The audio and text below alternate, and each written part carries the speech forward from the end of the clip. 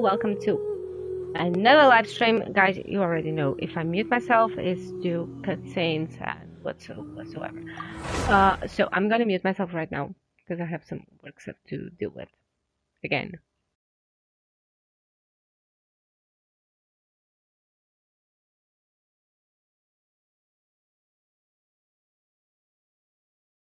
Phew, that should be everything. You two, stop by my lodge if you have the time. I'll put the kettle on, and we can have some tea. You don't need me to show you the way again, do you? Whoa! It's Nicole's voice! Did she redecorate her home or something? Let's go take a look.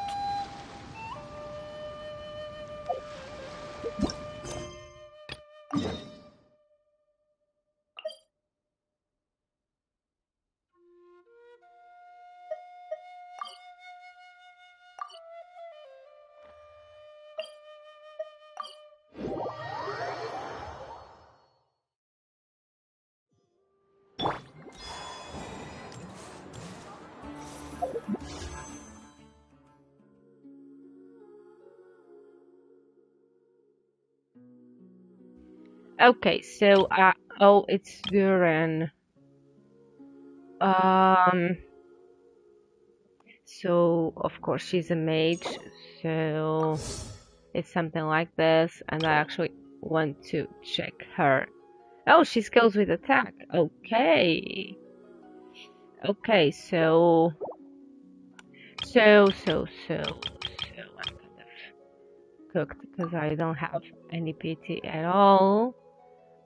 I do need the oh, I have prima gems. Wait. Yeah, guys, I actually wanted to get I wanted to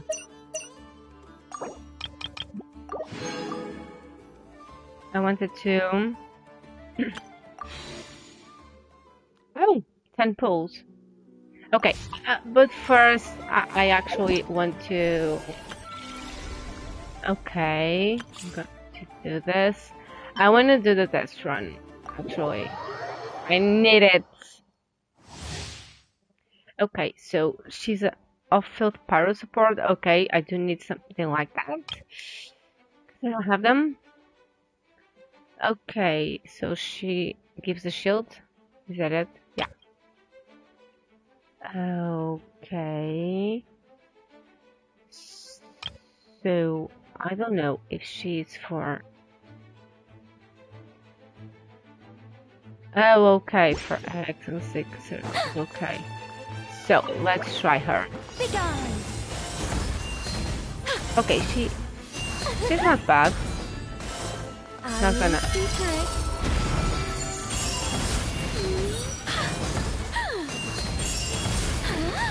And she speaks. Okay, it's her catalyst. Celestial gift. Oh, nice. Okay. I like Sophie's voice. I do like Sophie's voice, so not gonna say anything. Okay. Okay, I don't think that she's for Pyro's World, okay. Because 2 DPSs on the same thing. That's just stupid. I live within you. This is just stupid, actually. Okay, I do need to... I have to check her kit.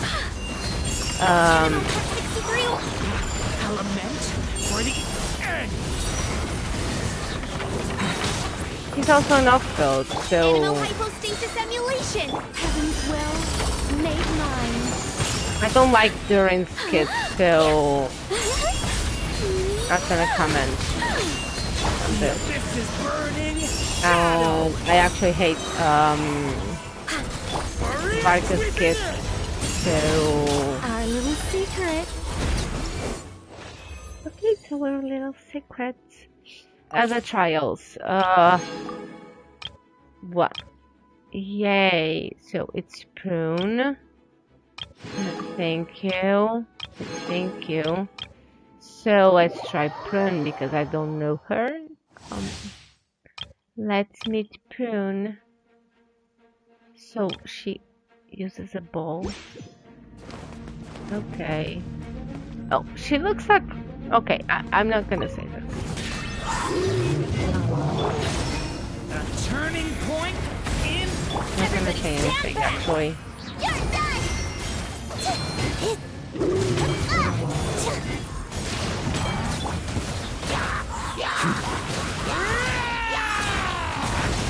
Okay, so I do believe that she's a 4-star that I don't want at all.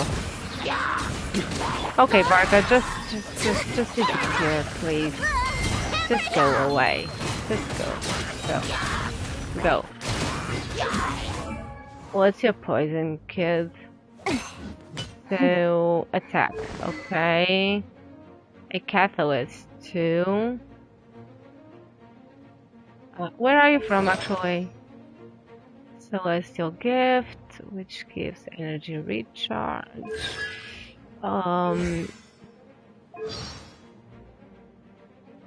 Okay, so she's a witch hunter. Oh, affiliation to monsters. I've never heard of this one, so Everybody okay. stand. Thanks, Bennett. Okay, the trials. Okay, I already did this, but let's pretend not. I'm not muted, am I? I'm not muted. Let's close this. Hi, Durin. How are you? The abyss is burning. Shadow. Let's light it up. Okay. It's gonna hurt in the morning. No, it's Going in. it won't. Dumpy dumpy toe. Blow them all up. Sorry, someone take Klee away from me. My babe. Okay, I'm gonna use Albedo. I'm gonna use Great him. undertaking. It's just because. Everybody stand back. The story has only just begun. Get back. Lazy delight. Okay, so just Cuckoo. Hi, how are you? Are you okay, guys? Are you? No, not gonna attack Klee. Nope. Dumpy dumpy toe. Leaving Klee. So, thank you, but no thanks. No one can sell me during at all. So, I don't care. Not gonna complete it, so okay, I'll talk to you later.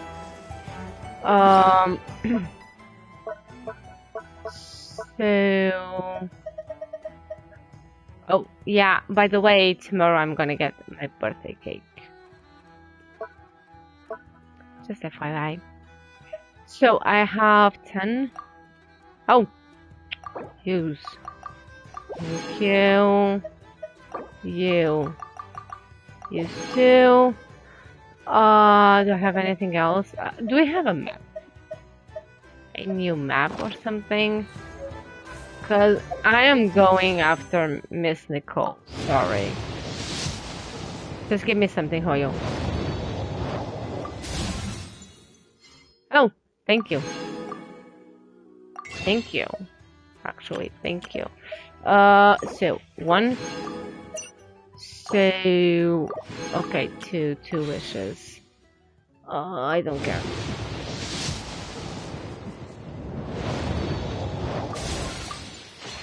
Skip it and okay, so 12 bulls. Hello, Prune the Witch Hunter at your service. My enemy? Oh, someone who takes pleasure in teasing children. Uses other people's imaginary friends to ensnare them in her schemes. Someone who's a complete show-off, way too dramatic, and obsessed with wearing a hollowed-out hat. I'm referring, of course, to the wickedest witch of them all. Any relevant intel on her whereabouts is more than welcome. Who? Who's the wicked witch?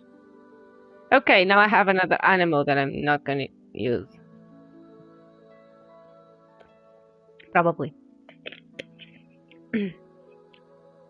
Just saying.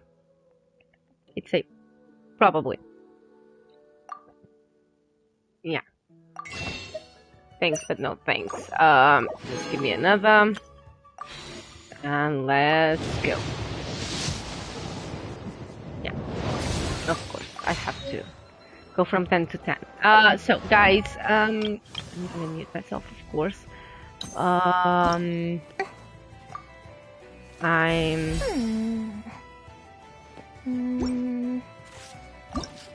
gonna level up her.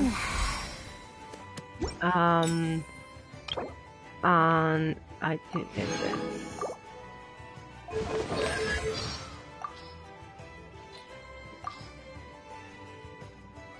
I don't want to hear anything, but thanks. Wait, you talk about. Wait, she talks about. Oh, she will never forget. Forget Alice. Forgive. Sorry.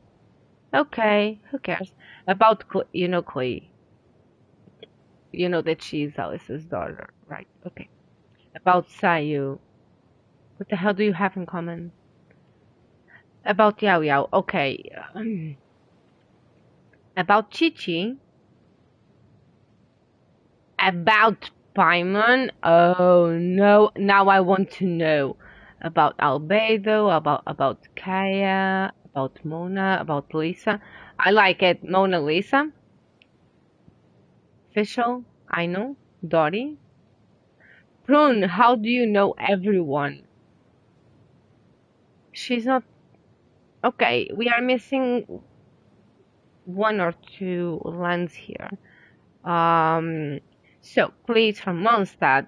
Sayu is from Inazuma.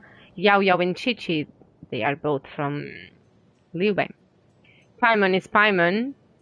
Albedo, Kaya, Mona Lisa, Fish and Fischl, they are from Mondstadt. I know, or like I used to say, Ino, because there's a Twitch. There's a switch. With the O and an E in her name. Technically, her name is Ino. Like Ina. It's a goddess. That's her name. Dory is from Sumeru. So what? Okay, I don't want to.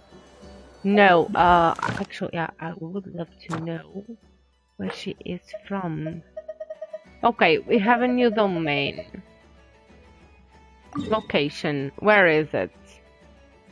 Oh, this is the freaking expansion.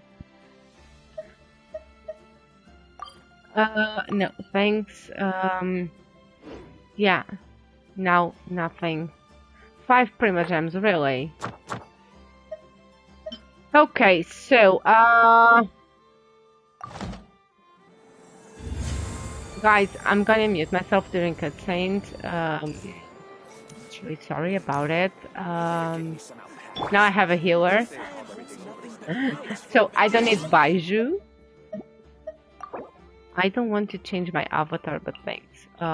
This is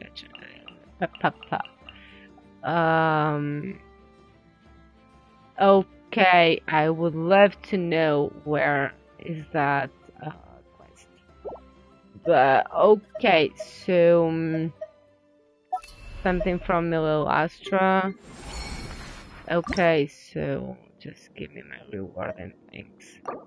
Yeah. Done deal. What else? I won't buy anything, so... really?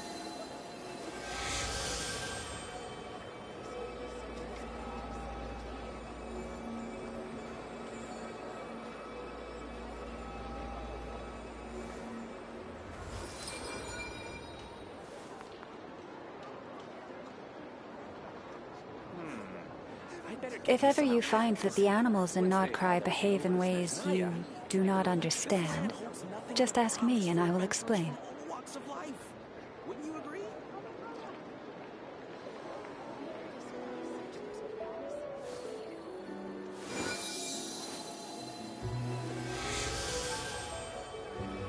Guys, I'm gonna mute myself.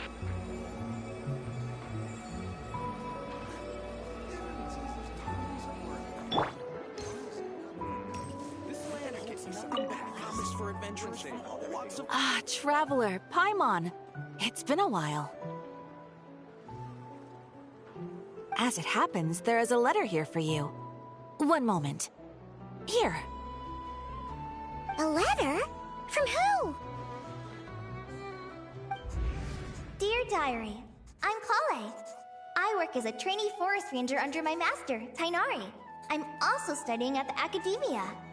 I've been getting better and better at reading lately. Mr. Alhaitham says that the written word is a crucial medium for exploring the world and understanding oneself. That's why I decided to start this diary. That said, what should I write about? Things are pretty quiet in Sumeria these days. Life is good. Every day is a fulfilling and happy one. When I think back to the days when I suffered from Elazar, or way back to when I was injected with God remains, I am in a much better place now. I hope it stays that way forever. I'll leave it there for now. Master said he'll take me shopping in Sumeru City today, which is great, because I've been meaning to visit the toy seller at the Grand Bazaar for a while now. Kale, time to go. Yes, Master! Huh?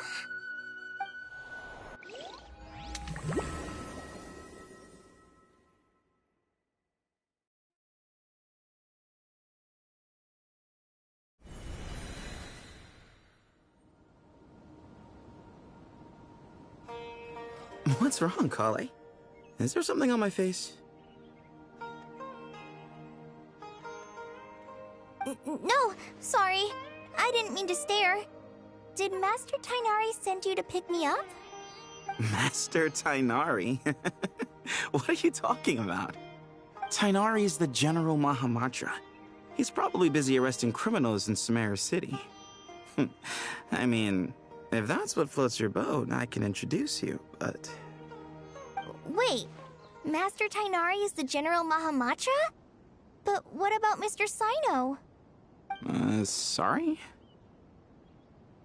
Oh, you mean that guy who just joined the Vahumana Darshan?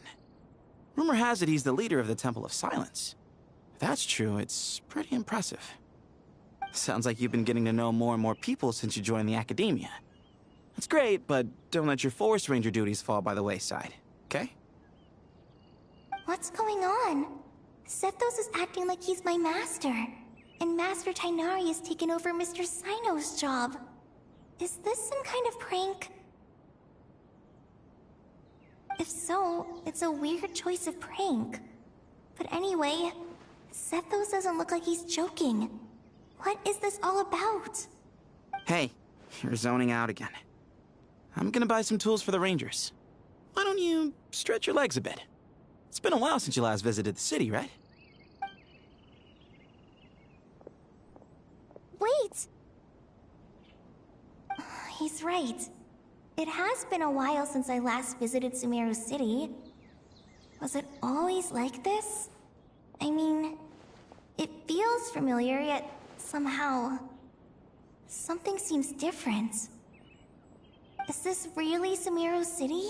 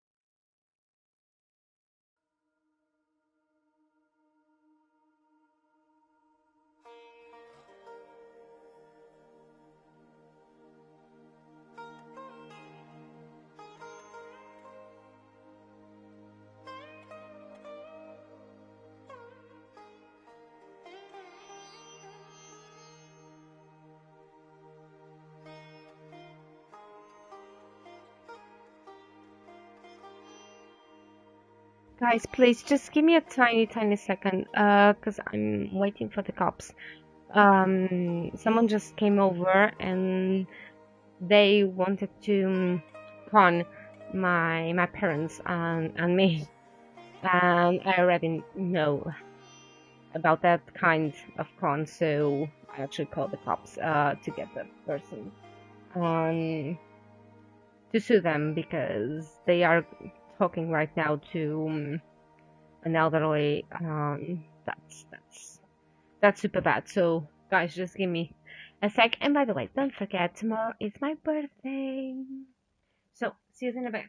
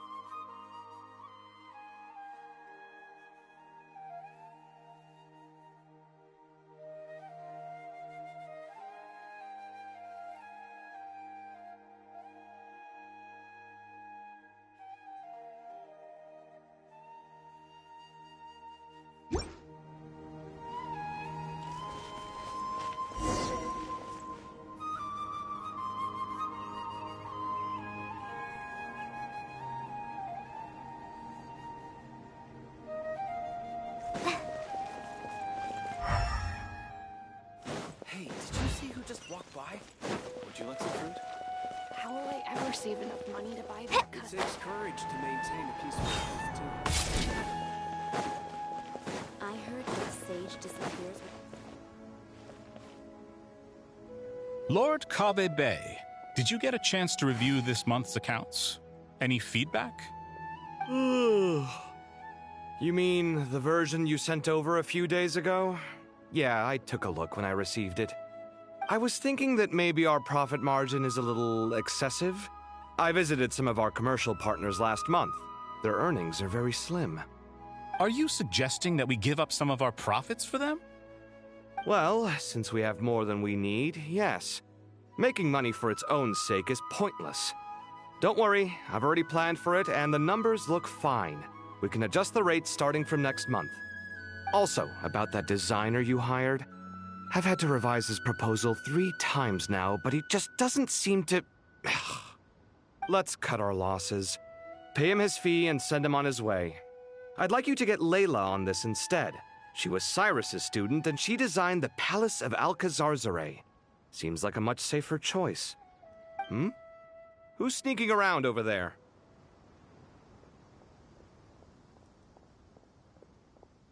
Mr. Kave?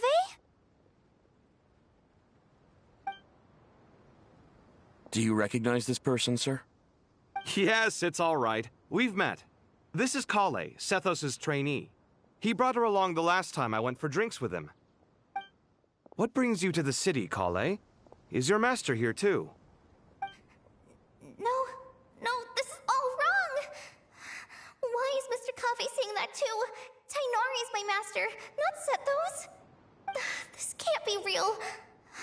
I have to ask someone else. There's gotta be someone else out there who still remembers the truth. Hey, wait! Don't run off! How strange. What's gotten into her today? It's like everyone switched places. I guess I'll keep looking around. I heard that the sage disappears without a trace as soon as he gets off work.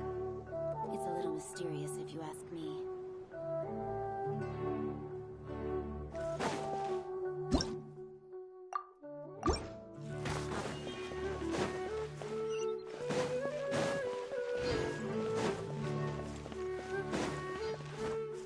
Would you like a cup of coffee? Students are under so much pressure these days. Sometimes... Lots of visitors today, I see. Welcome all. It's been a while. Hey, Rahman. You know that guy who sells face powder on Treasure Street? I haven't seen him around in a while. Any idea what happened to him? Oh, you mean a Hongar? Yeah, he got into a brawl with Shavirme on Treasure Street. He's been banned from setting up shop there for now. Seriously? Oh, well, that's a shame. I was planning to pick out some makeup for you. Oh, don't worry about it. The legendary Flame Mane discussing makeup with the Zubair Theater star dancer. Now there's something you don't see every day. Flame Mane? You know, I'm not actually sure when people started calling me that. Maybe the other Eremites thought I needed a fiercer title to scare people off? To be completely honest, I think the title would fit you better than me, Dia. You think? Can't say I've never imagined myself as a merc. If I ever give up the dancing, maybe I'll head to the desert and give the Eremite life a try. You would? Is that so strange? Oh, not at all. In fact, I've actually had similar thoughts before. If I ever get tired of sleeping out in the wild, I think I might go look for a job at the Zubair Theater. I've adored the Dance of Sub-Zeros ever since the first time I saw you perform it. If the chance ever came up, I'd love to try it out on stage for myself. Really? If our manager Sataria heard you say that, she'd hold you to it. Probably grab you by the sleeve and never let you go again. Hey, when that day comes, I'll do your makeup myself. How's that sound? Sure. If the day comes, I'd be honored.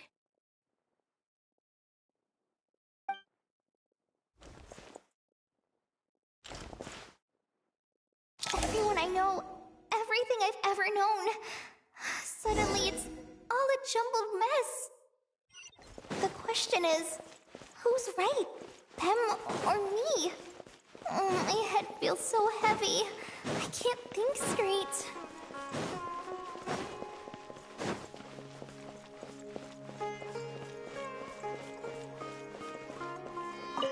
All right, not a single Mora short. That covers you for this month's rent. What a relief. I was worried the design fees I received this month wouldn't be enough. Well, next time, don't fret. Just let me know and I'll give you a few days' grace. We've known each other long enough for that. Anyway, how are you settling in? I couldn't help but notice that you're staying up late quite often. Yeah, I can't explain it. I just feel more inspired at night. Once I get in the zone, I can race through a whole bunch of drafts, no problem. But what about you? I keep hearing you sighing these days. Is everything okay? Well, it's just... Don't you think this house is a little small? I guess I should be used to it after living here for so many years. But for some reason, I've been feeling claustrophobic recently. I want to move somewhere bigger. Once I've made enough Mora, I'm gonna buy a huge new house. As big as... at least as big as the Palace of Alcazarzaray. That sounds really expensive. True. I'll never be able to afford it on a scribe's salary alone. I need to find another way.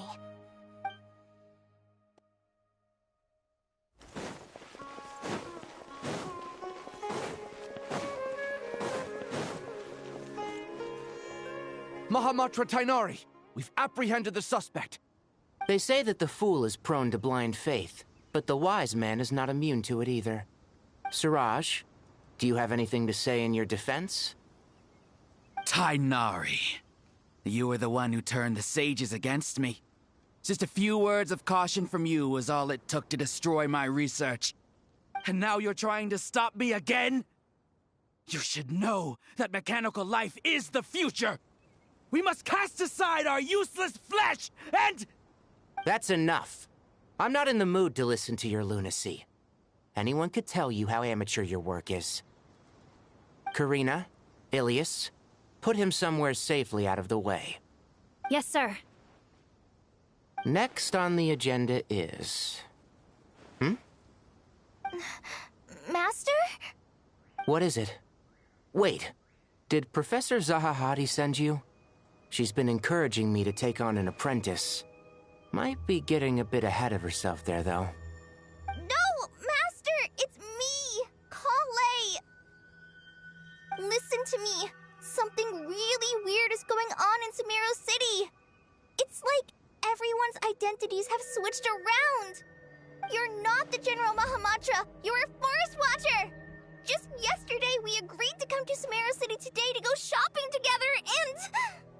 All right, there's no rush. Let's back up a little. Your name is Kale, correct? Although this is our first meeting, you do seem strangely familiar somehow. Is there anything I can help you with?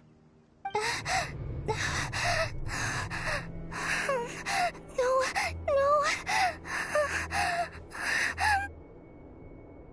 Master!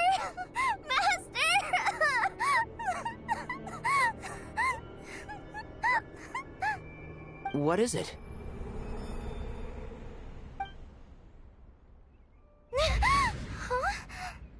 Did you have another nightmare?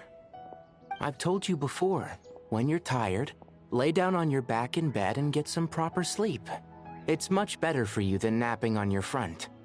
Poor posture obstructs your breathing, which can lead to all sorts of weird dreams. Now, we're supposed to go shopping in Sumeru City today, remember? Cheer up. I'll take you to Hushang's. I heard he's got some new toys in stock. Go wash your face, take some deep breaths, and when you're ready, we'll head out. Okay. Thanks, Master Tainari. So it was just a dream. And yet, Dreams can sometimes be a warning of things that will soon come to pass. Who said that? That dream felt unusually real, didn't it? Here's my suggestion. Since you're heading into Sumeru City anyway, you may as well tell Lesser Lord Kusanali about everything that happened. And just to be on the safe side, I think you should also inform your 2 traveler friends who once helped save Sumeru. I'd write them a letter if I were you. Time is short. A storm is coming from beyond the bounds of fate.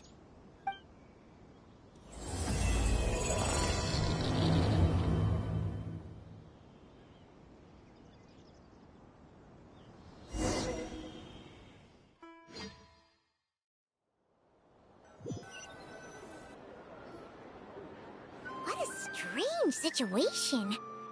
No wonder Kali was in such a rush to write us a letter.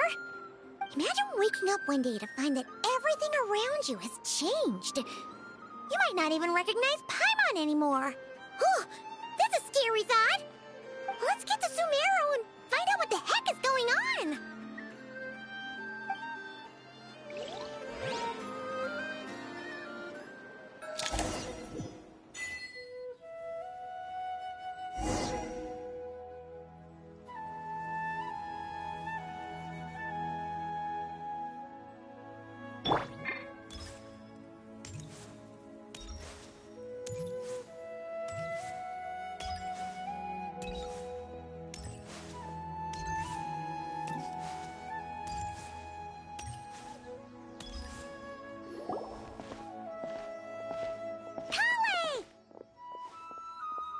Traveler! Paimon! Thank goodness. I'm so glad you made it. Of course! We won't let anything happen to you, Kale. So, what's going on in Sumeru City? Looks like lots of people are moving or something. Yeah, I was just gonna say. After I wrote my letter, Master and I went to Sumeru City and told the Dendro Archon everything that I experienced, from start to finish.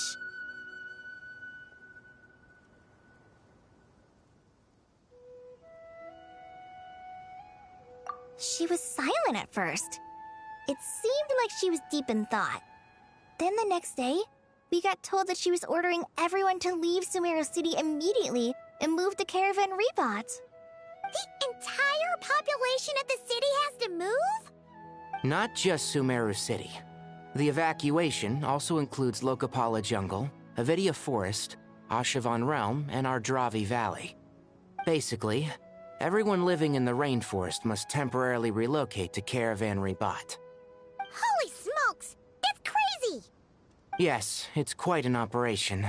Even if people only bring the bare essentials, the scale is simply enormous. They've requisitioned almost all the Sumpter Beasts in Sumeru for the task, including the entirety of Dori's Sumpter Beast Park. The Dendro Archon said that what Kale experienced was not a dream, but a warning. After our meeting, she immediately summoned the 6 sages to analyze the situation and discuss countermeasures. They concluded that the events seen in the dream are very likely to become a reality, and that an unknown danger is rapidly approaching. Oh, please keep that to yourself. We don't want to cause widespread panic. The official reason they've given is a large-scale renovation of the rainforest ecosystem. People are skeptical, but there haven't been any major incidents. So far, at least. The Dendro Archon seemed really worried when we spoke to her. She said you can go visit her in the Sanctuary of Surasthana when you arrive. She also said she'd hold out until the very end. Tainari? Kale? You got a minute? I need a hand here. One moment, I'll be right there. As a forest watcher, I've been tasked with assisting with the relocation work. There's a lot to be done, and they need all the help they can get. This will be the final group of evacuees from Sumeru City. While they're away from home, they'll be heavily reliant on outside help. Thank you for coming in our time of need. As you can see, another crisis is upon us. Excuse me, sorry to trouble you, but could you help an old man find his medicine? It's buried somewhere in my luggage. Where's my mom?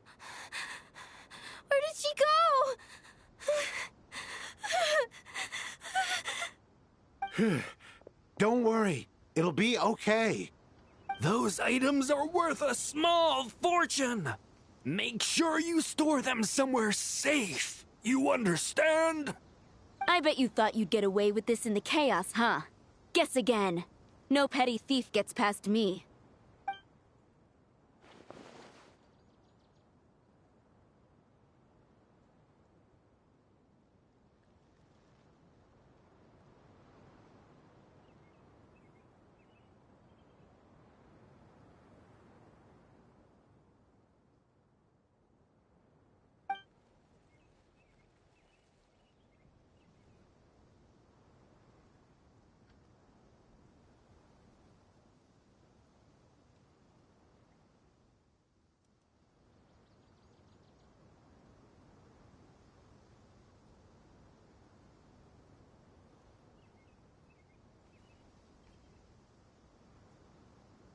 We should go help the evacuees. See you around. I'm so glad that you believed me and came all this way to help. It means a lot. Please stay safe. Don't worry. We may not know exactly what's going on yet, but as long as we stick together, we'll find a way through this. Goodbye! Look after yourselves! Will do. See ya!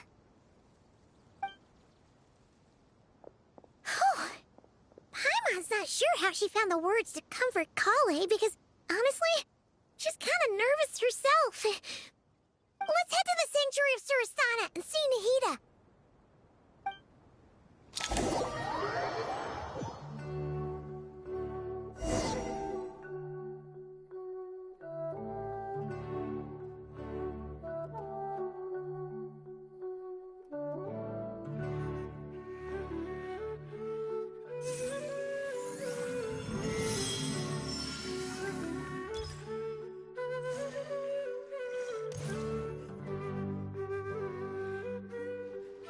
Who goes there? No unauthorized access to this place. By order of Mahamatra Sino. Are you blind? It's the Traveler and Paimon. Surely you've seen them before. Huh? Oh, so it is. I'm sorry, I haven't been sleeping well lately. My nerves are a little frayed.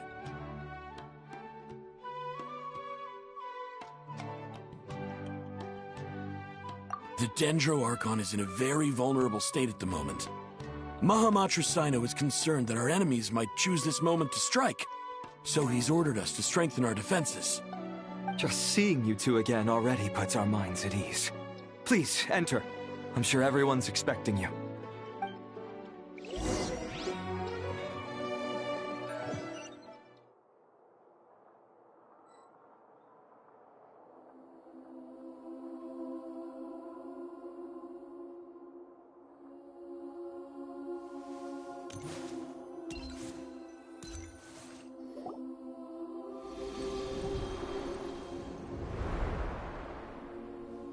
Traveler, Paimon, you made it. Aha! Perfect timing. Reliable helpers like you are just what we need right now. Oh, it's good to see everyone again. Kawaii gave us a rough idea of what's going on, but we still have a lot of questions. What kind of danger is Sumeru City in exactly? And how come everyone has to move to Caravan Rebot? At this stage, we can't be certain. We're investigating, but no definitive answers yet. I take it that Kale told you about her strange dream? Yeah. Apparently, everyone in Sumeru City was acting super weird. Even you guys. It was like you'd all switched places. That's right. Kale and Tainari reported the situation to the Dendro Archon. She believes that it wasn't merely a dream, and that whatever it was has something to do with Irminsul. It's a reasonable inference. Only through Irminsul can people's memory and cognition be so significantly modified in such a short time. We don't know why Kale would dream of these things, nor who was trying to warn her. The Dendro Archon decided to connect to Irminsul to investigate more thoroughly. Irminsul is connected directly to the ley lines. The tree serves as a central hub where the ley lines converge, and its core function is to record and store the world's knowledge and memories. But something has gone awry, severely compromising the performance of this core function. Information is bottlenecking inside Irminsul, hampering the ley line's flow. If this continues, new information will languish unrecorded, with existing records thrown into disarray. In short, the souls of the dead will be stranded, while the living have their sense of reality warped. In the long run, Kale's dream could well become a reality. And that's just the beginning. There's no telling what other nightmares could end up coming true.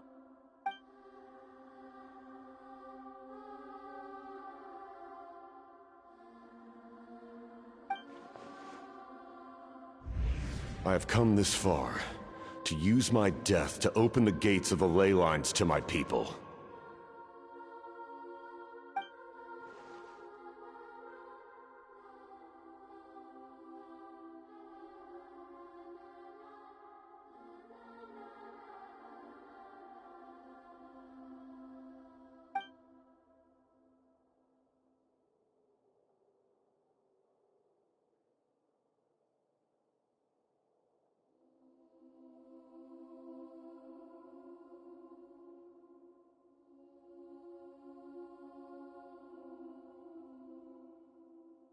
Faced with a growing backlog of information, the Dendro Archon decided to connect herself directly to Irminsul and take over the recording and processing function herself.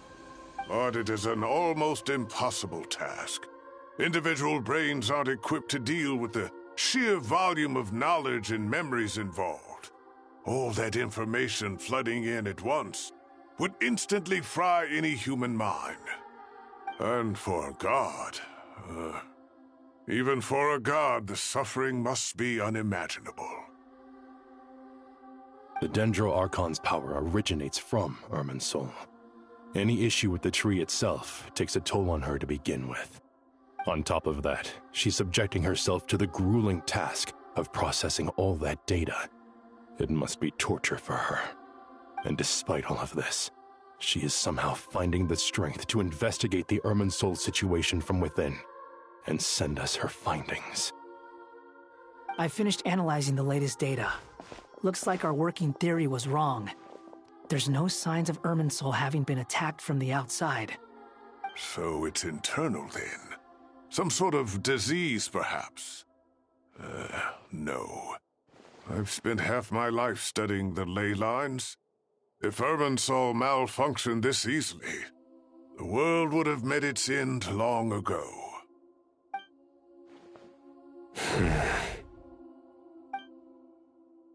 Sino? What is it? Not long ago, I got a tip from the Corps of 30 that a large number of unidentified merchant caravans had recently been spotted entering Sumeru through Beta Harbor. At first, I suspected that they might have something to do with all this, so I sent some people to investigate. But if Irminsul wasn't attacked from the outside... Don't you think there are more important things to worry about right now than guessing who's behind all this? It's been over 12 hours with no new intel. If even the Keeper of Irminsul is this badly affected, you can imagine how bad things are in there.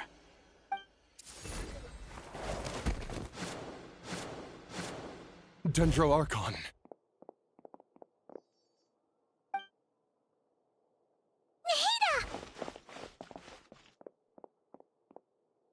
What's wrong? Her breathing is weak, and her elemental energy levels are dangerously low. Looks like it's time to move to the backup plan. What's the backup plan? Get out of the city and take the Dendro Archon with us. The entrance to Irminsul is directly beneath the sanctuary of Surasthana. That means this is ground zero if anything goes wrong. The Dendro Archon has a very strong connection to Irminsul. But theoretically, this connection should grow weaker with distance.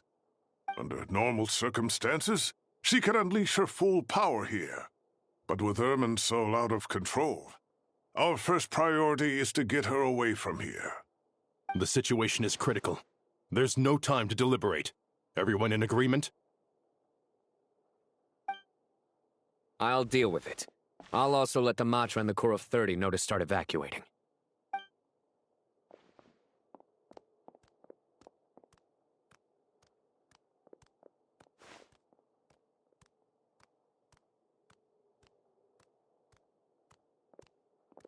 Let's go. No sense grieving when there's nothing more we can do. Agreed. We'll be back as soon as this is over.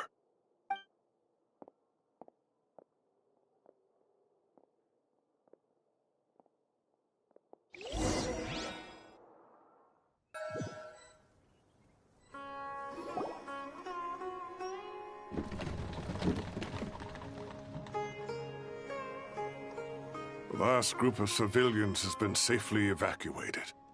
Dendro Archon's carriage will travel with them. Sino and Hat Guy will protect the convoy. With the Dendro Archon in a coma, we've lost our means of investigating the situation. And with Irminsul still deteriorating, we have no choice but to evacuate Zamero City. Feels as though we're being pushed along by an invisible hand. Stop moaning, Cyrus. We're the teachers here. We should be showing a little more confidence, don't you think? A wise judgment. Let's move out to Caravan Rebot.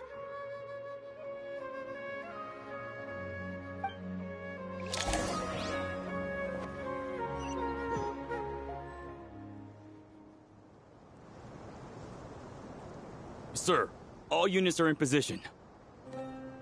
Good. Everything is going to plan. Interfering with Sumeru City is a necessary step, so do not hesitate. The Irminsul situation will not harm you. We need to speed things up here, too. We don't want to keep our client waiting, do we? No, sir. You have my word. Everything will be completed on schedule.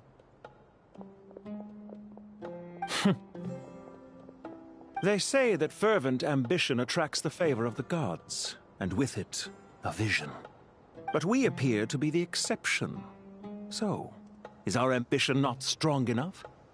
Or does it threaten the very foundations of this world?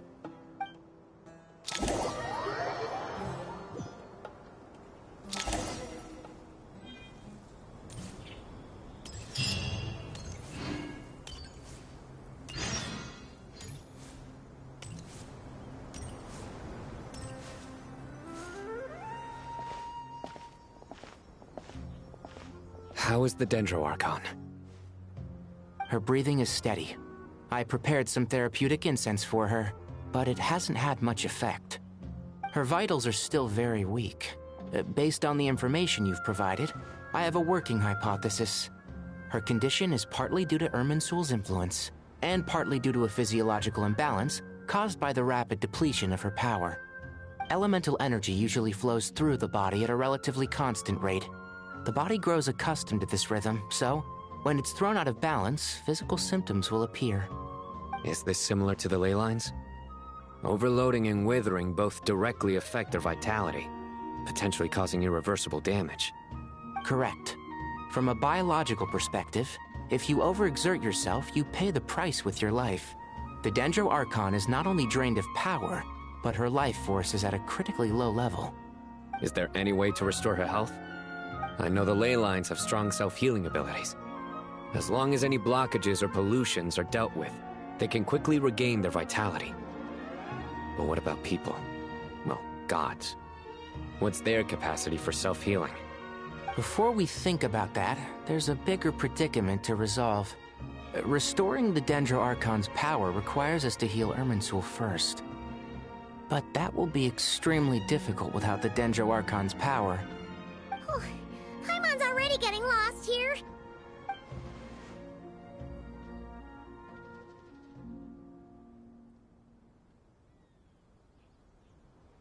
Master Tighnari and Sino look so serious. I've not heard Master speak in this tone for a long time. Tighnari.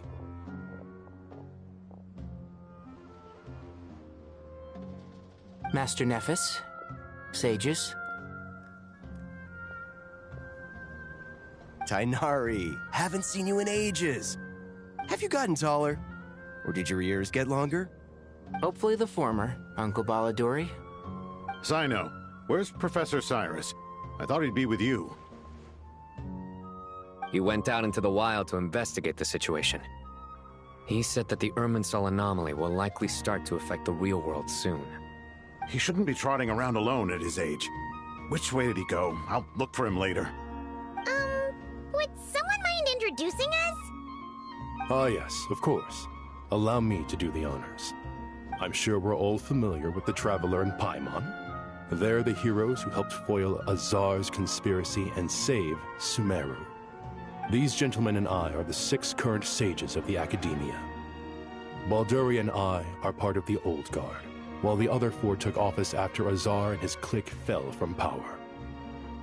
We have Sage Alkindi of the Spantamad Darshan, Sage Farnas of Kasharawar, Rataoist Sage Shakir, and finally Haravatat Sage Rusht. Nice to meet you all! I've heard much about you. Delighted to finally meet you in person. You're younger than I imagined for someone with the power to stand up to fate itself. Thank you for lending your aid to Sumeru once more. Once we're on the other side of this, could we get a photo together? My daughter has a friend named Isak. He's always talking about you two. Of course! No true hero would deny a child their wish. Back to business. So with the Dendro Archon currently in a coma, the people have taken temporary refuge at Caravan Rebat, but they cannot stay here forever. We need to come up with a plan as soon as possible.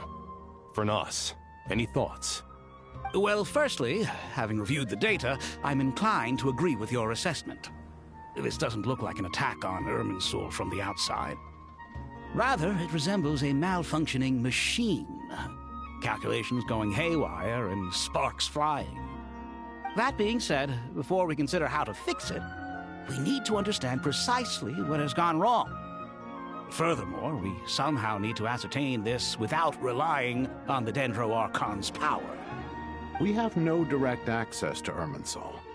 However, we might be able to gather the information we need from the ley lines. Study the branches to learn about the trunk, in other words. Wait, is that what Cyrus is up to? No wonder he ran off to research in the wild. Curse's always one step ahead of me, isn't he?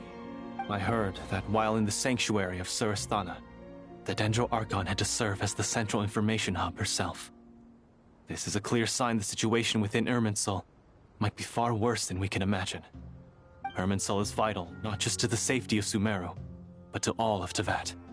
We must be the ones to bear responsibility for this world.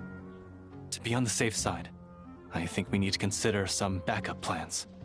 Are you saying we should consider a scenario in which Irminsul is completely destroyed?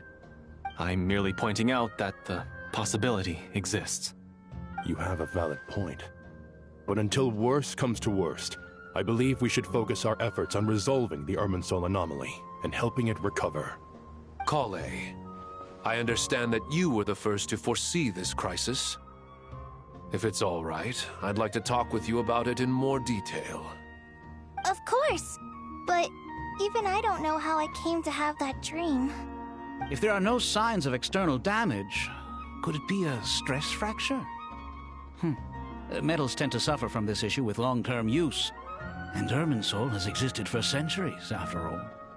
It's possible, but surely a stress fracture would be more likely to cause a complete shutdown rather than chaos. Sages, General Mahamatra, sorry to interrupt, but something has come up. What happened? Some citizens didn't believe that Sumeru City was really in any danger. They slipped away and hid during the relocation, intending to return home. How many people are we talking? About a dozen. Sakura found them while on patrol, but they appeared to be suffering from psychosis. For whatever reason, they were trying to kill each other. By the time we arrived, there were only 2 survivors. One was unconscious from their injuries. The other tried to attack us, but was subdued. Where did this happen? Near Yasna Monument. That's not far from Caravan Rebot. Master. I know. The Irminsul anomaly is beginning to have effects in the world. I didn't expect it to spread to Yasna Monument so soon. It almost feels like we're being chased relentlessly, with no time to catch our breath. Sir Cyrus said the same thing. He sent me back to report in, while he continues investigating. I'll go join him. Count me in too. Don't let my age fool you, I can still fend for myself. Very well. Meanwhile, the rest of us will continue discussing our next steps. Get back soon. Take care of yourselves. It's getting dangerous out there.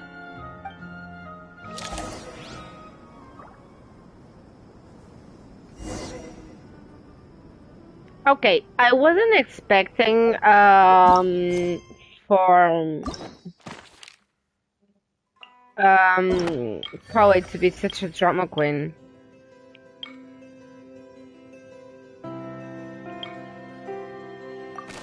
Honestly, I wasn't. So, okay.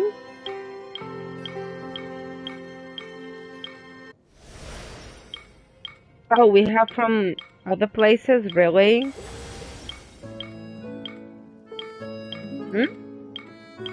Wait, I have something to give. Huh?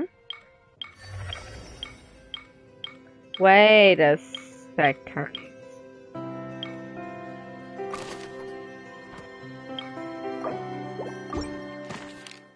Okay, so I have to talk to some people, right?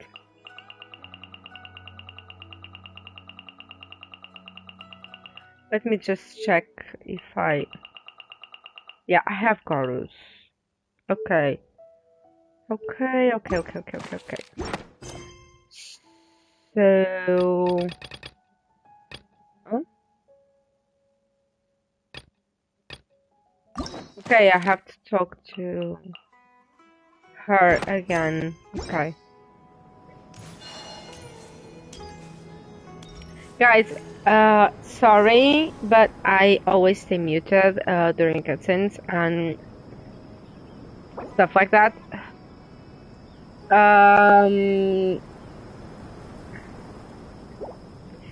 So, if I'm not talking to you, I'm truly sorry, but that's just the way it is.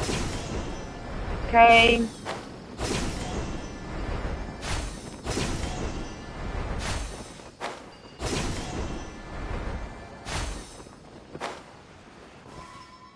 So, I'm gonna mute myself again.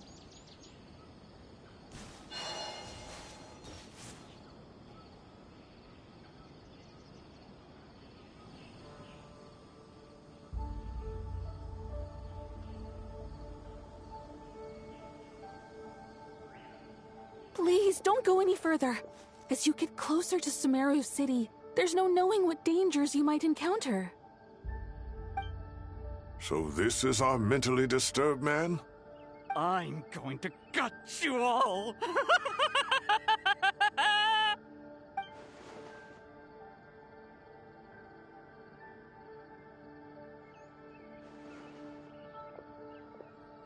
Cyrus, you didn't even bring a single guard?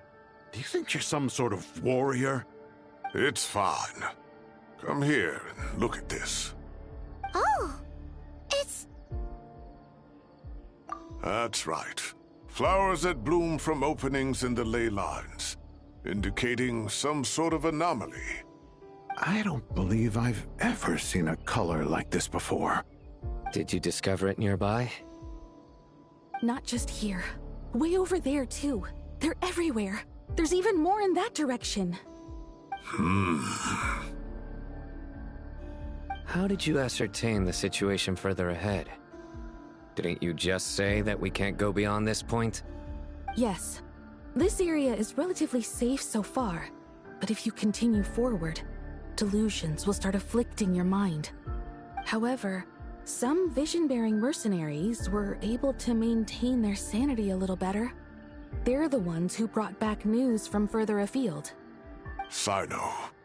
Do you remember the class I taught on dissecting ley line blossoms? I do, Professor. I received full marks in that course. Good. After all these years, it's time to put that knowledge into practice. There must be anomalous information hidden within these blossoms. Alkindi, I'll need your help as well. Been a while since we worked on a project together, hasn't it? Sure has.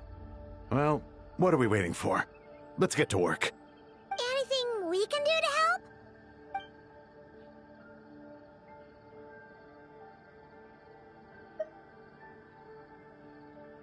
Will you need my help? All right, well, don't go too far. There's too many unknowns at this stage. Let's regroup at Caravan Rebot later. Don't worry if you don't show up. I'll come and find you.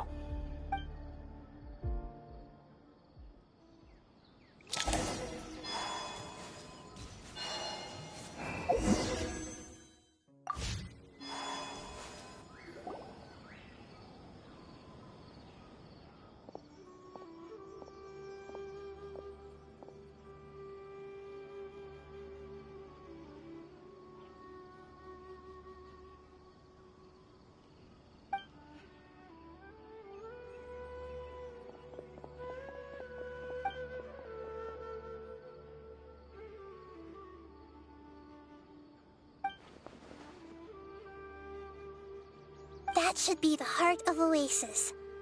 All we need to do is light it with the fire seed, and it'll restore a pep with elemental power. The damage it suffered internally will also slowly begin to heal.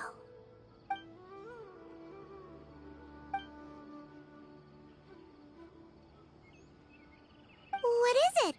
You thought of something? Really? Then let's get back and tell the others!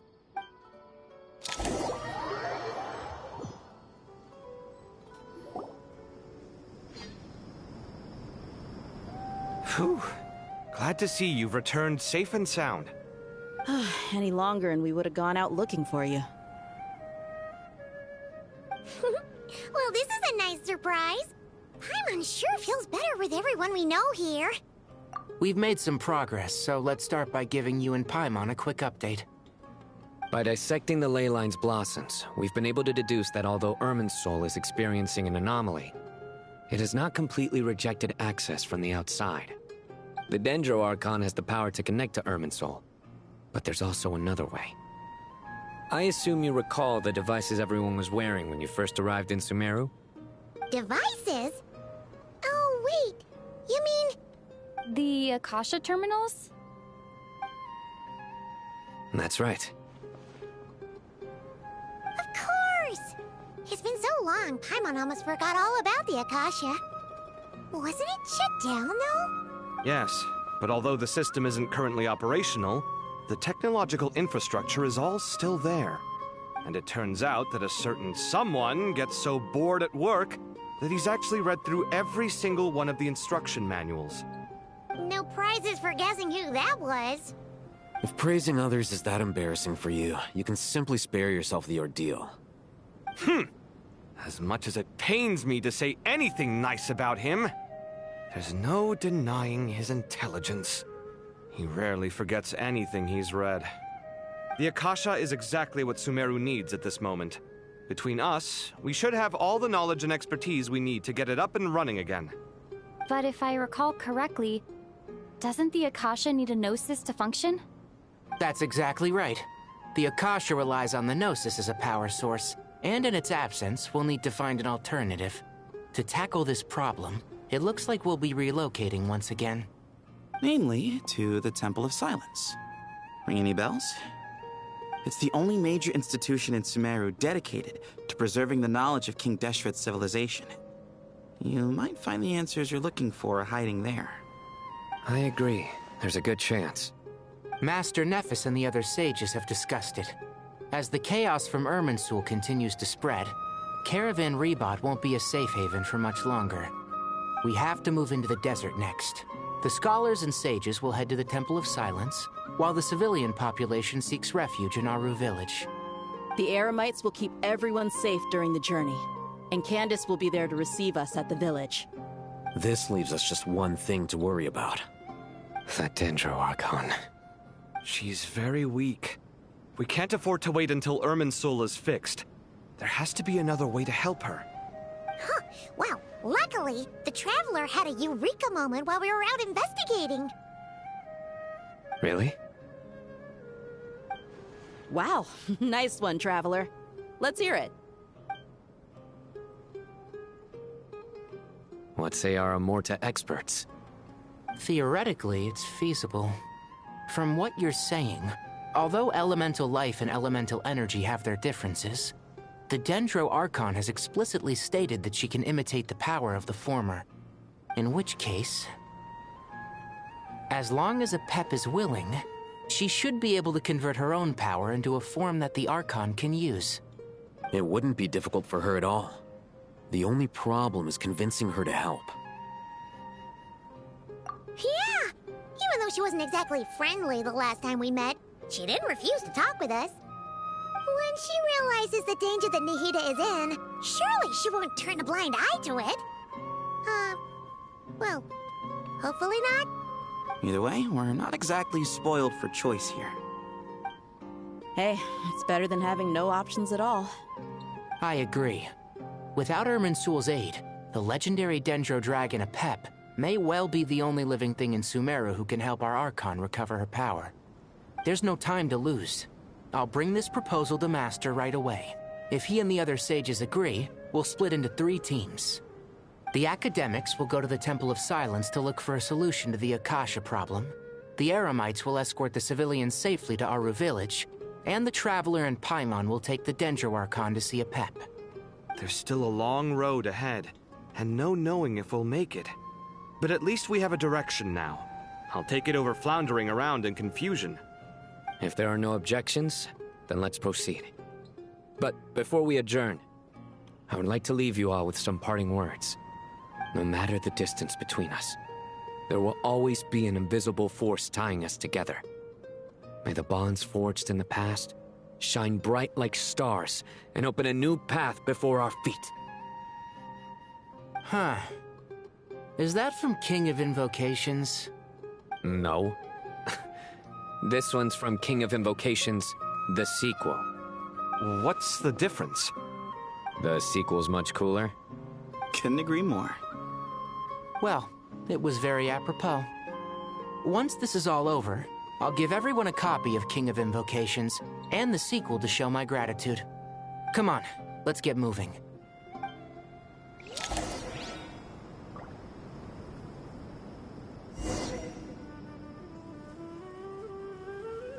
Okay. I'm not gonna say that I agree with Sino, but for crying out loud. Sino being Sino. Okay, I have to talk to someone? Okay. Okay, guys, so...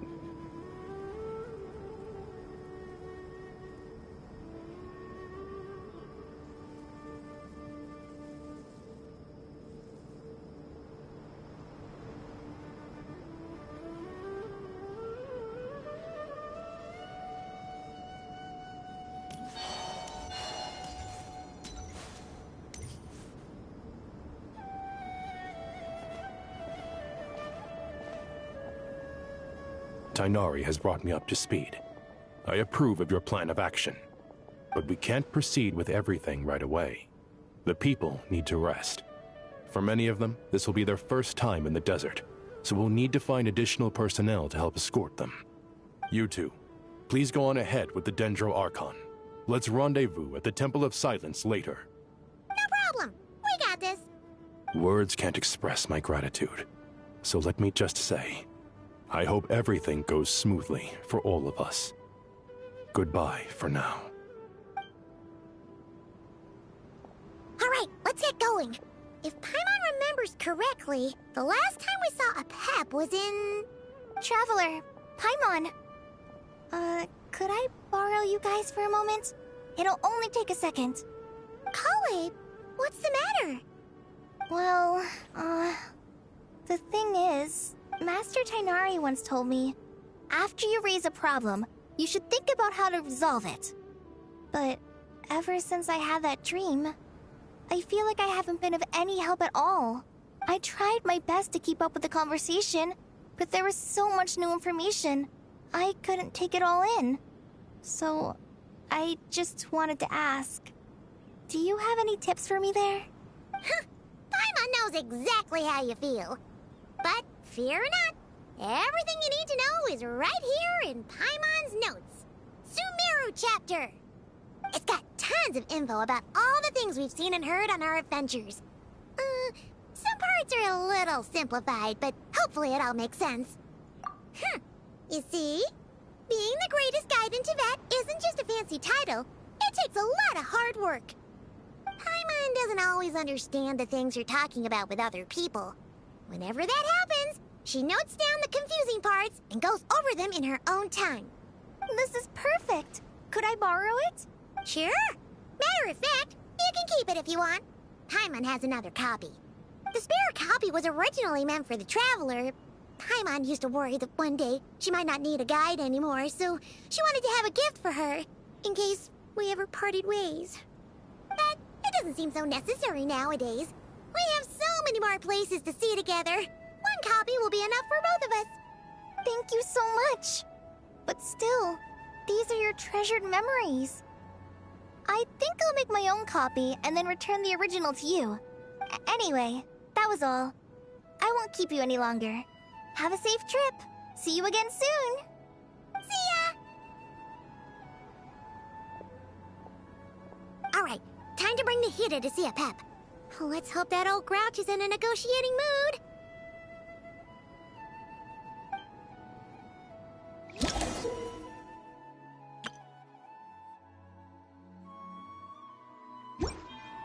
Hey, here's a thought. If we brought Nervalette along, do you think he could help us persuade a Pep to help? Actually, never mind. In a Pep's eyes, Nervalette's probably one of those dragons who's grown too close to humankind. They might end up fighting for all we know.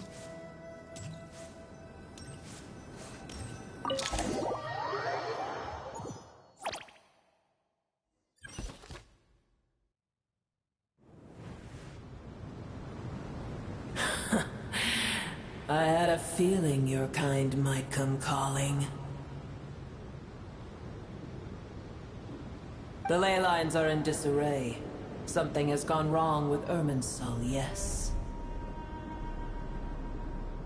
Even from a great distance away, I can sense that Sumeru is headed for destruction.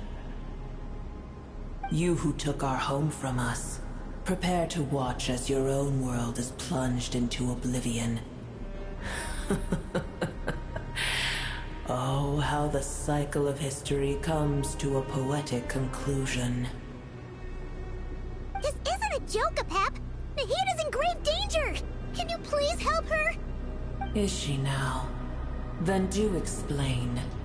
For what reason should I lend Booer my assistance? The age of the dragons...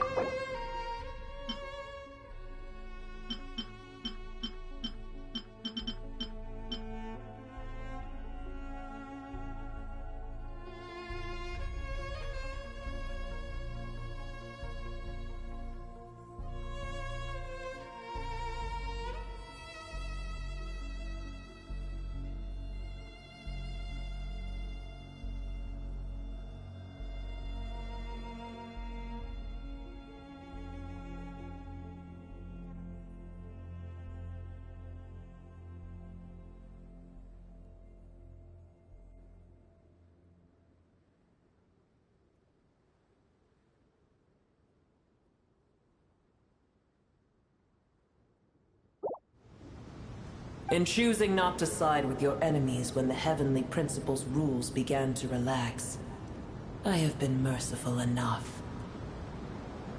Do not forget that I have no love for this world you hold so dear. Pep, if you truly despise gods and humans so much, well, after the great humiliation of being helped by a god in the past, Shouldn't you be jumping at this chance to balance the scales? Now that is a compelling reason. When El Ahmar plotted against me and I was tortured by forbidden knowledge, it was Buer who saved me from agony. And though I regard with shame the pity of my enemies, to receive aid without repaying it would likewise tarnish a dragon's dignity. Oh, tiny Buer, puny humans. Just this once I shall deign to show you the true power of dragonkind. Whoa! It's happening again! We're gonna get sucked in!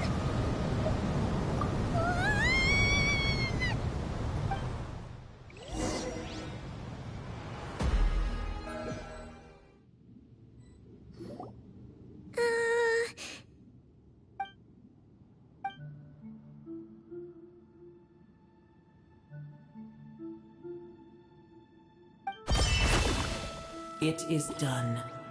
The heart of Oasis is supplying her with life force as we speak. It shall not be long before she recovers. But I should warn you. Buer's existence is closely intertwined with Irminsul. Unless the issues plaguing it are resolved, she will never completely recover her former strength. Oh, thank you. Spare me your words of gratitude. You may also spare me your feigned concern.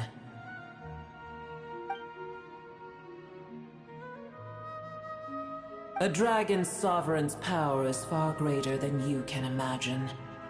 While I was indeed weakened when the heart of Oasis ran dry, providing Tiny Buer with a morsel of my life force shall have little consequence for me. Oh, good to hear.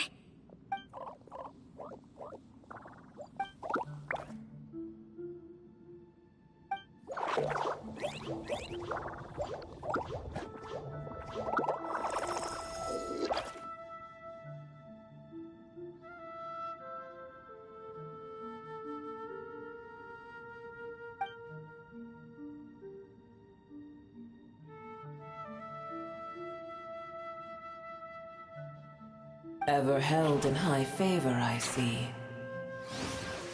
Oh, well, you know. The compliment was sincere. Simply accept it.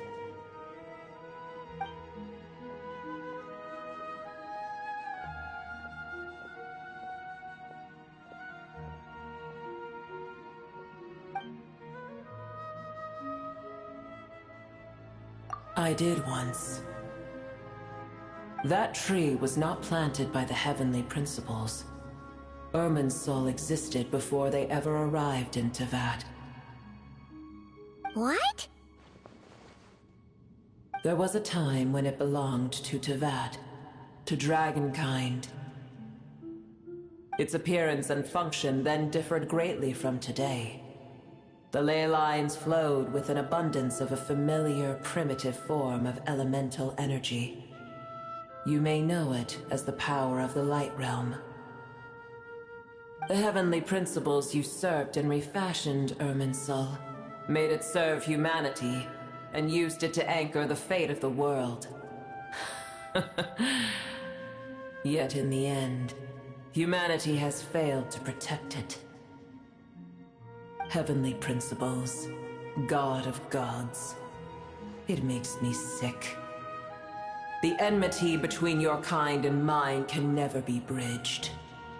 As things stand today, holding a grudge against you would serve no purpose. But there will come a day when we reclaim this world for ourselves. The opportunity will arise no matter how long we must wait. I can already sense that far away from here, the Hydro Dragon has wrested his authority from the hands of the usurpers. Though we have yet to meet, I know that we are both preparing for our revenge day and night. Uh-huh.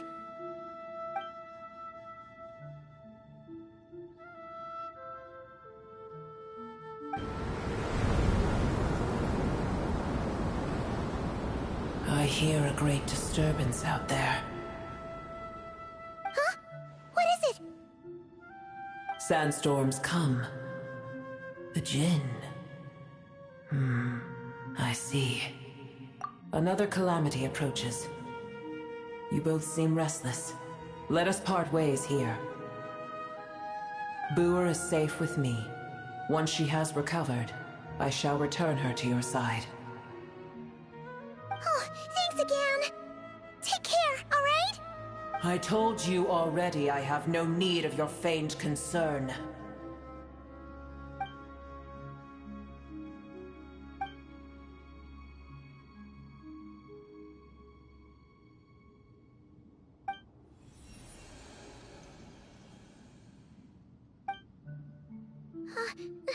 Nahida? You're awake! Are you okay? Cease your interrogation. Yes, she awoke for a brief moment, but she has now lost consciousness again. Take it. We shall talk more at another time.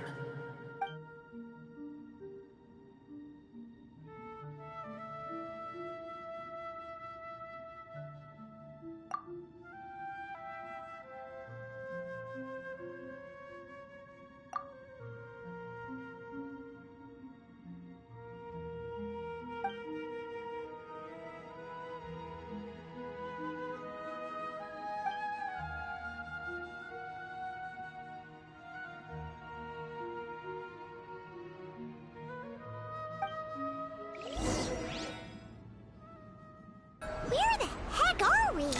Could you just dump us in the middle of nowhere? Wait. No. Paimon remembers now. The Temple of Silence is over that way. Come on!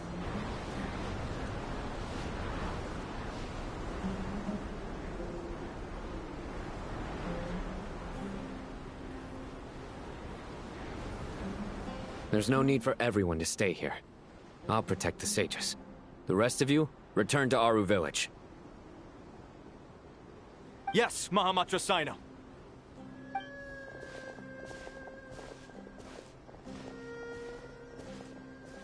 Sino! What's going on? You're back. How is the Dendro Archon?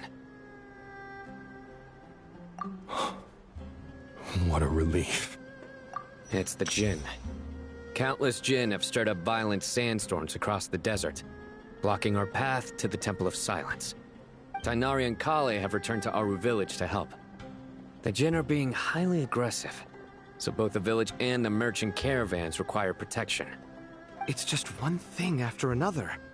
Where did all of them come from anyway? In all my trips to the desert, I've never seen anything like this before. As I see it, the only possible candidate is Gurabad. Gurabad? Baladuri could explain in more detail if he were here. All I know is a rumor I've heard about from previous trips to the desert. Supposedly, a great number of dormant Jinn lie sealed beneath that city.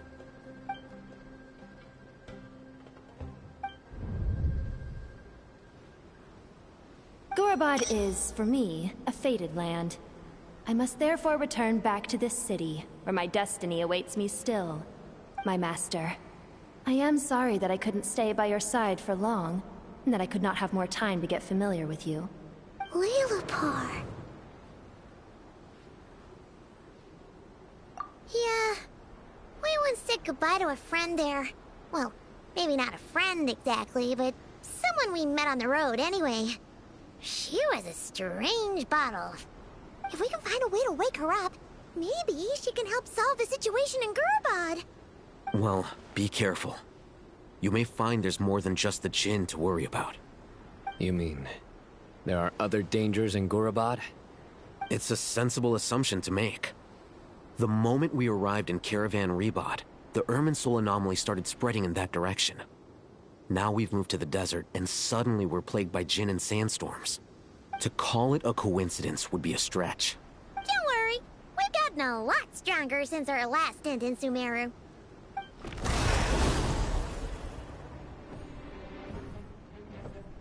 Ah! When did they show up? It appears the monsters native to the desert have been stirred by the Jinn's activity.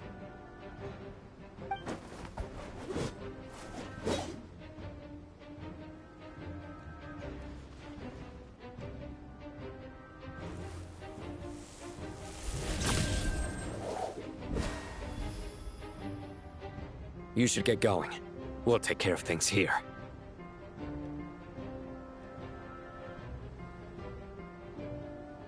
You too. Don't do anything too risky. You got it?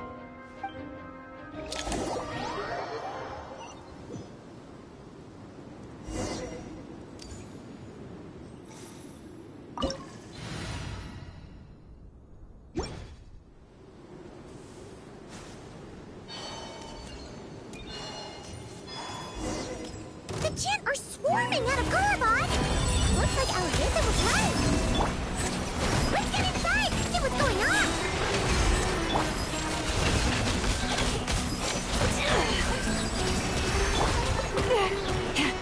Luscious. With one heart, we pray. Three moons converge. No more lies.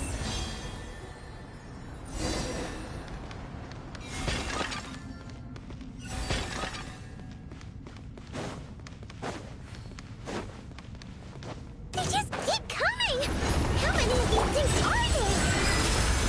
We'll never take them all round! Let's just head further inside for now!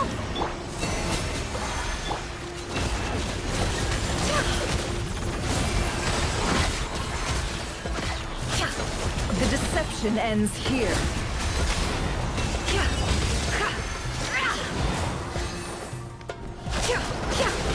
Let's see what you're made of. A moonlit night for all.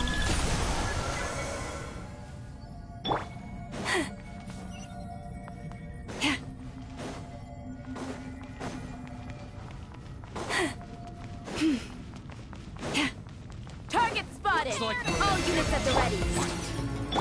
That's a Chewie! They must be using this place as a stronghold! Are they the ones behind all this?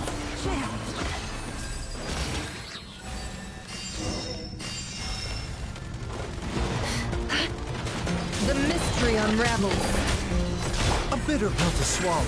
Seems like an emergency. A new moon rises. Branch into song by the Frostmoon of old. It all falls into place. Seek within. No more lies. Can I... Fighting Jin with one hand and Fatui with the other? This is pure chaos! Lush as the moonlight. For the everlasting forest. No more lies.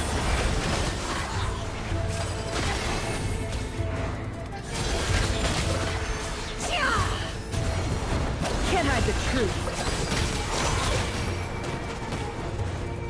The mystery unravels.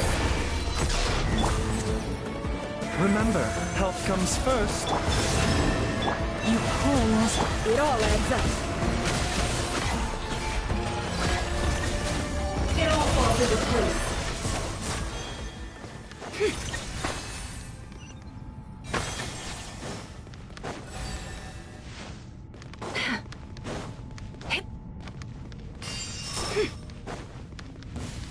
No more lies. Your job! Put it in! Come clean. The deception ends here.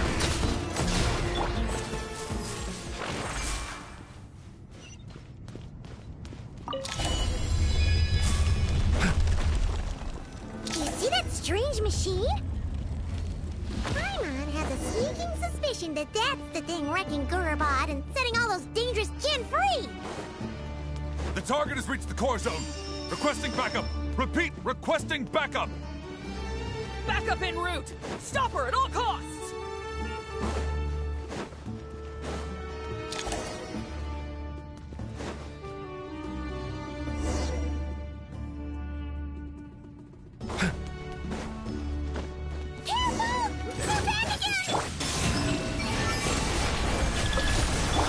Receive my blessing. With one heart, we pray. Can't hide the truth. No more lies. Nice one, Traveler! Let's keep going!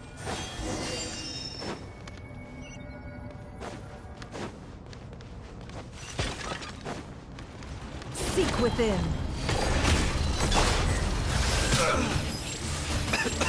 Seems like an emergency. Surge. Branch into song. By the frost moon of old.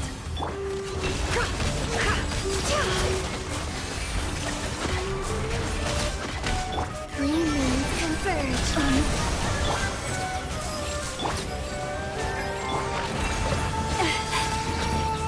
With one heart, we pray.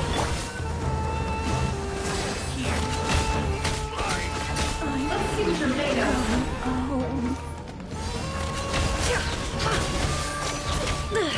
How farcical. The mystery unravels. Remember, health comes first.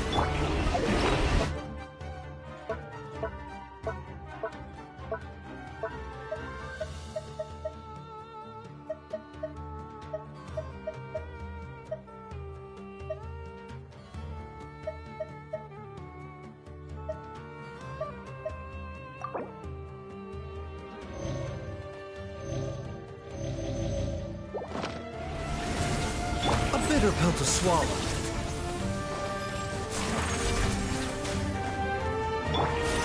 Forest.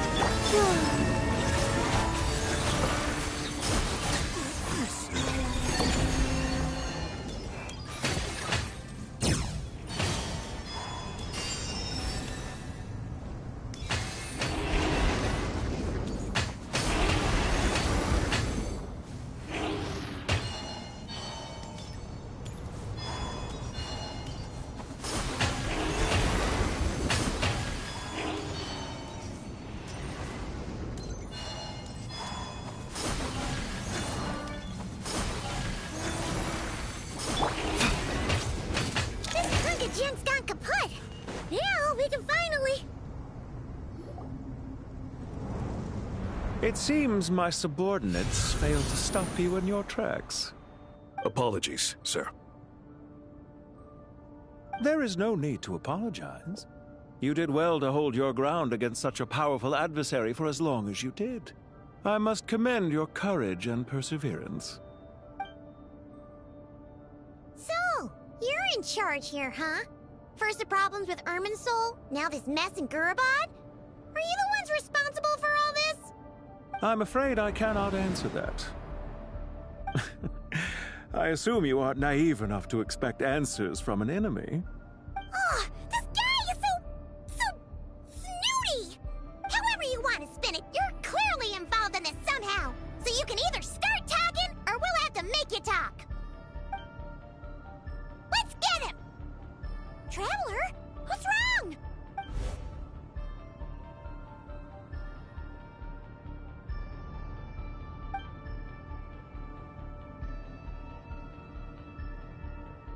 You're remarkably calm. Some would act more rashly upon finding the ringleader all alone. But you keep your cool. Even as your enemy, I must applaud you. Did you show yourself just to say that? Is this you trying to take back control of the conversation? Unfortunately, I really don't have anything to say to you. I am here merely to indulge my own curiosity.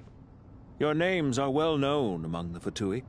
Naturally, I wanted to observe you up close while I had the chance. Hey!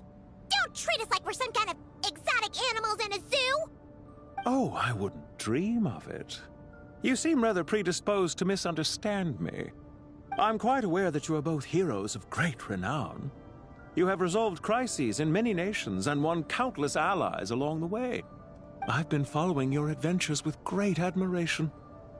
My only regret is that the trajectory of your journey conflicts with our goals.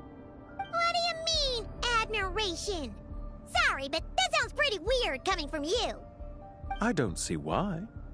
We may happen to occupy opposing sides, but there is no cause for deep-seated enmity between us. To respect one's enemy is to respect oneself. Well, now that you're observing us up close, what do you see? I've observed as keenly as I can. Yet, while I endeavor to understand, your true strength remains a mystery to me. Violence is not my area of expertise either, so, you see, I would much rather converse with you like this than determine a victor with the edge of a blade. Besides, I've heard that even 3 moons in the sky fail to eclipse your brilliance. I know better than to bite off more than I can chew. 3 moons? So, you have a connection with the Harbinger, the Doctor. Well deduced. Our commander, Dottore, died in Nodcry, but there are things that do not end with his departure. We must... Look at me. I almost divulged more than I should have. What are you after? Revenge for Dottore? Or are you plotting something else? I've said quite enough, I believe. There's no point in continuing this conversation, except to say, I've noticed that you seem to know your way around here quite well. A repeated visitor to Gurabad, are we? Ugh. I'll take that as a yes. Then I'm sure you'll have heard the story of this place. The mother of the Jinn, Lilupar, and the tragic tale of her vengeance that spanned 3 generations. It was right here that Lilupar once helped the wise to ascend to the throne. But from that moment on, every king who sat upon it was corrupted by power. These degenerate rulers lost control over their nation, and with it, the right to occupy that exalted seat. What are you trying to say? I once admired you for your adventures. That is the earnest truth. But it appears to me that your journey serves ultimately to uphold the rules of this world. Are these rules truly just? Does the heavenly principles rule with wisdom or folly?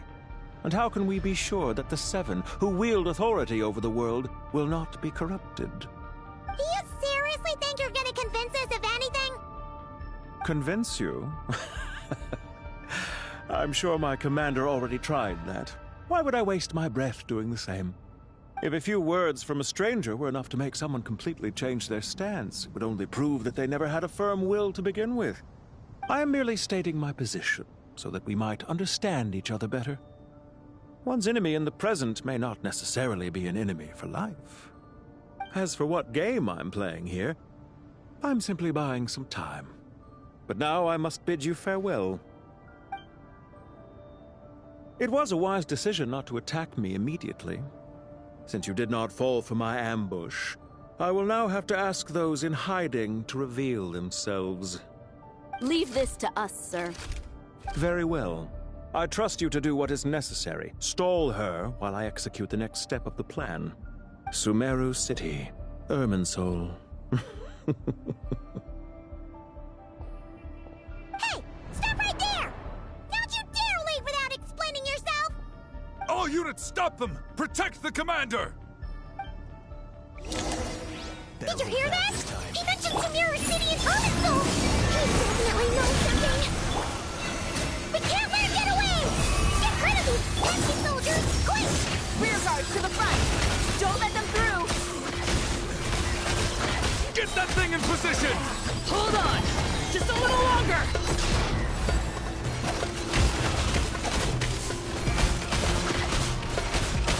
It all adds up. A bitter pill to swallow. Seems like an emergency. 3 moons converge. Leave this place for the everlasting forest. We finally beat them! That mysterious guy can't have gotten far! Let's catch up with him!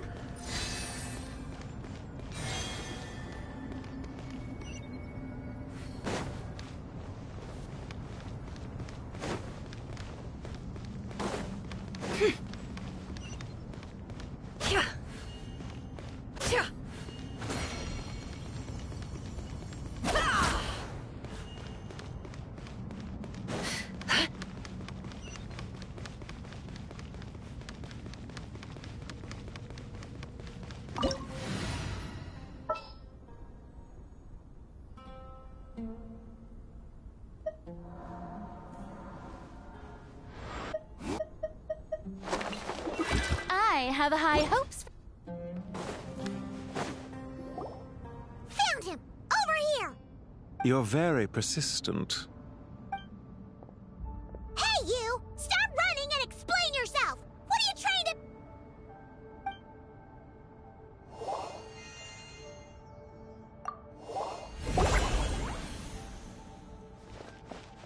What's this?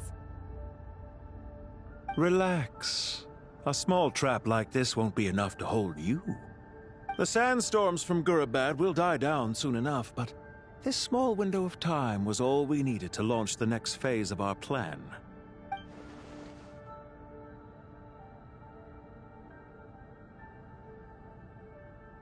Don't be discouraged. I knew that someone would come here eventually, so I planned ahead. Where to chat with you, which door to exit from, even which mechanism to wait by for you. I thought through every detail. You, meanwhile, know nothing of who I am. So far, you've only heard my voice, and for all you know, it may not even be real. But not to worry. This is only our first meeting. It shan't be our last. Just answer me one last question. Why do you continue to follow Dottore? He has conducted countless cruel experiments, even on his subordinates. Follow isn't quite the right word.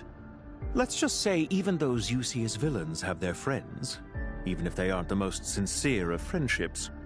When any set of rules is established, there will be those who benefit and those who lose out. People will do anything to justify what they have gained, or escape from the hardship imposed upon them. Neither he nor I are tolerated by the rules of this world. We were both searching for a new order. Our ideas of the final form that should take may have differed, but our journeys took a shared path. Goodbye, Traveler and Paimon. I wish you a timely escape, albeit not too soon. I will need a little more time to prepare, after all. Hey! Come back! Wait, this dark wall. We've seen these on our adventures before. It swallows people up! Oh, I'm sorry. She shouldn't have jumped the gun! Oh, okay. He may have fooled us this time, but we'll get it back!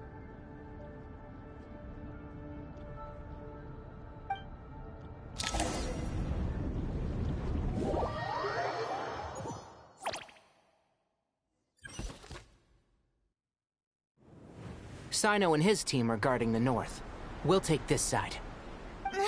There's so many Jin. We can't let them get into Aru Village. Don't fret. I am well prepared for this situation. Huh. So you have a solution? Perhaps you're unaware that I have a trusty genie partner of my own, Plumpy. If I send her to negotiate with the others, this whole thing will be resolved before you can say Mora. Off you go, Plumpy!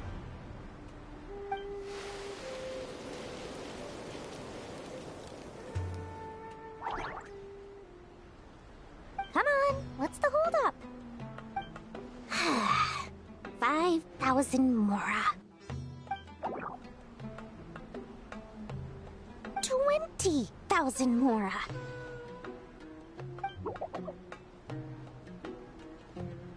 100,000 Mora. Final offer.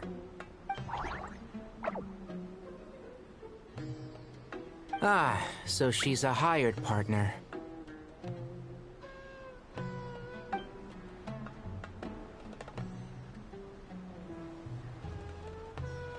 Hired partners are reliable too. Plumpy here is a totally skilled negotiator. You'll see. Just a few words from her and...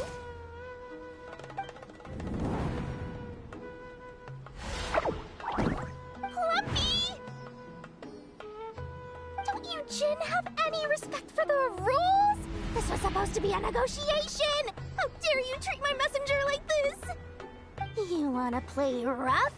Two can play at that game!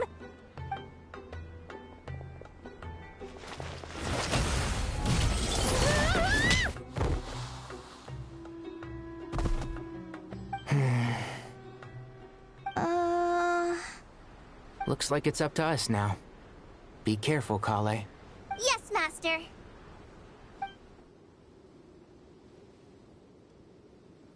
How did I pass out?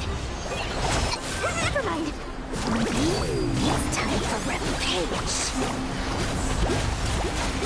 You know, this reminds me of when you first arrived in a video fort.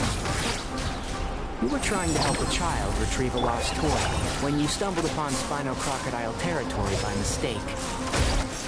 Yeah, I remember. Our first time fighting side by side. Fighting side by side? I seem to recall swooping in to rescue you with a team of forest rangers. Please stop.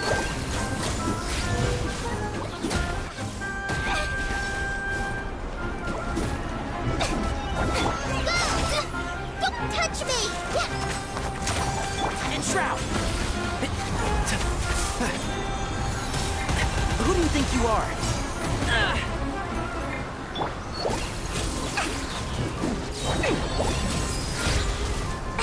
Here's the goods! Hi! I'll uproot you! One with the forest.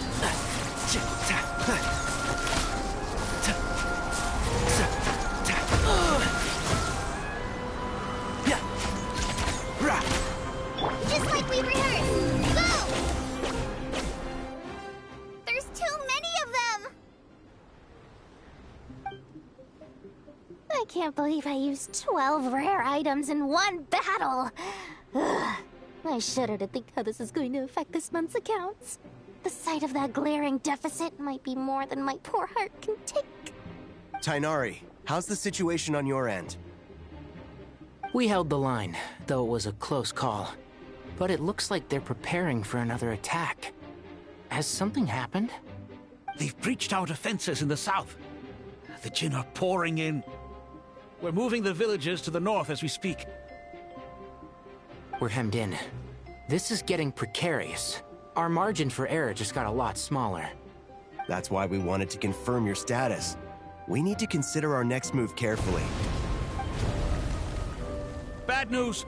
Another line of defense has been breached. Kale, go with them and assess the situation.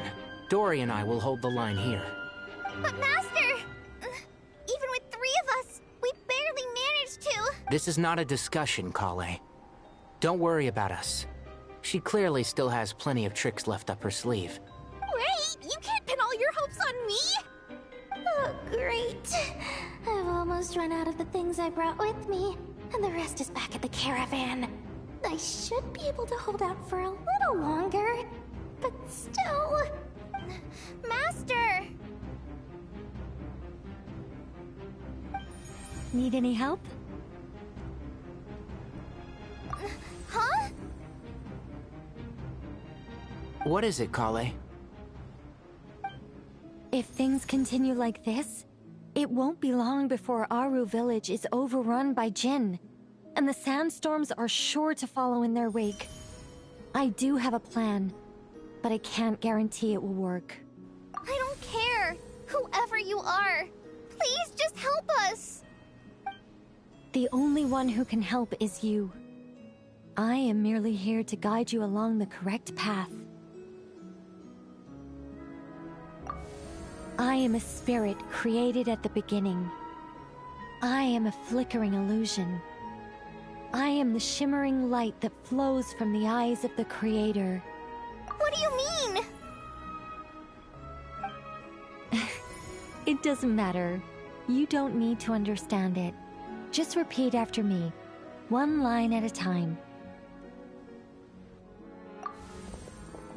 Watch out! Jin incoming!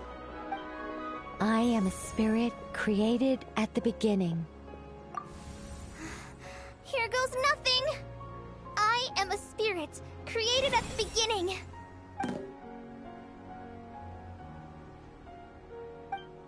I am a flickering illusion. I am a flickering illusion.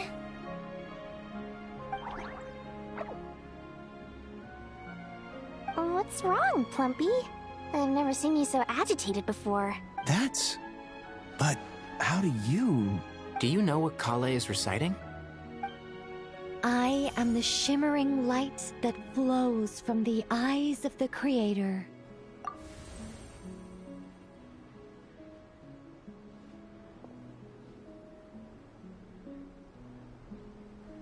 I am the shimmering light that flows from the eyes of the Creator!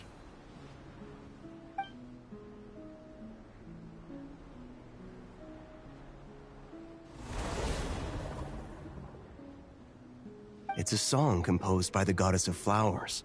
but very few records of it remain, even in historical texts.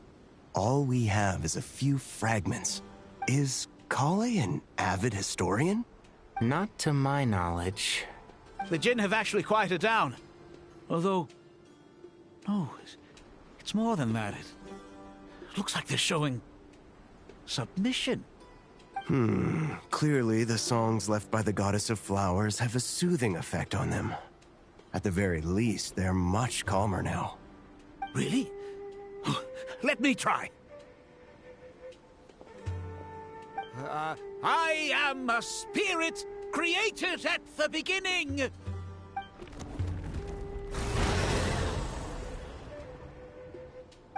Don't stay away! I'll stop! I'll stop! It seems like the song only works when Kale recites it. But why? Kale.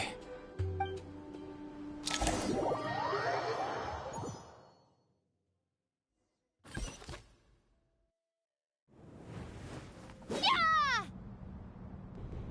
Any luck?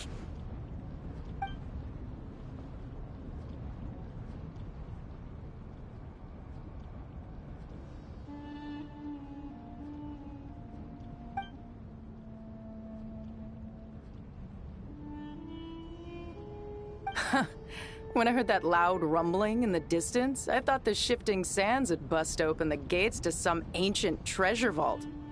Turns out it was just you guys. Huh? Wait! That sounds like... It's been a long while. Did you miss me? Jet! Ben! Let's save the catching up for later. First, I gotta get you guys out of there. This should be the right mechanism. Ben, can you handle it?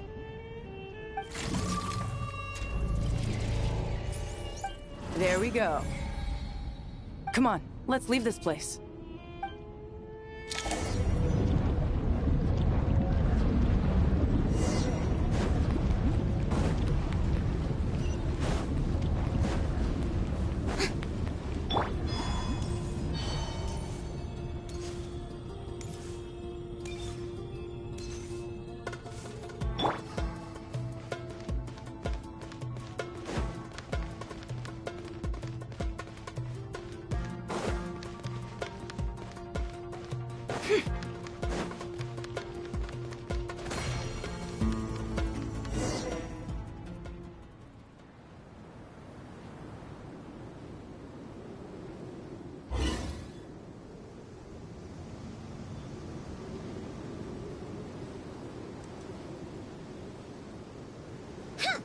Fatui sure made themselves scarce. It's like they were never here. The Fatui? They came to the desert again? Yep. No idea what they're planning this time. They were being very coy about it. How have you been, Jet? Well, since we last met, I've started my own band of mercs. We've actually made quite a name for ourselves. Oh, yeah. On a slightly different note, I have some good news. I finally took care of Masaira. Not much to write home about. It was just another day. Found his hideout, dragged him out of his cozy little bed. He tried to talk me into seeing his point of view, as usual. But I'm way past that by now. There was nothing he could say to save his life. What about you guys? Bet you'd forgotten all about me and Ben, huh? Of course not! We're super duper best friends! Wow. Sounds like I should make time to visit some other nations too. Anyway, what brings you to Gurabat? Oh, right. I almost forgot. We're here to look for Lilupar. That bottle? Seriously? Yeah! We need her power to calm the Jinn and stop the sandstorms. Here's hoping we actually manage to find her, after all the trouble we've been through. Surely with everything's been going on in Gurabat, she must have woken up, right? Only one way to find out.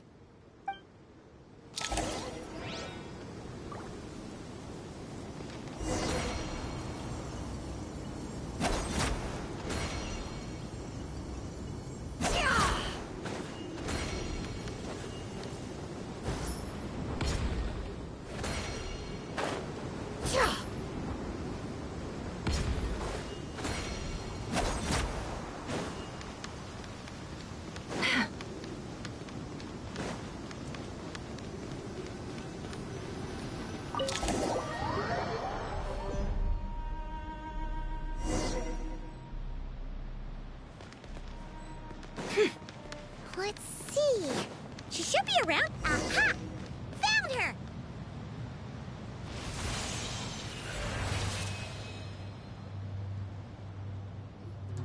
Lillipore! What a long dream that was.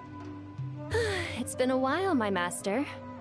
Oh, and you're here too, little wildcat. The four of us back together again. Imagine that.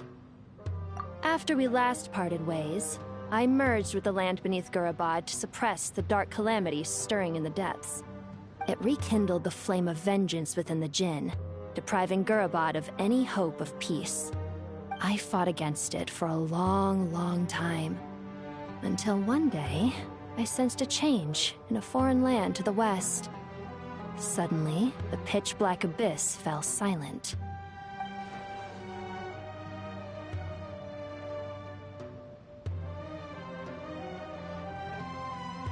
Once satisfied that that dark power could no longer bewitch the Jinn, I too fell into a deep slumber, from which I have only now awoken. Why have you returned to Gurabad, my master? And why is my sand-swept homeland in disarray once more? Well, basically, Sumeru's in danger and a lot of our friends are affected. Some bad guys messed around with Irminsul and now they've released the Jinn in here. We managed to chase off the culprits, but we have no idea how to seal this place back up and stop the sandstorms. Child's play. I shall quell the Jinn and scatter the storms. Thank you, Lillipore. No need to thank me, my master. I have granted many wishes in my time, and this was the most trivial of them all.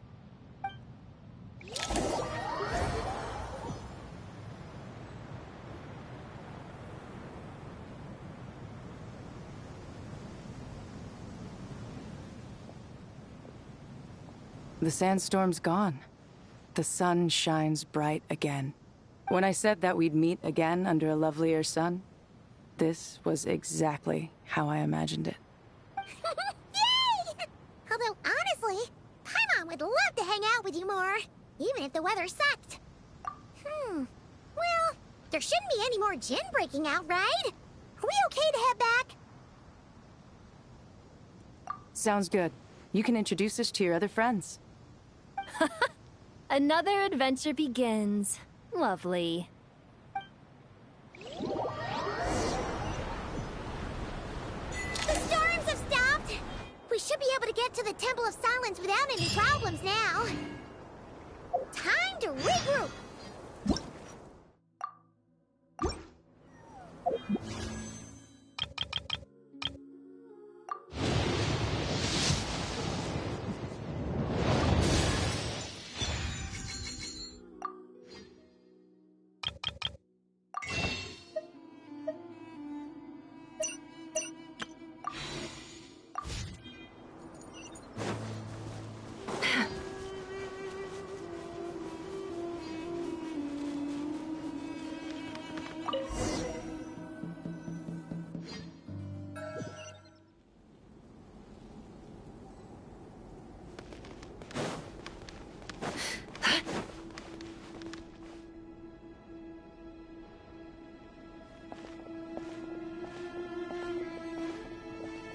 So, this is the Temple of Silence. I've heard the Nagarjanites mention it in passing, but I never imagined it would be this big. It's colossal. I thought the temple moved to the rainforest ages ago. When did they scamper back into the desert? I don't know.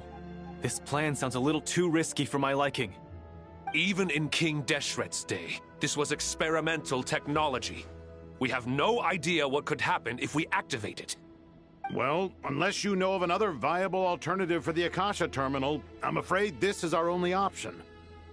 The plan is sound, and the risks are manageable. However, if we are to proceed, we must act quickly. The scale of this project is enormous. Even with Kaveh, Faruzan, and every other scholar of mechanics working on it full-time, the proposed modifications won't happen overnight.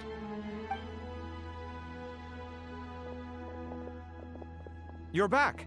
Everything all right? And who are they? Friends of yours? Pretty much everyone in the Temple of Silence is.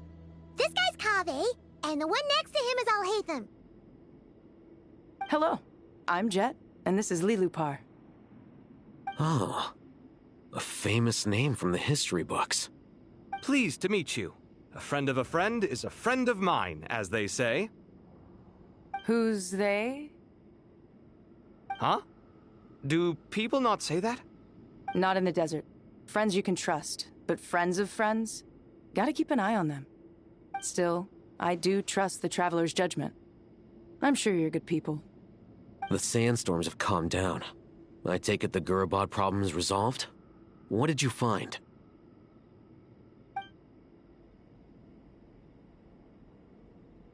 And after getting all smarmy with us, he trapped us there.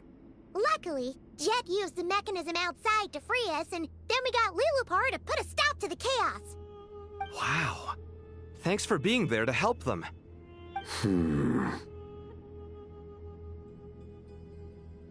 So, this mystery man openly admitted that he was merely a Harbinger subordinate. Yeah? Is there something weird about that?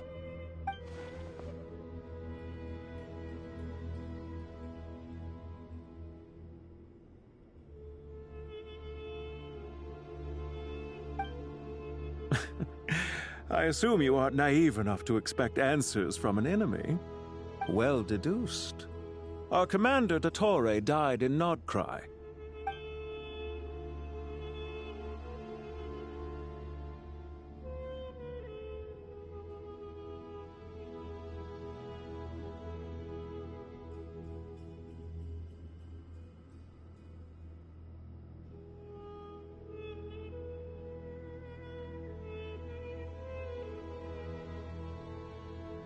Are you wondering about his true identity? Or do you think there's a big conspiracy behind all this? I wouldn't go as far as to call it a conspiracy. Just the simple fact that having someone to shift the blame on tends to prove useful should trouble come knocking later. The most important thing for now is to solve the immediate problem.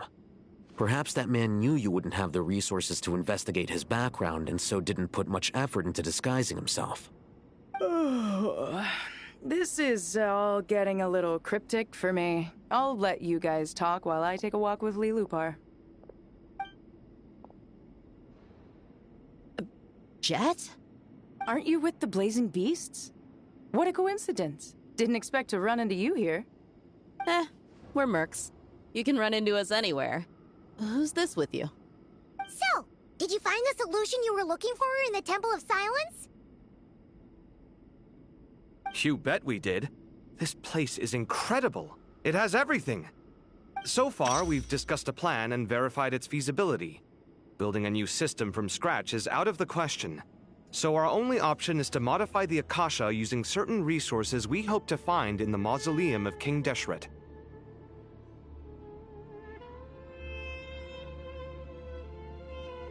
According to certain sources in the Temple of Silence, there is a core device in King Deshret's mausoleum known as Aru.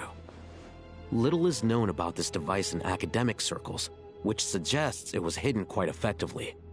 If these sources prove correct, the energy contained within Aru may be sufficient to power our Akasha renovation plan. However, this raises difficult questions regarding technological integration. The sages are still debating it. Yeah, but I'm sure they'll reach a compromise once they've argued it out. The people of the rainforest are always cautious when it comes to desert technology. But times of crisis like this leave us with little choice. Wait, Paimon has a question. Is this the same Aru we've heard of before? It's sealed off, right? Some sort of prison where the Goat King, Ibis King, and Crocodile King are locked up. Well remembered. Yes, that's exactly right. According to our records, Aru was the most brilliant creation King Deshret ever conceived of. Built by divine and mortal artisans working together. It was a miraculous accomplishment, and it lies hidden deep within the king's mausoleum to this day. That being said, What Aru actually does and why it was built, those are deep secrets we are not privy to. Until recently, I wouldn't have been optimistic that the place even exists. The only reason I'm inclined to believe it now is because we heard it from the Ibis King Thoth himself at his temple. The tale of how the 3 retainers of Al-Akhmar were imprisoned in Aru. Paimon totally gets that. When Paimon first heard about it, she thought it sounded pretty unbelievable too. Do you guys still remember that? The Ibis King told us they were trapped in Aru, and that they had to answer 3 questions to get out. I think I remember. What causes our rise and fall? What obliterates love and hate? And what determines truth and falsehood? Those were the 3 questions, right? Yeah. If only Nefer were here. She's dealt with the Ibis King before, so she might know more. Oh, Nefer is a friend we met in Notcry. Notcry? Funny. She showed up here earlier. Huh? Yeah. Had another lady with her, too. Both said they knew you. They contacted the sages, claiming they might be able to offer some assistance. Really? They came here to help out? Yes, really. It was just before you got back. One of them said she's made Nodcry her home. If she's the person you were talking about, then... Looks like betting on Aru was the right choice. See? They're right over there. Nicole! Nefer! Why, hello! We're here to help.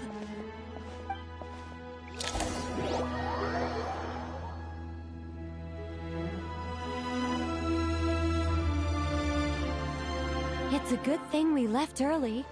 We almost got locked out. Locked out? What do you mean?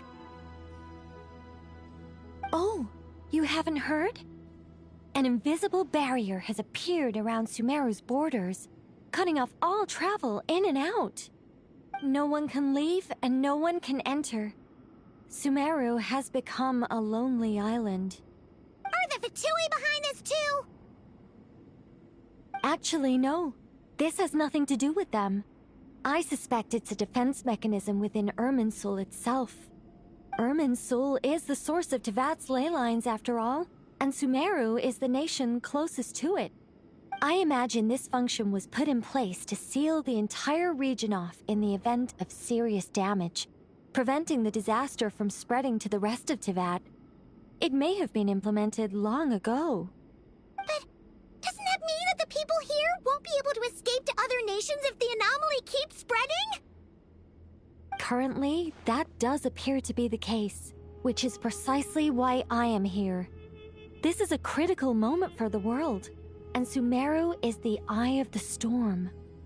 Paimon's surprised you managed to convince her to come back to Sumeru. Indeed. Even for someone of my wisdom and eloquence, this tested my skills to the limit. And why should it concern me that Sumeru's in trouble? Surely you don't think I still have feelings for that place?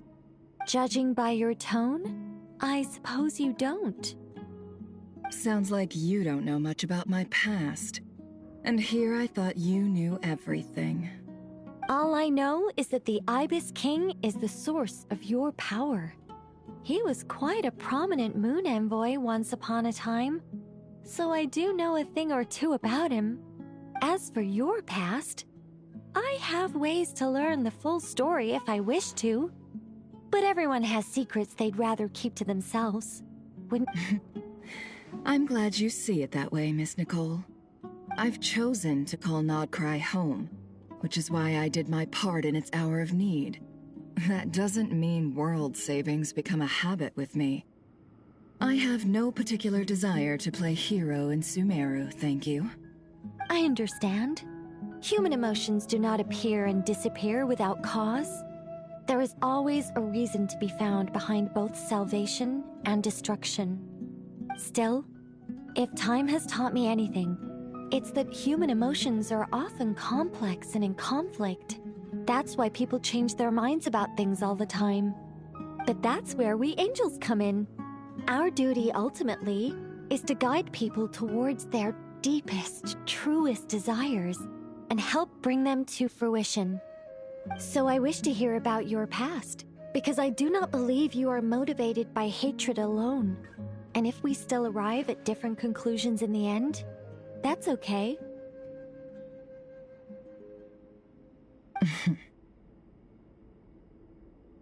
I refuse. Wait, what? But I set the atmosphere and everything. Isn't this supposed to be the moment when we finally open up to one another? Is it? Maybe I'm not so good at reading the atmosphere. You're right, Nicole. There's more to me than just hatred. Had it consumed me, I'd be left stuck in the past forever, never living in the present. But I don't think that your guidance can change my mind. The all-consuming sands, the bloodshed, both deserved and undeserved. Those old emotions cling to me like a shadow. Do you wish to shake them off? No. I hope to remember them forever. Those emotions and memories shaped me into the person I am today. They'll always be a part of me. In that case, would you like to hear my perspective, at least? Sure. It's not every day you get to hear an angel's opinion. A long, long time ago, when the angels still walked freely upon the earth, I found life tedious. Monotonous work, lukewarm relationships. Things weren't nearly as interesting as they are now. And yet, since the angels' demise, I have found myself missing those days on more than one occasion. Human emotions are often attached to a person, a place, or an object. When those things are gone, the memories quickly fade, and the emotions slip away along with them.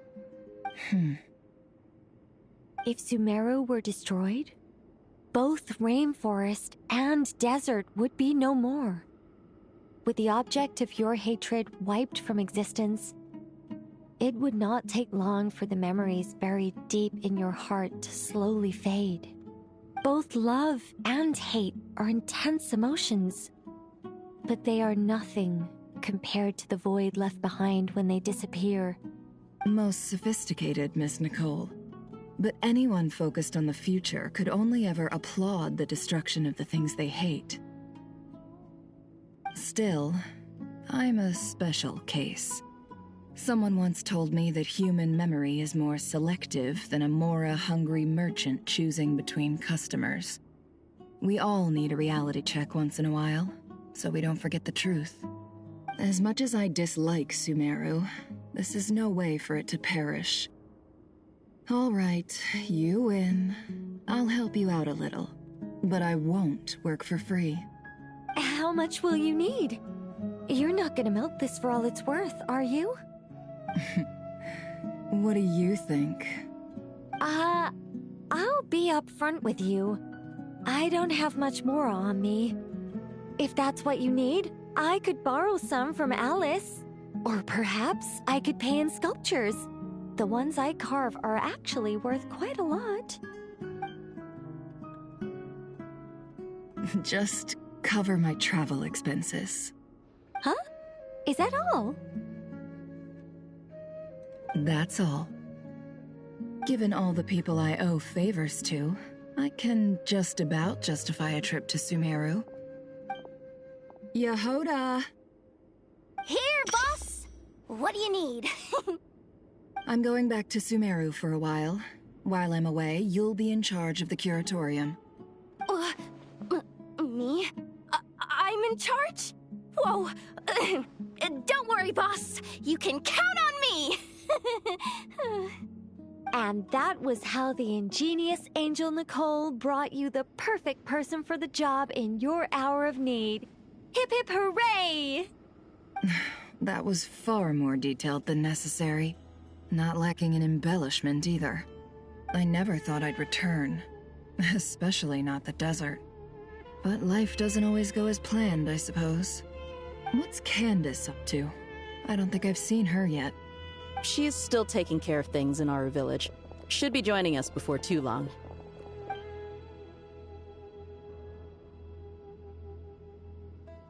Oh, and sorry. Hope we're not interrupting anything.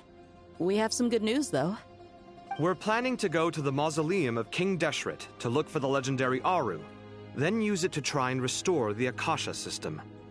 According to records in the Temple of Silence, the mausoleum houses something called Aru's Chute, which can be used to establish connection with Aru. We still have some time before we leave, so there's no rush.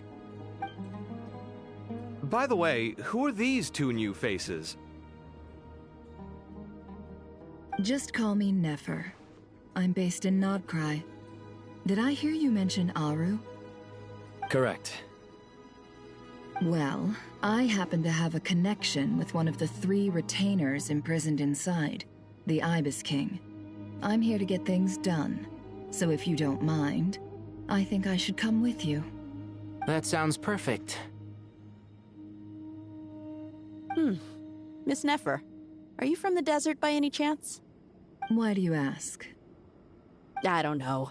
There's a familiar air about you. Plus, you mentioned Candace. Sorry, I don't mean to pry. It was just a random thought. I'm Dia, an eremite mercenary. My work usually keeps me out in the desert. I'm on good terms with Dory, and she's mentioned you all before. It's nice to finally put faces to the names. However, my associate here is probably less well acquainted with you. Why don't you all introduce yourselves? Actually, I'm a little better acquainted than you might think.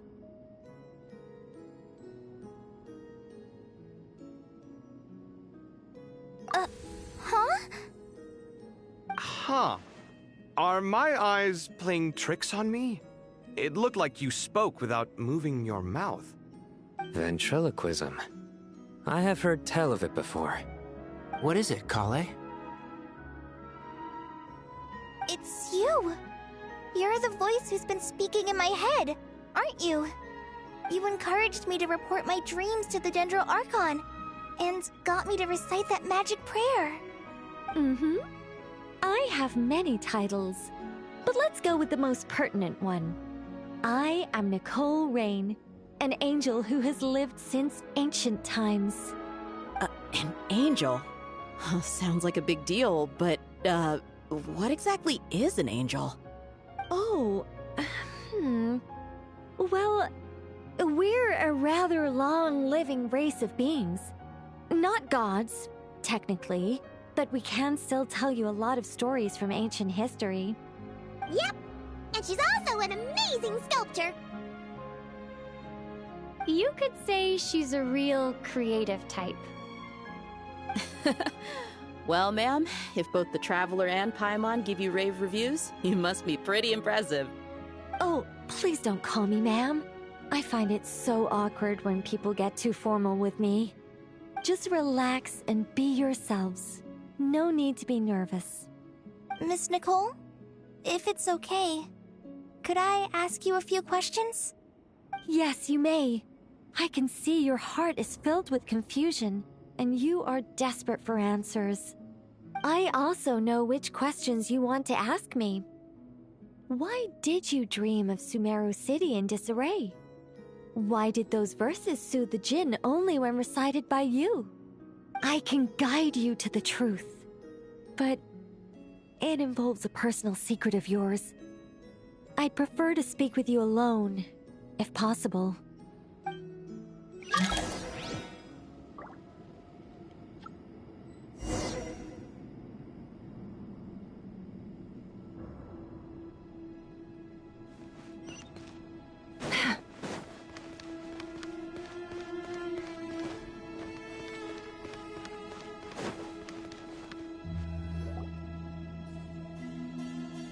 I thought we were going to speak alone. This is a lot more people than I was expecting. What's wrong with it? Even the doctors at Dar al-Shifa allow patients to be accompanied by family members. Well, if Kale doesn't mind her secret being revealed, I have no problem with it. Thanks for being so considerate, Miss Nicole. I don't know what secret you mean, but whatever it is, there's no need for me to hide it from my closest friends. Closest friends? It's so nice to hear that. All right. In that case, I'll get right to it. Kale, are you aware that there are god remains inside your body? I am. When I was young, I got sick with Elazar. Nothing could cure it. The Fatui convinced my mom and dad that they could help, and I was sent to an unfamiliar place. There were a lot of other kids just like me there.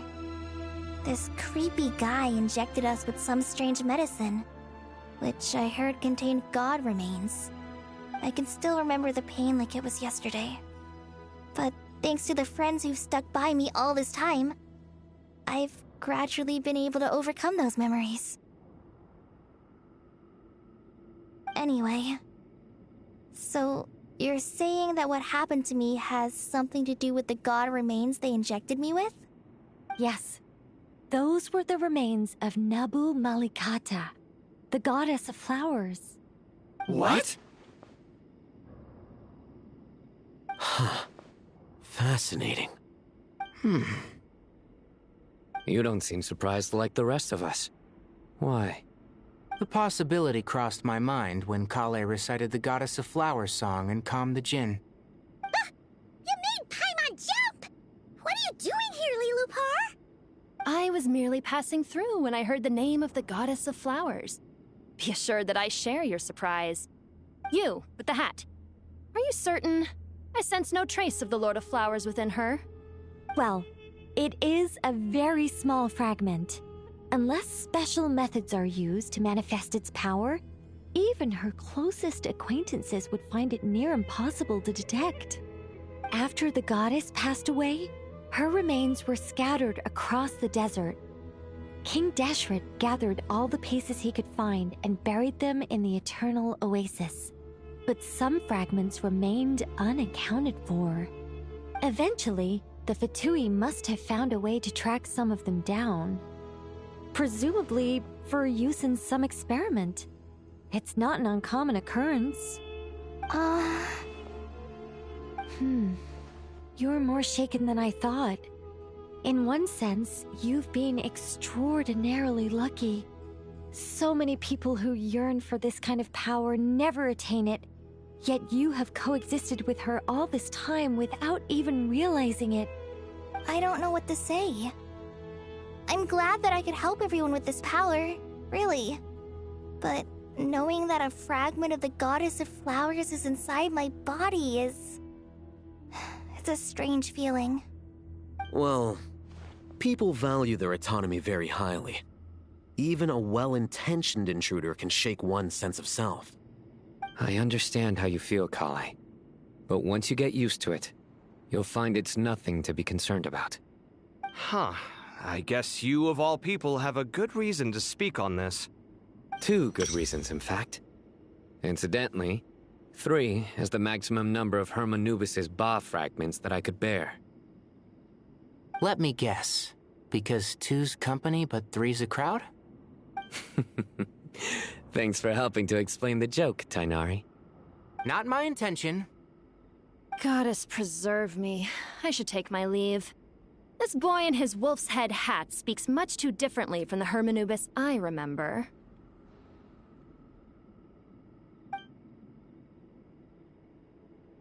Kale, all I'm trying to say is, no matter how many Hermanubis fragments there are within me, you wouldn't think of me as Hermanubis. In the same way, you are simply you. Yeah, I know what you mean. So about that dream I had, was it a warning from the Goddess of Flowers? Yes. Just like me, she was an angel created by the primordial humans, born with the instinct to guide living beings. Though her body and soul have perished, her essence retains its natural instincts. Even her smallest remaining fragments would do their utmost to send you that warning. The Mother of Dreams? Lord of Flowers and Oases? She must have had a premonition. That is why she gave that dream to you. We won't let our efforts go to waste. But I still don't understand. Why me? Yes.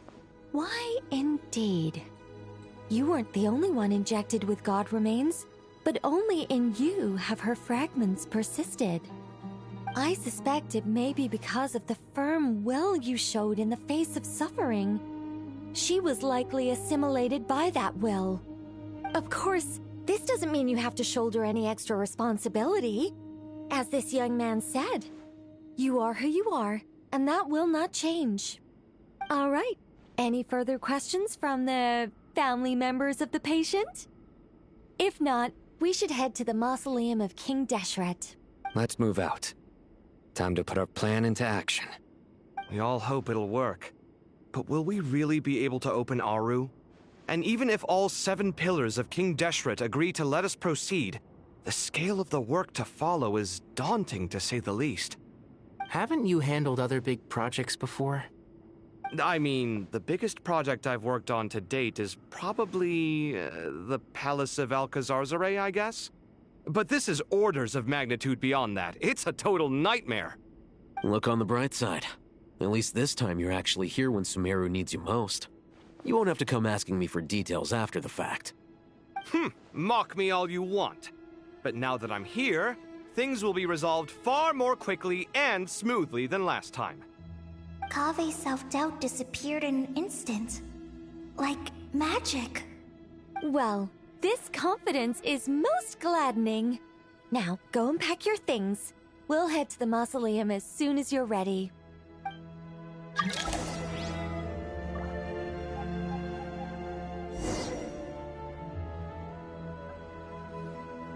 Okay, I do have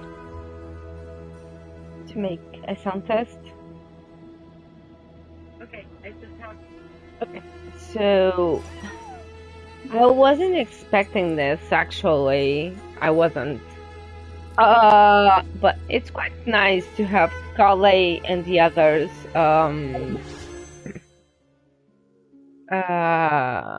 well, doing something, for instance.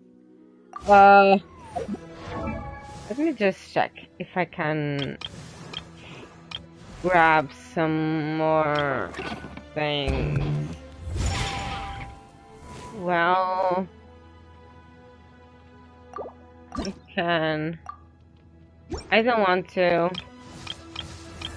Where's the new girl? Oh, here she is. Of course not.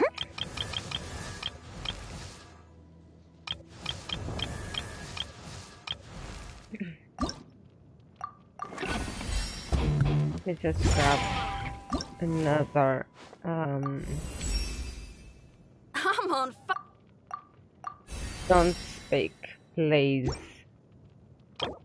Yeah.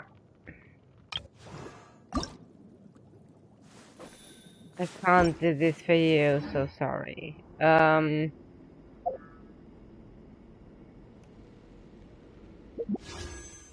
I wanted to check Nicole's kit, actually. No,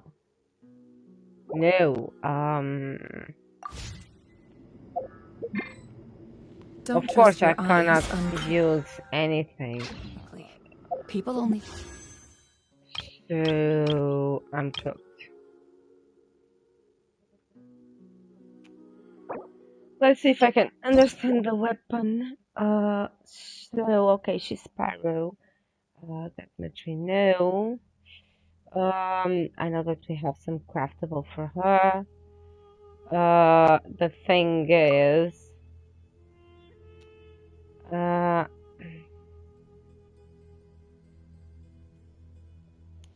yeah, this is pretty niche.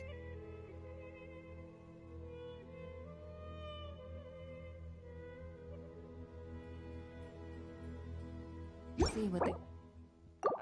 Okay, so don't be your own let's fool. continue then. Well, as far as I'm concerned, I would love to go to sleep, but I don't want to lose stuff. you know, the progress. I just don't want to have to do this again. So let's continue.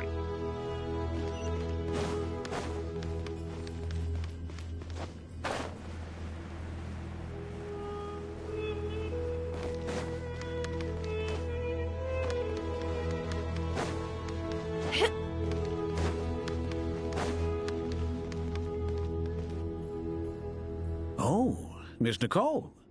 I heard you're a very talented sculptor. Is that true? Oh, I don't know. I wouldn't want to blow my own trumpet. Honestly, even though Kasharawar is best known for its focus on mechanics, plenty of Kasharawar scholars are quite serious about sculpting as a hobby. So if they rate your work, that's enough for us. We just have to take a look. Who's we? Myself and a few other scholars. Kashif, Daneshvar, come take a look. Oh, well, if you insist, I suppose there's no harm in showing you.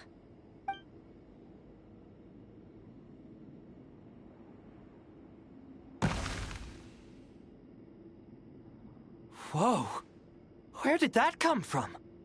Look at the level of detail. It's so lifelike. The squirrel descends from the heavens like a champion, and the earth trembles beneath its feet. What do you think? Striking, isn't it? Kaveh? Kaveh, come here for a sec. Oh, and Madame Faruzan, didn't you used to study in our darshan? Come take a look. All right, but hang on a moment. I have to finish reviewing this proposal first. You called? What is it, youngster? This squirrel statue. Isn't it cute? Oh, a squirrel. I wouldn't say cute per se. The realism is what stands out to me. Were you trying to carve a statue of a hero, young lady? Oh, a hero? I suppose so. Actually, I didn't really have a specific theme in mind. I just started working on it, and this is how it turned out. I see. Well, do you tend to read novels about heroes in your spare time? As a matter of fact, I do quite enjoy those. Everyone loves a good tale of daring do, right? Then perhaps this statue represents the heroic tale you long to see deep down inside. Also on the subject of heroism, I feel that if the subject posed with a finger raised towards the heavens, it would lend a greater gravitas to the overall image. I'm sure some would call it cliché or old-fashioned, but not me. I think it would be a perfect fit. It has a certain classical beauty about it. Kaveh! Sorry, Madame Faruzan, I'm a little busy right now. Don't wait up for me. What a pity. That young man has excellent aesthetic tastes. I was hoping to ask him for his opinion. What a genius idea! Why didn't I think of that? Classical beauty is a great direction to explore.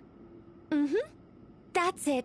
Once I get back, I'm going to sculpt a heroic squirrel pointing its finger towards the sky. Precisely. A declaration of victory. You understand my vision. Then place the two statues face to face. Yes! That's exactly what I was thinking. It'll be a masterpiece. Miss... I'm sorry. I didn't catch your name. Just call me Nicole. Madame Faruzan? Was it? What? Oh, no.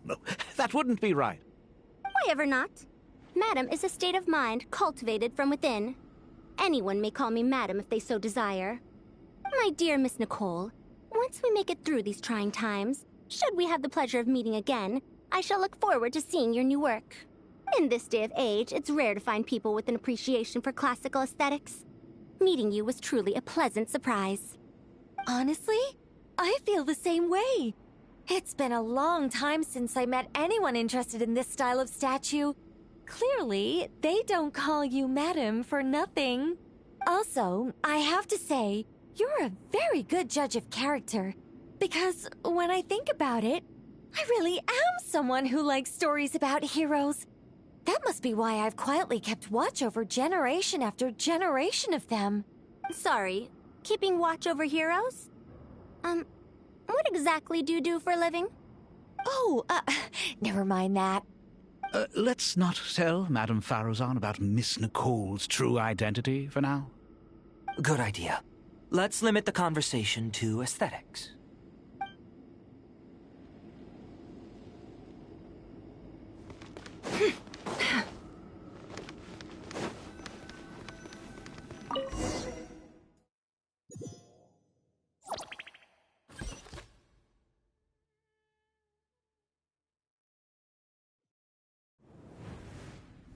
I hope everyone's ready.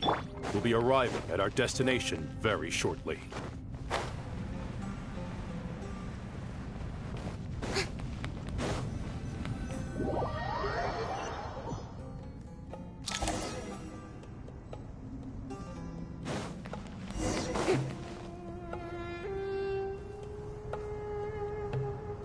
Why, we've not seen so many visitors ever, really.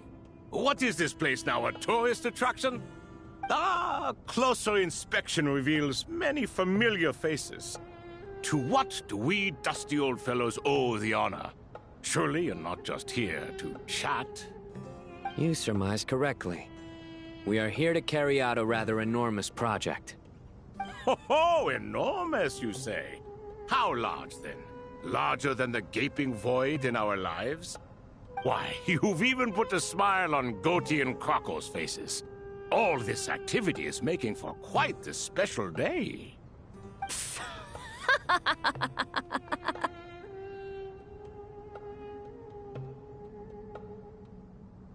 I know that laugh.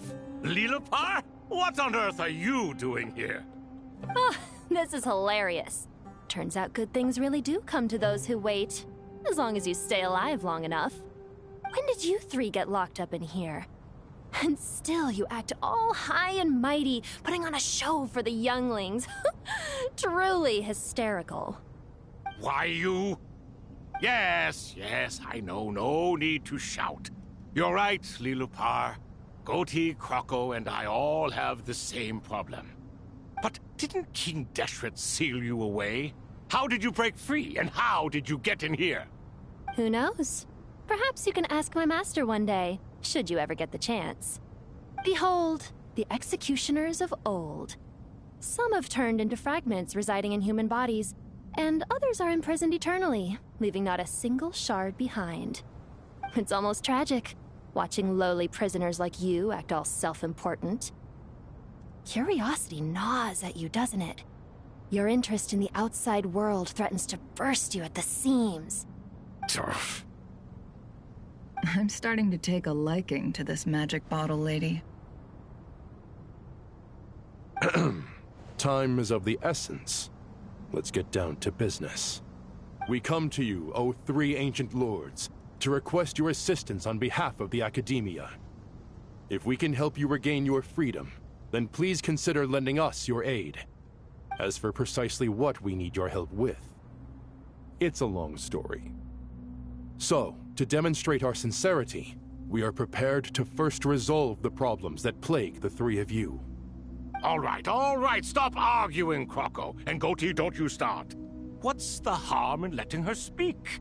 It's not worth getting so angry about. Forget about her. The three questions are the crucial thing here. But do you really have a way to answer them? You once answered the final question, Nefer, but the seal did not open. Unless, with the passage of time, you have found a new answer? You could say so. When you first asked me what determines truth and falsehood, my answer was a liar's soul. Liars are the best at seeing through the falsehoods of the world. But if you want them to tell you the truth, you have to reach their soul. I think that makes sense. I found it quite compelling myself, and I told Nefer so. Unfortunately, it brought us no closer to liberation. Well, that's simply because it was my answer, not the one King Deshret was looking for. Can you guess which answer Al-Ahmar wanted, then? Time. And that's not only the answer to the final question, it's the answer to all three of them. All things wax and wane with the passage of time, Love and hate eventually fade into nothing. Current affairs are always fraught with conflict and controversy. Only time can distinguish between right and wrong. You once described King Deshret as a proud man. I'd say that the prouder someone is, the more inclined they are to believe that only time is qualified to be their judge. Time. Well. Indeed. Perhaps in building Aru, our king was in fact attempting to reverse time, to bring love and hate, right and wrong, the rise and fall of all things back to their point of origin.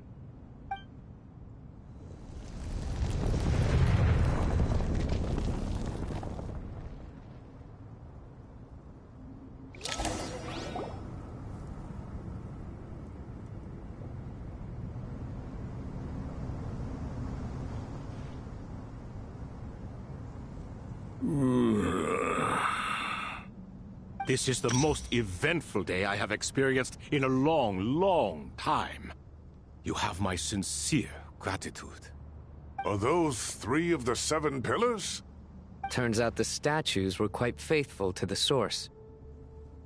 You 3 seem to be in good spirits. Prison can help a person grow and learn to cherish what they have. Nevertheless, after everything you've done for me, I sincerely hope you never have to experience it for yourself. Hello, Nefer. It's good to see you, Thoth the Ibis King. Nice. Definitely puts my mind at ease, seeing you two getting along so well. Should we maybe introduce ourselves, or... Sure. I'm Sethos, the current leader of the Temple of Silence. This is General Mahamatra Sino, and this is the former Spantamad sage, Cyrus. But I'm guessing none of that means a whole lot to you. Everything is equally new to us, in truth. We've been gone from this mortal world for longer than you can imagine. Let's hold off on the introductions for now. We can always ask Nefer about you later. It'll give me something to talk about with my chosen disciple. You're like a helpless parent. Gods and people of yore are not necessarily welcome in today's world.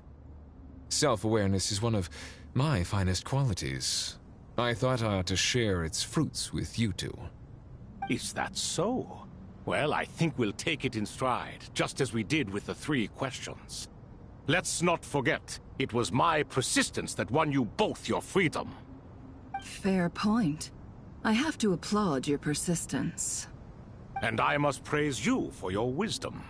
Now, state your wishes, young ones. I'm sorry? Why, your tremendous accomplishments deserve a reward, do they not? You must let us do something for you in return. General Mahamatra, what do you think? I won't beat around the bush. Sumeru is facing a crisis the likes of which have never been seen before. And we need your help. Every calamity throughout the ages has been connected to us in one way or another, whether we were its cause or consequence.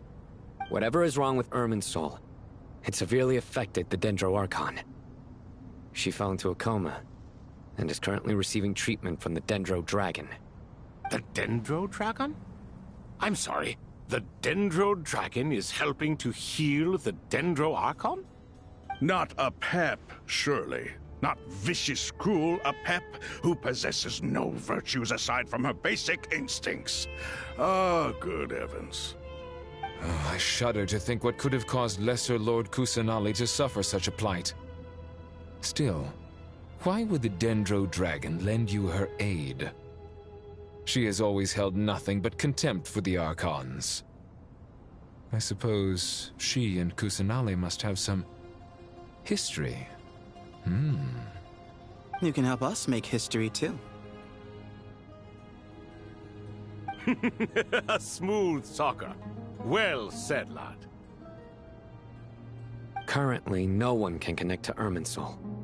We hope that by opening up Aru and making some modifications to it, We can use its technology to our advantage. Unfortunately, Aru is an imperfect creation. King Deshret never managed to realize his full vision before his death. Much remains to be done if it is to be pitted against Irminsul itself. Besides, I hear your reasons, but to give Aru up over such would be... The archaeological records clearly indicate that although Aru's construction took a long time, it was not beyond human means to achieve. Modern technology should solve the efficiency issues. We have no choice but to go all in on this. This is by no means a threat. But the only reason we helped you escape from Aru was to gain the necessary leverage to negotiate with you. You asked us to state our wishes, and we have. Each one of us here needs your help, as do all the thousands of people living in Sumeru. They need you, and they need Aru. What do we think, my fellow old fogies? Shall we lend our support or not? Since you ask so nicely, naturally. Naturally what? Are you for or against? I simply mean we shall do what comes naturally. You claim that you wish to open Aru. Know you then that the golden slumber created by King Deshret is preserved within? We do. We understand the risks involved. In all likelihood, the mortal world will never again be able to replicate King Deshret's work.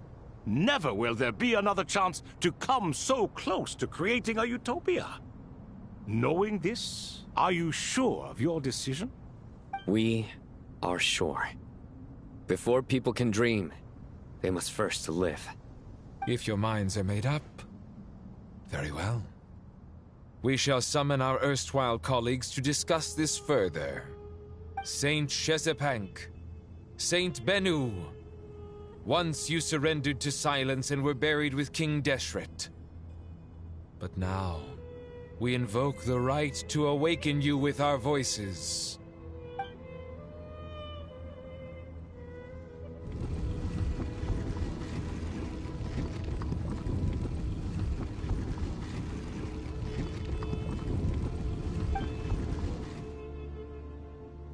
Saint Bennu, responding to your call.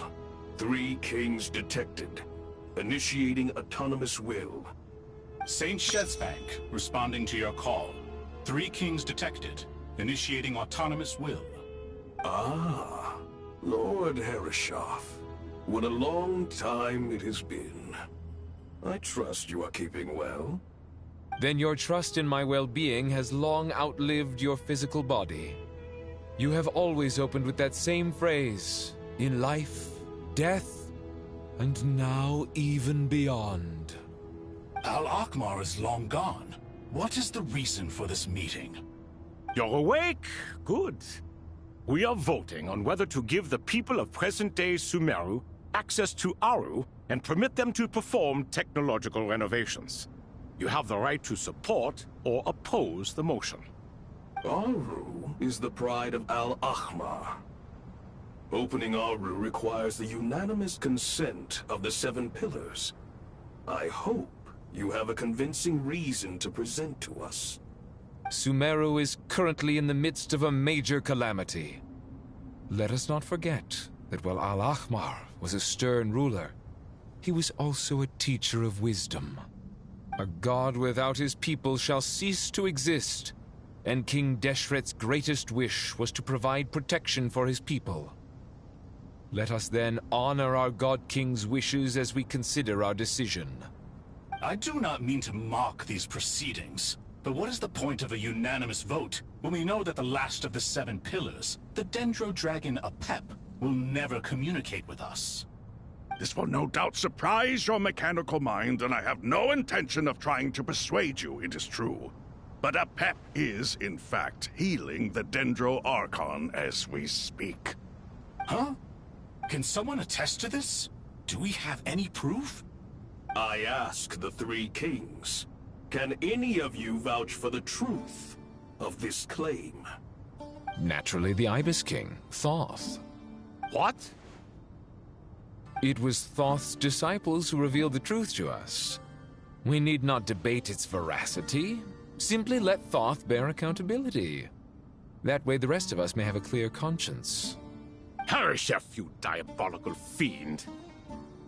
I awakened our former colleagues for you, supported your opinion, and backed your decision. What sort of fiend would do that? I miss the days when Hermanubis was still around. At times like this, he would offer to take accountability. What are you trying to say? Is my word worth less to you than Hermanubis's? Hypocrite though you are, Lord Thoth, you are humorous in equal measure. How could we bear not to associate with a character such as you? I, Saint Shezpenk, approve the Goat King's proposal. Since King Deshret is no more, we shall receive no reprimand for acting beyond our remit. Nevertheless, I sincerely hope that those before us understand the significance of what they intend to do. Remember, the moment that Aru is liberated, the myriad souls residing within the Golden Slumber will return to the ley lines. And once the ley lines flow again, these souls shall in turn be received by Irminsul.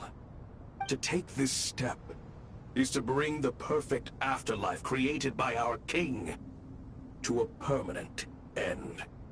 We understand that well, and we have decided to proceed regardless.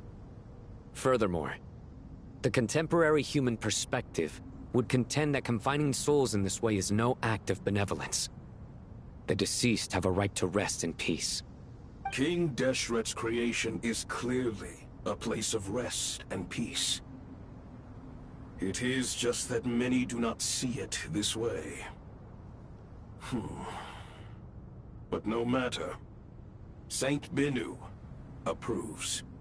Hermanubis' representative and the Dendro Dragon Apep made their choice ahead of time, while the Goat King, Ibis King, and Crocodile King have also granted permission to liberate Aru.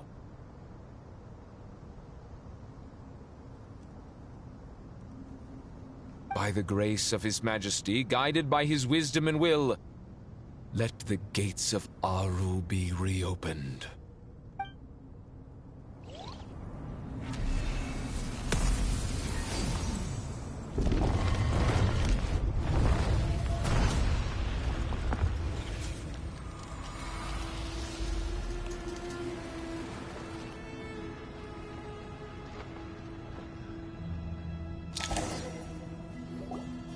Hey! Look at that! What's this? Are we under attack? No. Wait, it's...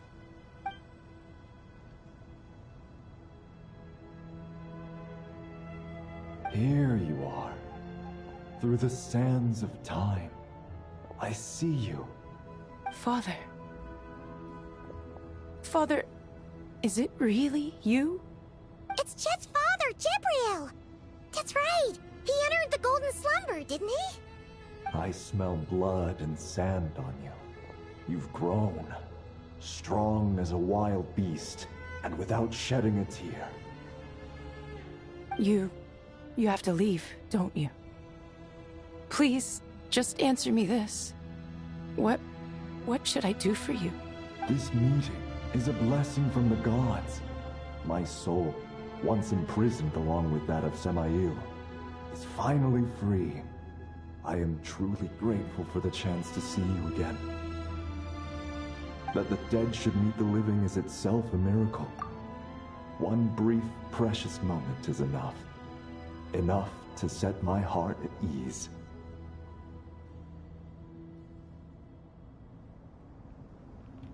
Guys, I'll be right back. Just give me like 10 minutes or so. I'll be right back.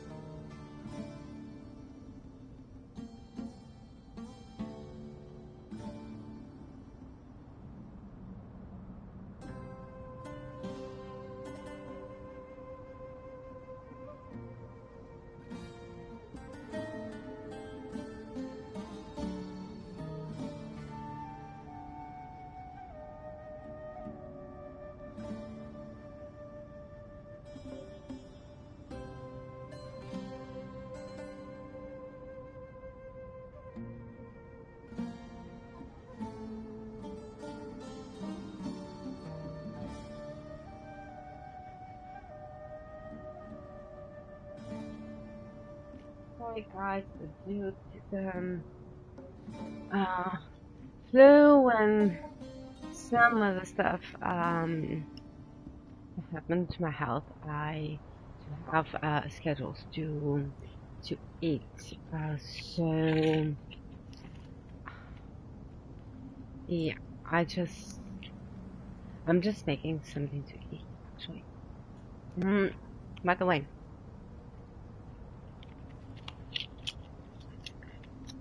if you don't speak English, eu falo português.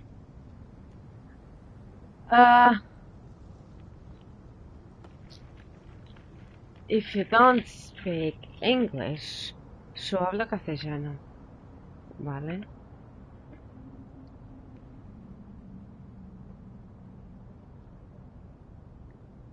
But je ne parle pas français. So guys, just let me get my food. I'll resume this. I actually want to Jet comeback. Her comeback was something that I was expecting for a long while. So I don't know today, but when I went through her quest with her father, Jabrael, there were no voices. So it's kind of weird for me to have her voice, to actually being able to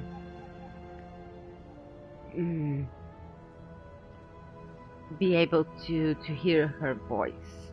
So I'm gonna just be I'm gonna grab my food and I'm gonna resume the live stream. Mas para quem entra e sai e parece que ainda não percebeu que o bot está a falar em português e não só, acho que entrarem e dizerem boa noite, acho que não mata ninguém, não custa nada a ninguém, gente, portanto, tipo, what the fuck, juro,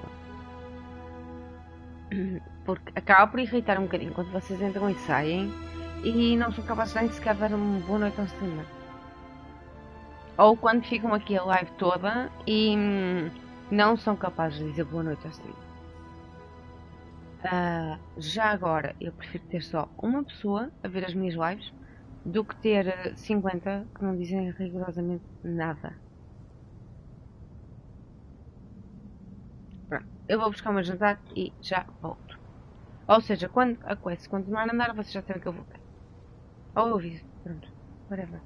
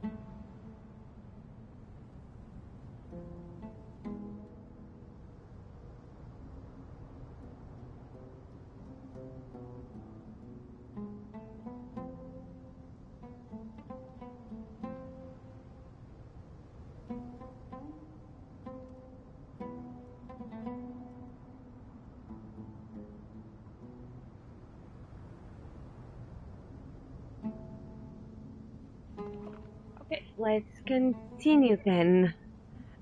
Guys, since I want to save my cutscenes without voice, and I'm actually talking during one that is stopped for a while, I'm gonna be muted and I'm eating, so yeah.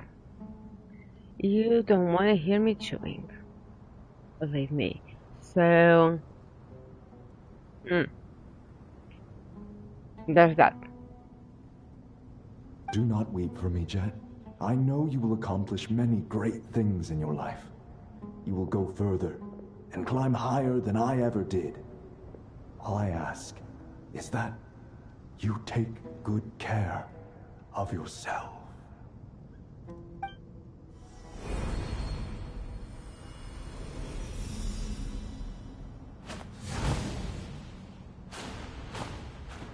Father! Father! Father. Hey, Jet. Do you want something to eat? Maybe it'll help you feel better. I'm fine. Thanks, Paimon. It was just a little sudden. The chance to see my father again meant the world to me. He was trapped in the golden slumber for our sake. And now, after all this time, he can finally rest in peace. I'm glad. It's a huge relief. You've grown strong, Jet. More than enough to fend for yourself. Yeah. I'll leave the past in my memory where it belongs. My family, the good times and the bad. Goodbye, Father.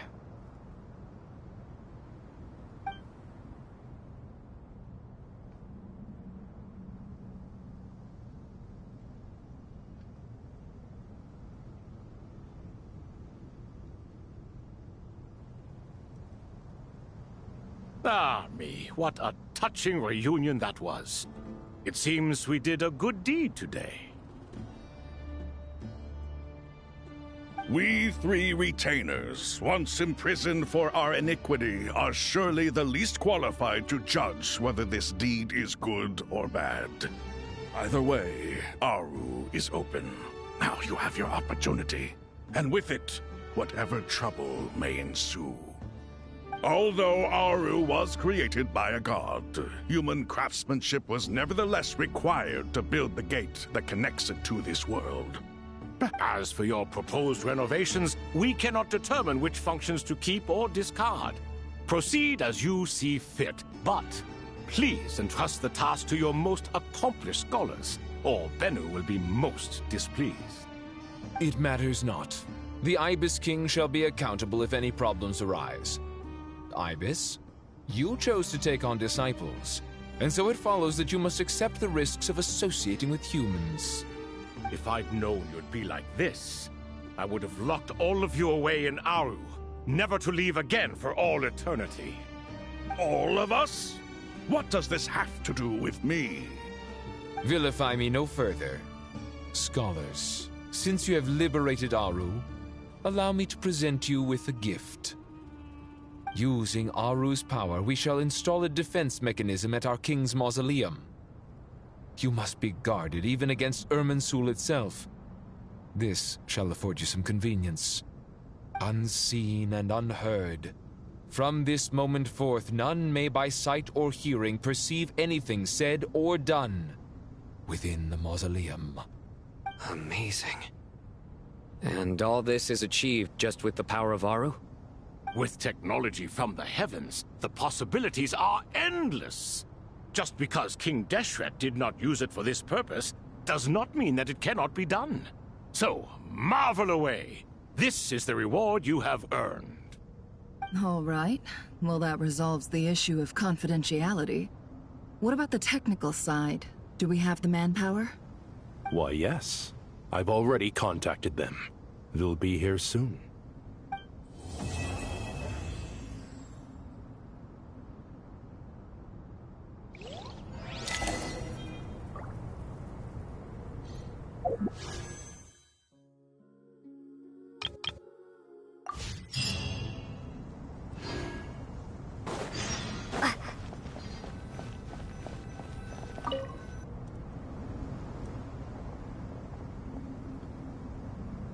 You must be the ones tasked by the Academia with renovating Aru? That's right. Good afternoon. I'm Kaveh, and these two are Termezi and Naisaburi. Hey, I'll hate them! Come and introduce yourself! We've met before. This is Thoth, the Ibis King, and everyone knows these two. Afternoon, gentlemen. I've only ever seen these two in murals! Ah, the paintings in the temple. They show us chatting, playing cards, playing chess. Precisely the activities we most enjoy, funnily enough.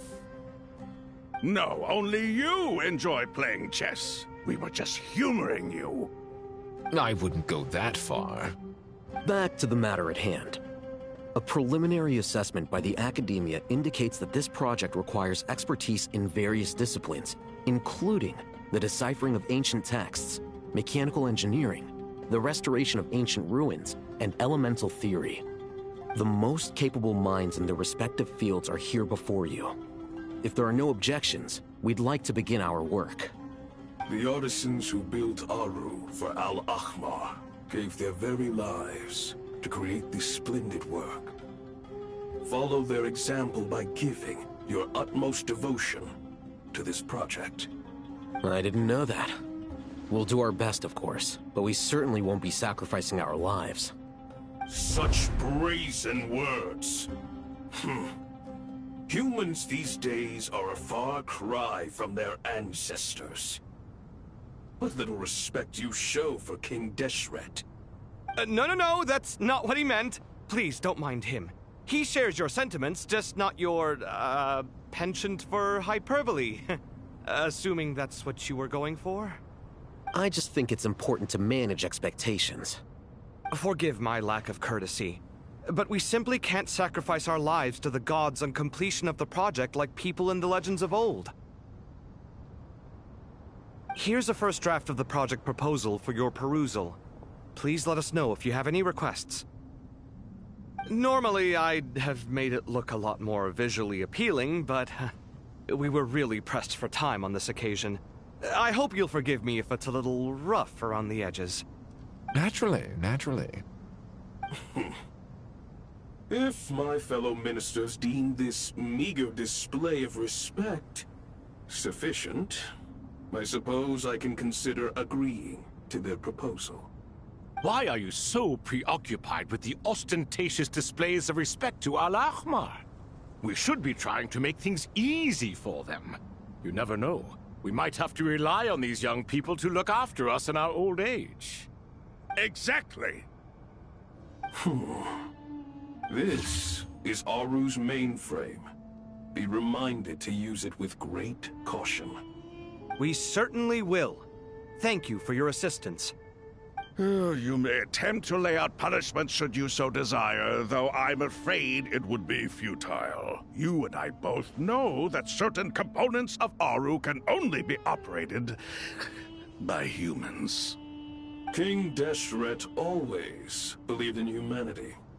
Still, the reason that Aru's modules are designed that way is not so much because he trusted them, but more because he was wary of you. Is that true? No wonder human artisans helped to build Aru then. He actually required human assistance to create his greatest work. Naturally. Have you noticed that the Goat King keeps giving superficial responses? It's like he's just going through the motions and leaving the real debate to his colleagues. He understands the art of perfunctory speech. That's what earned him his position as the Minister of Ministers. It seems the rumors about King Deshret being a poor judge of character are baseless after all. Excuse me for being blunt, but it sounds suspiciously like you're putting yourself on a pedestal and mocking me. You're mistaken. And while there's nothing strictly wrong with making every conversation about yourself, it's not exactly a positive tendency either. You? Whatever. I knew it'd be like this working with you. All right, let me past. I need to look at this console. It's your job to activate it after all. Let's begin. Everyone, please proceed with the external checks and preparations as per the procedures outlined in the engineering plan.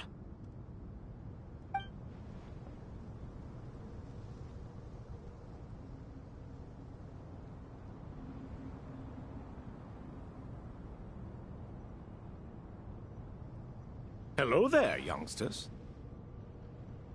Whoa, the Ibis King came to life. What do you mean, came to life? I've been alive the whole time. You did say we could start our research, right?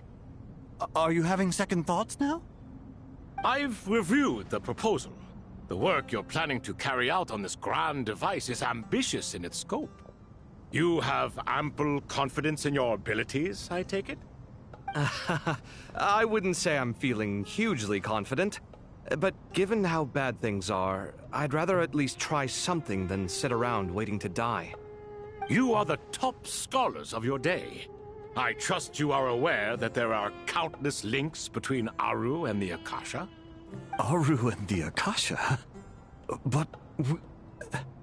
I thought the Akasha was the Academia's greatest technological accomplishment, created years ago by the Dendro Archon to help her people access knowledge. And you too? Do you not know either? You've read the instruction manual, right? You tell them. An instruction manual? The Akasha has an instruction manual? The Dendro Archon is a kind and thoughtful god indeed. It used to sit on a shelf in the corner at the House of Dana. Not the most popular read. If the manual is to be believed, Aru was in fact the original inspiration for the Akasha system. What? But there are so few records about Aru anywhere. And practically none of these scientific expeditions into the desert had anything to do with it. Ah, but this is something you could not possibly have known. You may have heard many stories about the desert, but what is the most important aspect of history? Consider this a quiz. Anyone from Vahumana present? I'm from Vahumana. It's, well, veracity. Precisely. And a large part of veracity is the chronological order in which events occur. I may as well tell you. In the beginning, Nabu Malikata, the goddess of flowers, descended upon Sumeru. The glory of the heaven was within her. She brought life, oases, and knowledge to this land. Then she created the Jinn, enlightened them, and ordered them to serve her. Two other gods also walked upon this land where wisdom flowed in abundance, and the three met beneath the great green trees. It was the first and greatest alliance. We should speak with reverence of this covenant between the three, which transcended both time and life. For they promised that in Sumeru, wisdom would be shared with all. All the great changes in Sumeru's history began with the goddess of flowers.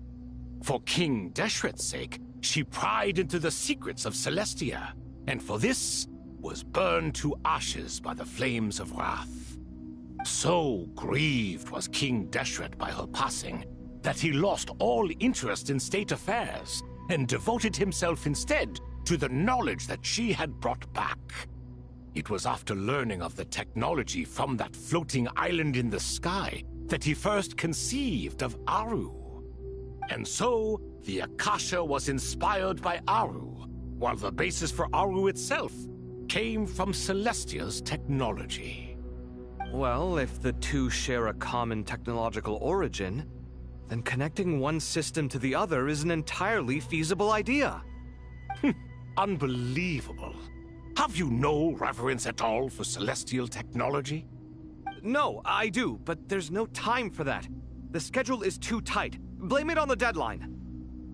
Perhaps you could try coming up with our cutoff dates. You know what it's like having to turn around 5 different drafts in one day? I wouldn't wish it on my worst enemy. Yeah, also, Sir Ibis King, you don't plan on getting directly involved at all, do you? Yes, well, you strike us more as having come to give a popular science lecture. Or, wait, does this count as more of a first-hand witness statement? Neither. Anyway, this sounds like far too much work for me. Still, if Aru is so powerful, why didn't King Deshret use it for more ambitious ends? Because it was never fully completed. King Deshret had grand plans, but he perished before they could come to fruition. In the beginning, his wish was to create something that could rival the very world itself.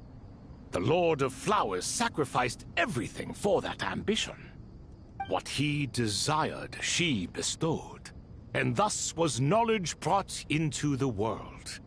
Her courage and sacrifice had to be honored with the most splendid of monuments, or King Deshret would surely have deemed it a grave injustice. And that monument, built from knowledge and technology, etched with a sacrificial and courageous love, even in its unfinished form, it deserves to be treasured. At that time, King Deshret said the following to the Lord of Dendro. Since we share an eternal covenant, I shall never be your enemy. Hence, the fruit of wisdom from the heavens is not to be devoured. Remember, it is not that I lack the power to become the enemy of wisdom. Yet you and she have taught me much and shown me kindness. For this, I cherish you both. In the end, Aru was only used to store a portion of the souls.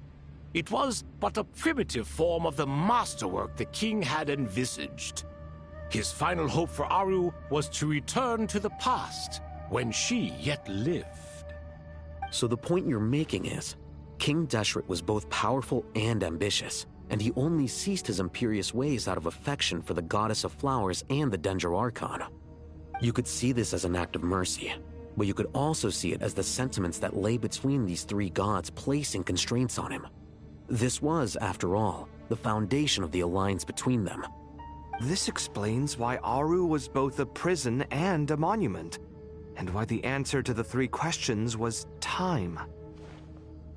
You have to be careful who you get involved with, or you invite all manner of misfortune. This is as true for gods as it is for humans. Love is the same. It is both a prison and a monument. All right, let us pause the story here for now. Seeing as you've been so diligent, I'll offer a little help. Who's in charge again? Is it you two? Ah, yes, me and him. Now then, close your eyes. Wisdom hides in the space between the tangible and the intangible. It is to convey the incommunicable through the simplest of mediums. By the power of King Deshret, I shall grant you a glimpse into the unseen secrets that lie at the threshold of existence.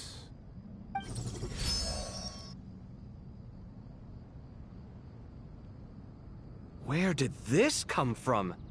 Is it a new mechanism? It looks more like some form of externalized information.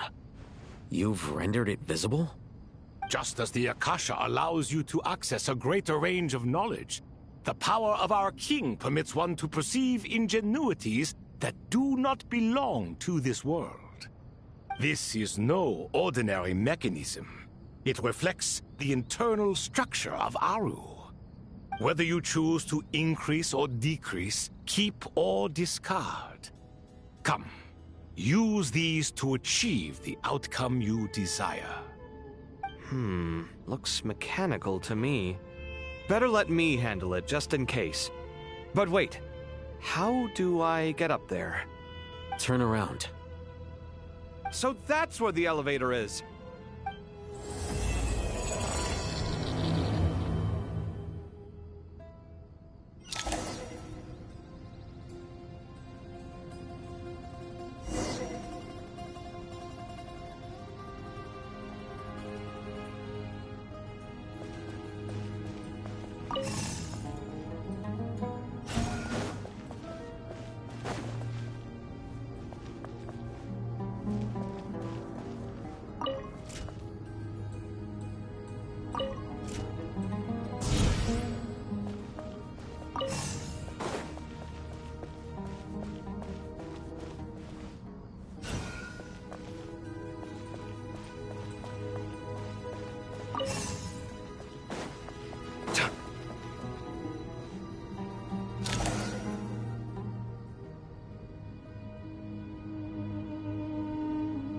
Obelisks were used to record important information in the ancient desert civilization.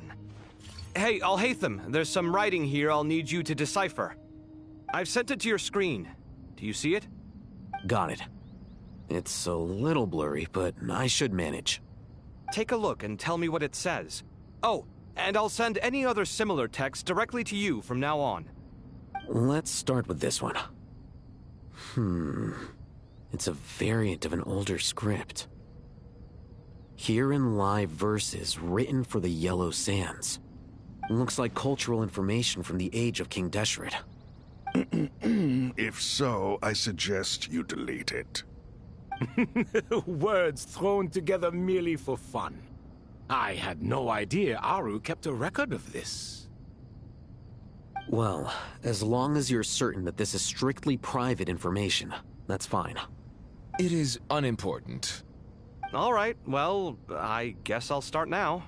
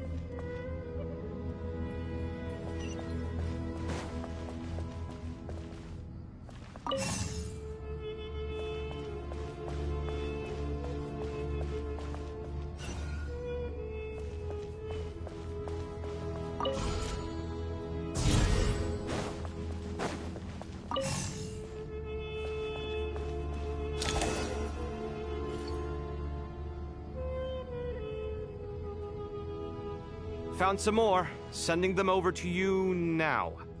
These are all reports about the Gurubad conflict. Can we delete them? I'd say so.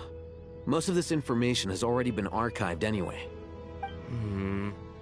What if there are details in there that Vahumana missed? What are we supposed to do if they come after us in the future? They'll just have to live with it. If we don't resolve these issues now, there won't even be an academia in the future, let alone a Vahumana Darshan. Yeah, you're right. Okay, done. There's some other similar monuments nearby. I'll check them out.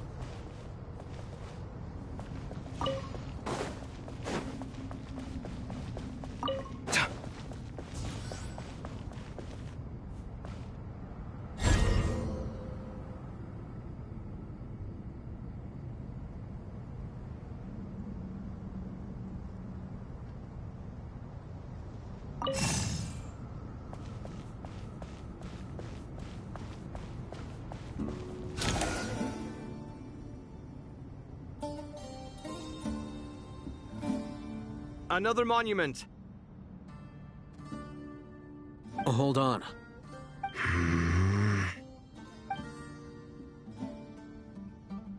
You're still reading it? How long is it? It records the development and governance of the Oasis civilization. Most of it concerns the Jinn, but it also contains records left by the artisans who built Aru. Is it important? Some of it. There was no way for me to read the whole thing in its entirety, so I had to rely on my intuition to pick the parts worth keeping. What about the artisans' records? What do they mention? They're speculations, mostly.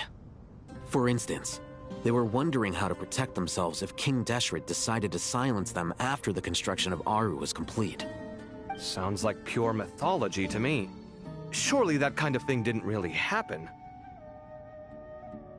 The records do emphasize that this was merely their conjecture based on various myths. Still, the artisans did leave details of their plans to survive, including blueprints for their escape route. Even that got recorded? Okay, well, I'll make a copy of this first before I delete it. Is that truly necessary? You won't be needing those. No, the blueprints are important. I want to keep them as a memento.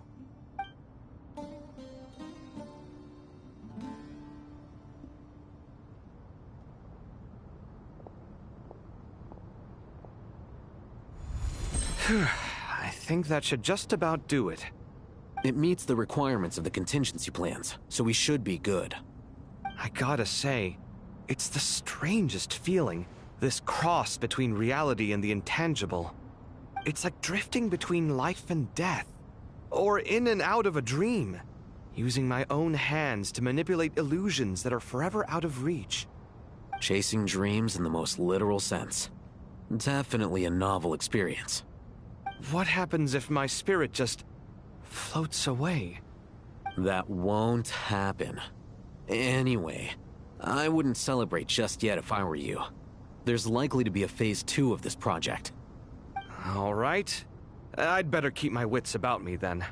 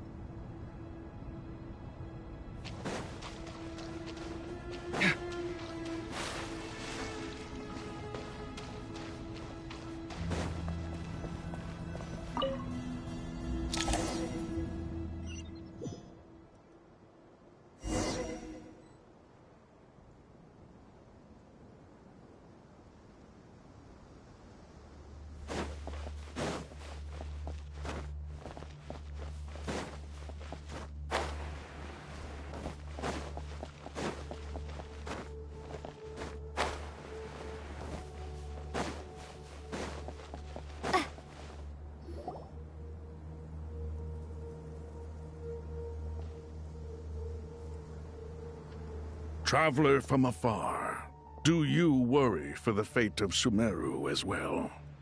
Whoa! It's Sobek the Crocodile King! Greetings, Crocodile King. Please be at ease. I'm just here to chat with you about Lesser Lord Kusanali. Sounds like you really care about her. Yes, although to be exact, it is a mixture of both concern and curiosity that I feel.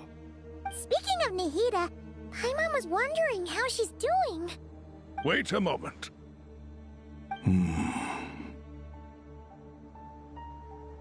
What is it?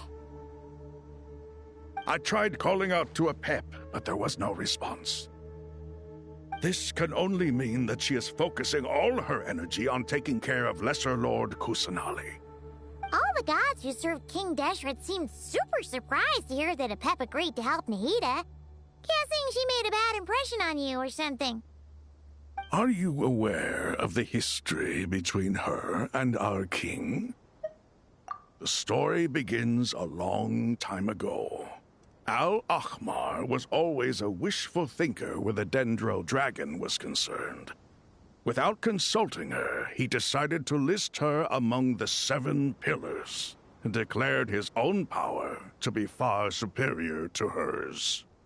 That was when our king was at the height of his power. Ibis Goti and I were no match for him, and so we chose to submit and serve as his ministers. But not a pep. No, she never thought much of him. To a pep, Al-Ahmar's pride and sense of superiority were nothing but ignorance and hubris. In fact, they fought numerous times, but usually the battle ended in a draw. In the end, King Deshret coveted the power of Celestia, only to end up corrupted by knowledge. His final act was to trick the dragon into swallowing him whole, leaving her to bear the torment of his sins. The Dendro Dragon stands for the glory of a bygone era. She hated Al-Ahmar and what he represented. All the gods, all the power they wielded. And so, her willingness to help the Dendro Archon through this crisis comes as a great surprise indeed. It makes one wonder whether, perhaps, the Dendro Archon assisted her in the past. Yep, Nahida did her a huge favor.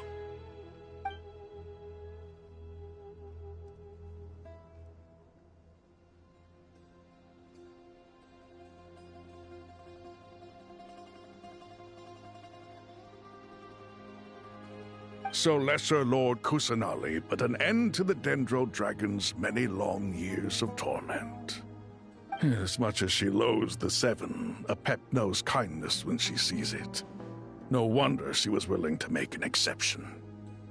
Yeah, that's the sense we got from dealing with her too. She is not incapable of coexisting with other living things. Rather, she actively chooses to avoid coexistence. And this despite the fact that she symbolizes life itself. How ironic. All of this being said, I wouldn't expect too much from her if I were you. Nothing will change her hatred towards humanity and gods. We'll keep that in mind. Anyway, how much longer do you think Nahida needs to stay with the Pep?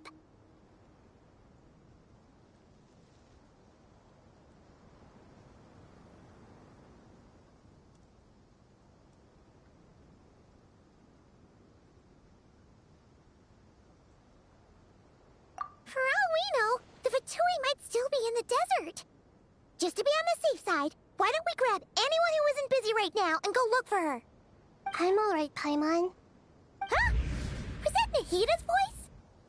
It seems the treatment was effective. Since when do my deeds require your evaluation?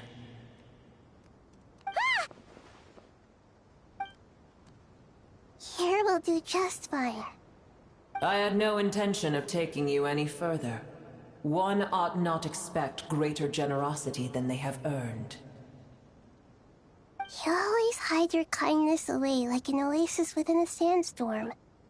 Only those who make it through the swirling winds can know just how beautiful that oasis is, and how much hope it brings.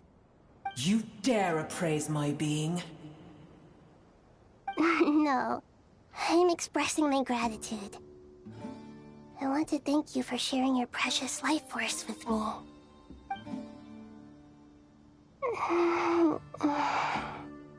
Awake already? You are more resilient than I thought. Pep. I feel much better. Thank you. Gods and their gratitude mean little to me. I would rather you give me your assurance that the situation with Irminsul and Sumeru's ley lines will be competently managed. If I suffer any ill effects from the ley lines, you, as the god of this land, will be held responsible. And you would not enjoy being held to account by me. I understand what you require, but I would assume this task even if you did not demand it. Sumeru is my responsibility. I must resume my duties as soon as possible. A farcical notion. God of Sumeru, I hope you realize how unextraordinary your strength is. And yet, maybe it is precisely what defines me. A god of wisdom is not meant to rule by force. Then hold steady. We go forth. Well, I'll be. Is that a pep? Do my eyes deceive me? Of all places, the Dendro Dragon has decided to visit the mausoleum of King Deshret? I see that after all this time, El Ahmar's menagerie of ministers remain as vile as ever. It's a pleasure, Dendro Dragon. Had you arrived but a little sooner, you might have attended a meeting of the Seven Pillars. What a nauseating thought. You are not the first insects I have had the displeasure of dealing with today. A swarm of them tugged on my tail on my way over. Goodness knows what hovels they crawled from. Why do all the creatures of this world remain so lowly after all this time? What did you do with them? I cast them away. What would you have me do? Keep them as trinkets? Boer, this is where we shall part ways. To be clear, I do not wish to see you or anyone else here ever again, unless absolutely necessary. Then I wish you peace as you return to your dwelling place.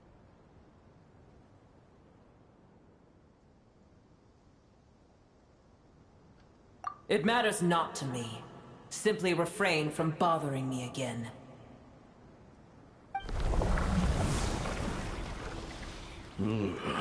A force to be reckoned with. At times like this, I feel glad that she has no interest in any of this. Hold on, just hold on, okay? We're almost there. We made it. Huh? Wait, that voice! It's...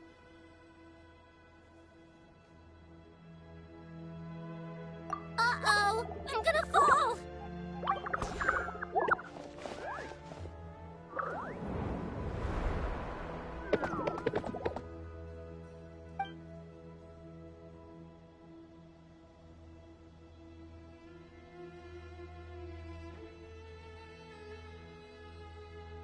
Well, that's a relief. A pair of safe hands indeed. The Dendro Archon's familiars. They are the last thing I expected to see here. Huh? Wait, what are the R&R doing here? Don't you guys hate the desert? Obviously I was worried about the Dendro Archon. I've been supporting them with my Pari powers the whole way here. Oh, you seem pretty nervous. Is it because there are too many people around? Not just people. It's all these non-human beings, too. It's hard on them. I can't believe you made such a long and dangerous journey just for my sake. I appreciate your support so much. Thank you all. I'll have to ask everyone to wait while I help our new arrival settle in. Once I'm done, I'll gather everyone to discuss our next steps. Traveler, Paimon, shall we find a place for our friends to stay? Awesome! Let's go! Well, first I have some questions.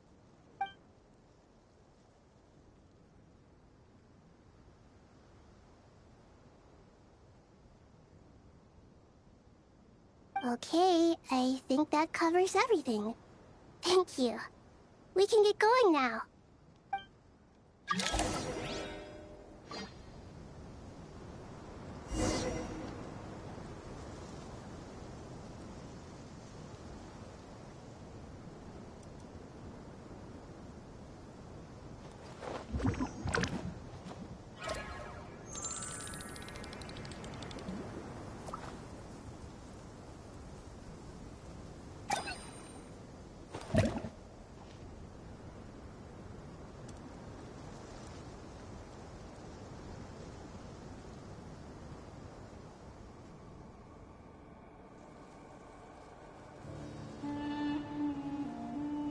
Tea parties are a must for the well-mannered.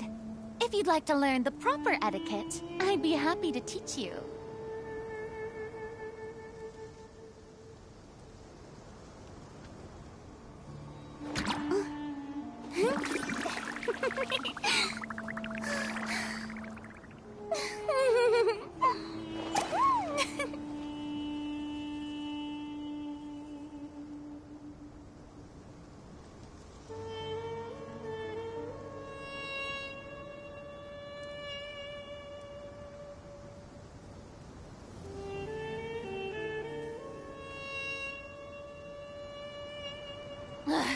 Boring!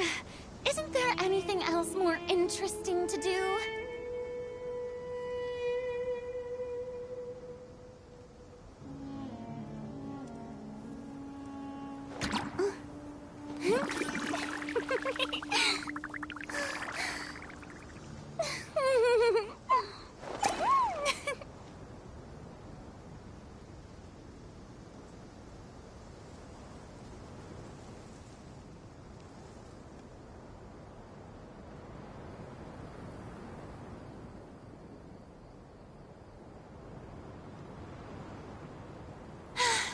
Being too popular can be such a hassle.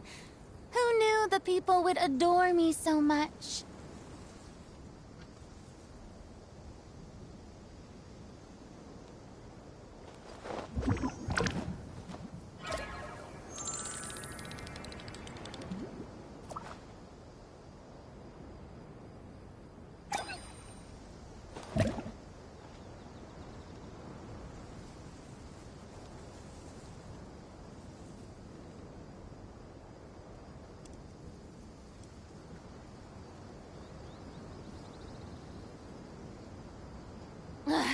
Boring! Isn't there anything else more interesting to do?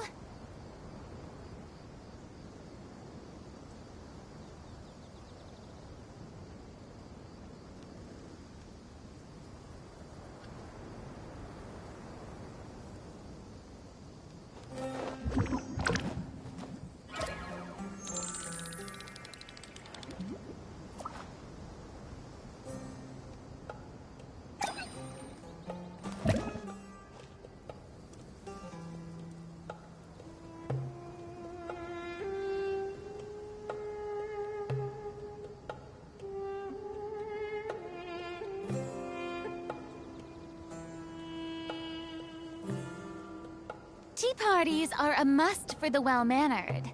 If you'd like to learn the proper etiquette, I'd be happy to teach you.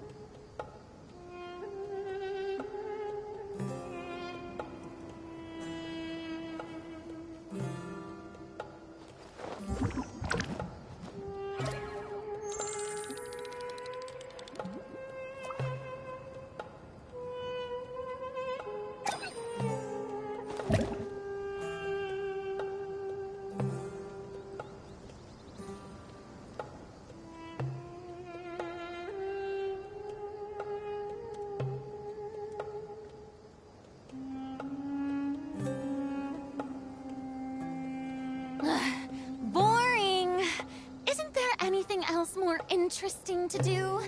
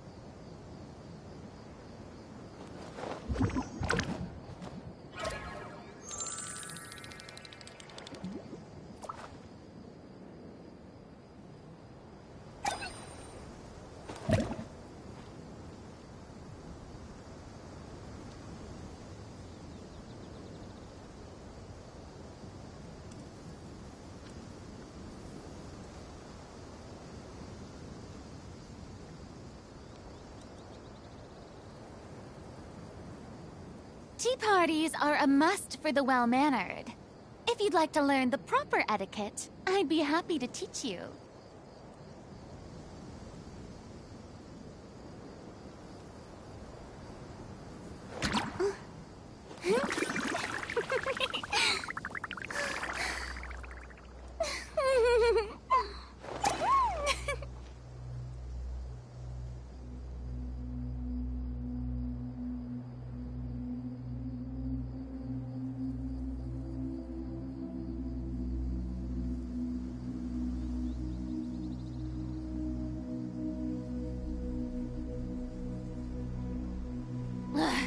Boring!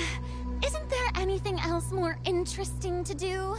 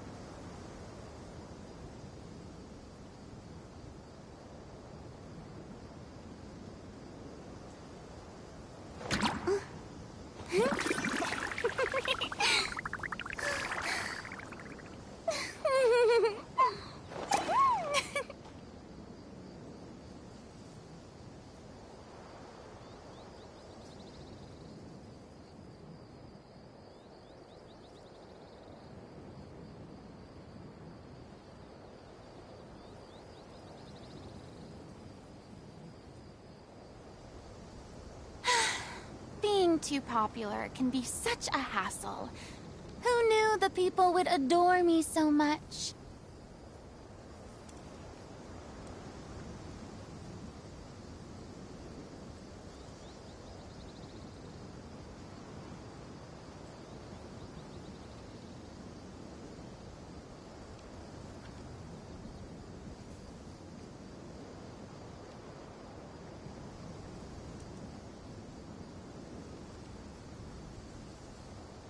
Tea parties are a must for the well-mannered. If you'd like to learn the proper etiquette, I'd be happy to teach you.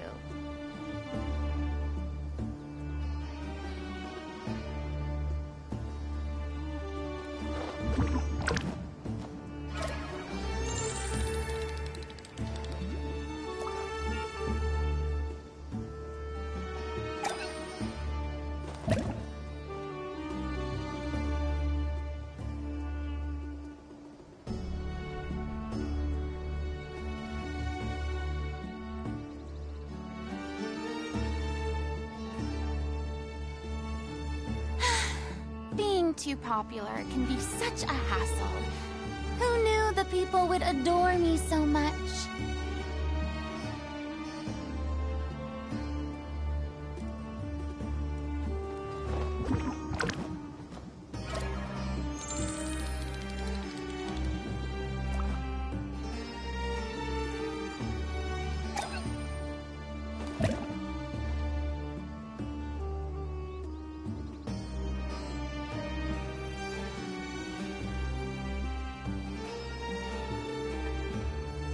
Tea parties are a must for the well-mannered.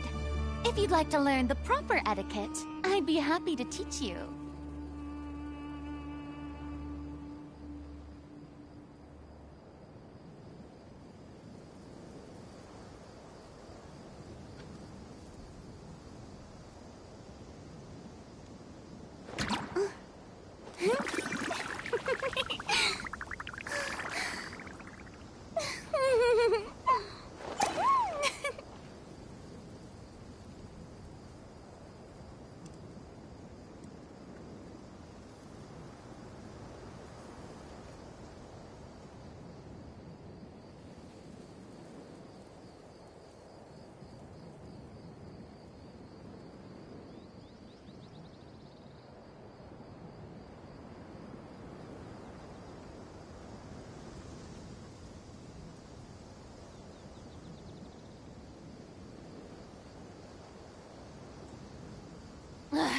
Boring! Isn't there anything else more interesting to do?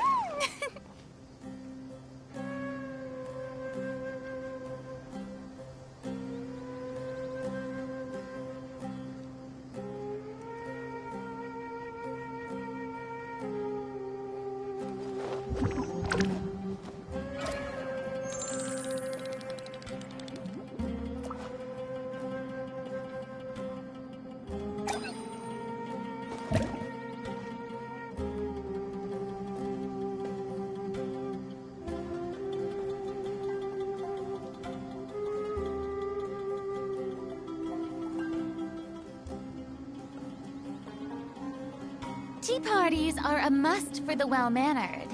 If you'd like to learn the proper etiquette, I'd be happy to teach you.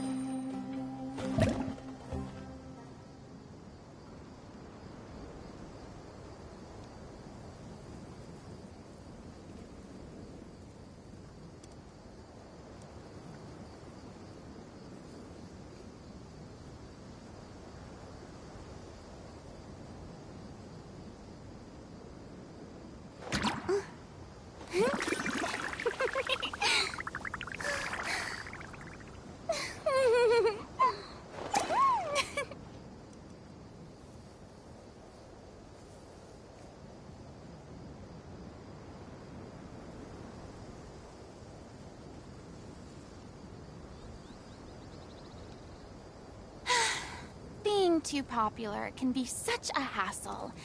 Who knew the people would adore me so much?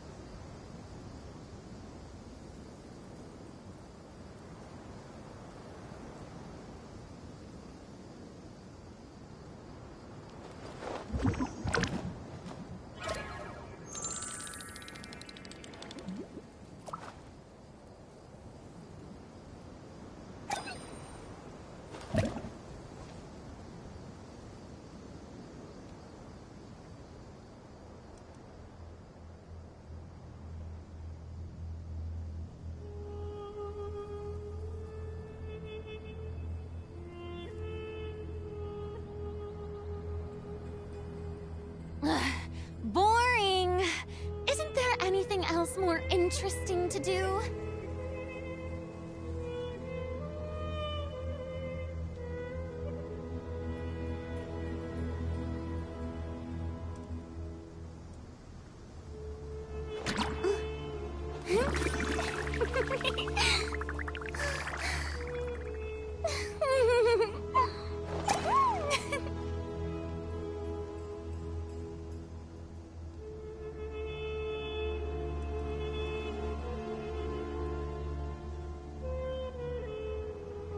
Tea parties are a must for the well-mannered.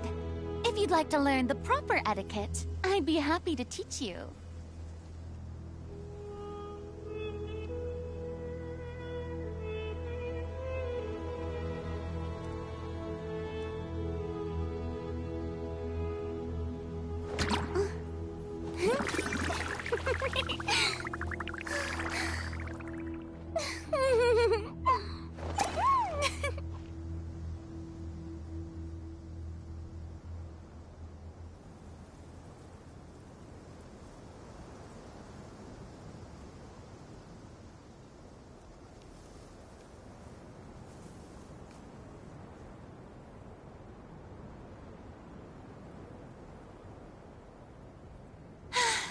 Being too popular can be such a hassle. Who knew the people would adore me so much?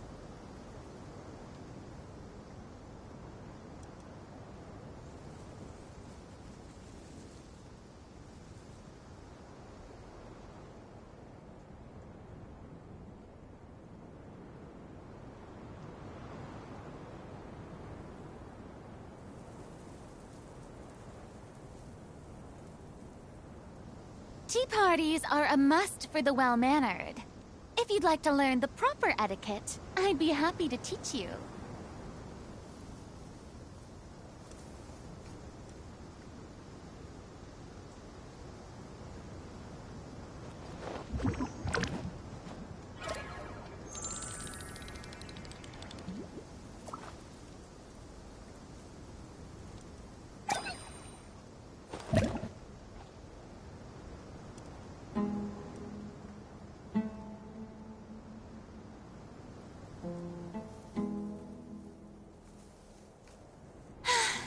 Being too popular can be such a hassle. Who knew the people would adore me so much?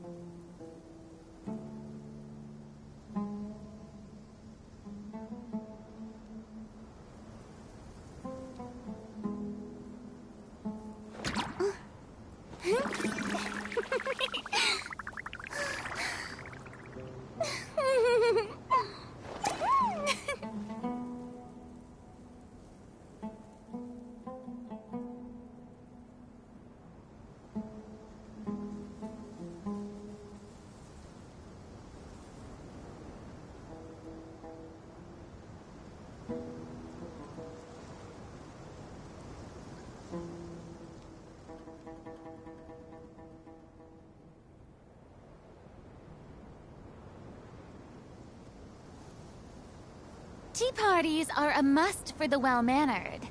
If you'd like to learn the proper etiquette, I'd be happy to teach you.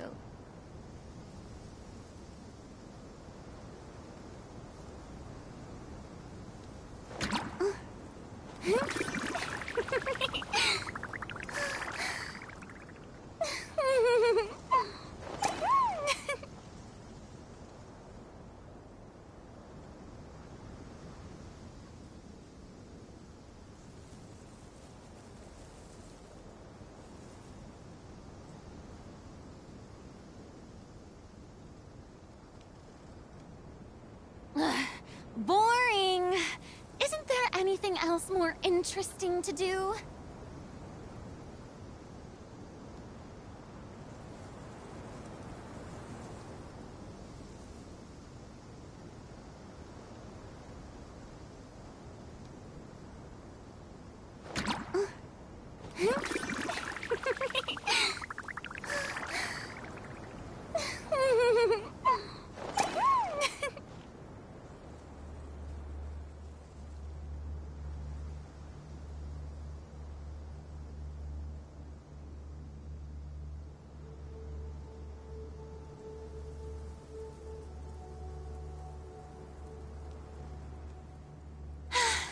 Being too popular can be such a hassle.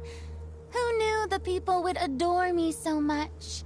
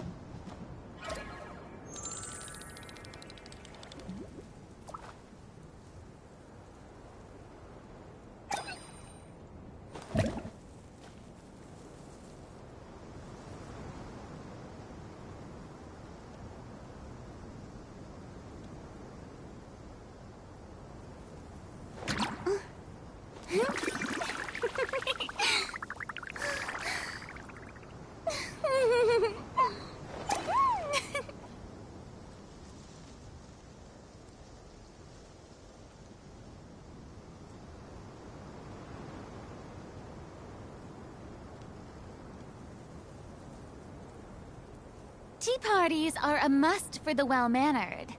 If you'd like to learn the proper etiquette, I'd be happy to teach you.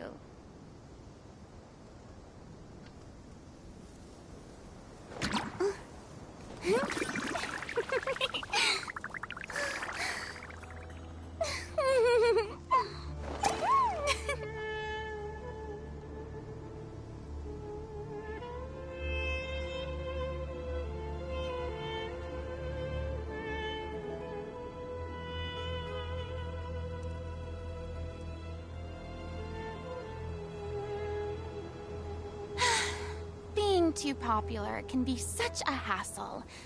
Who knew the people would adore me so much?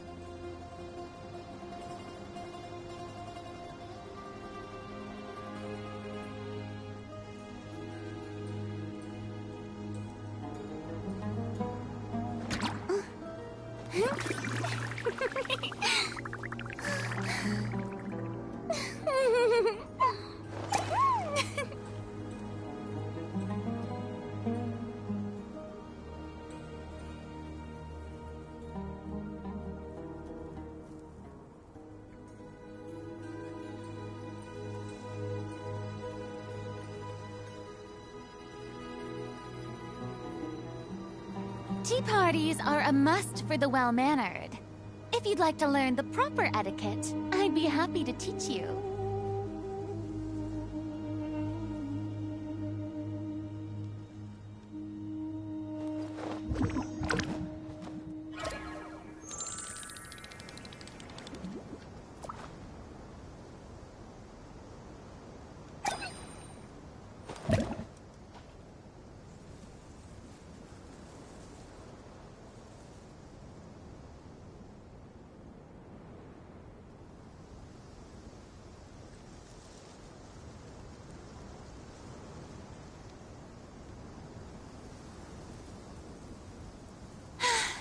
Being too popular can be such a hassle.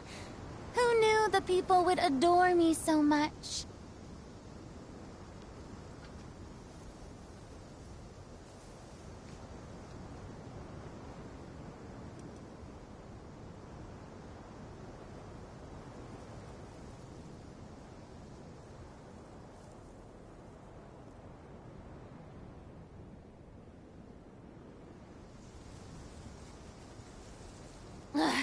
Boring. Isn't there anything else more interesting to do?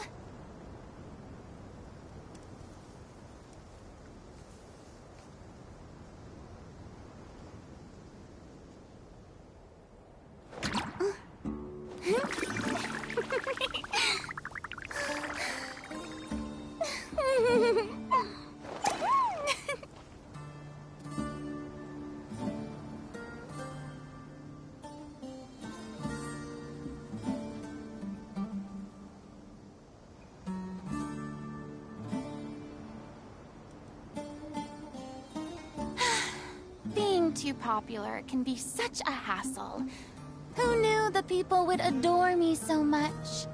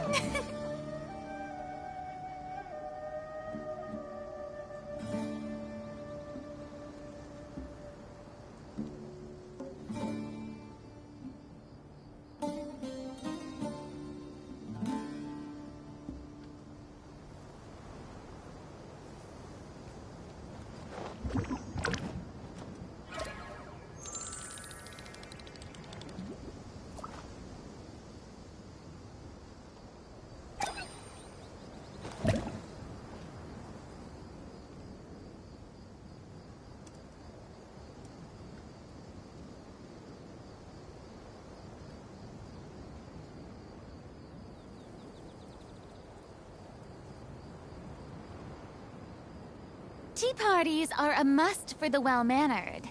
If you'd like to learn the proper etiquette, I'd be happy to teach you.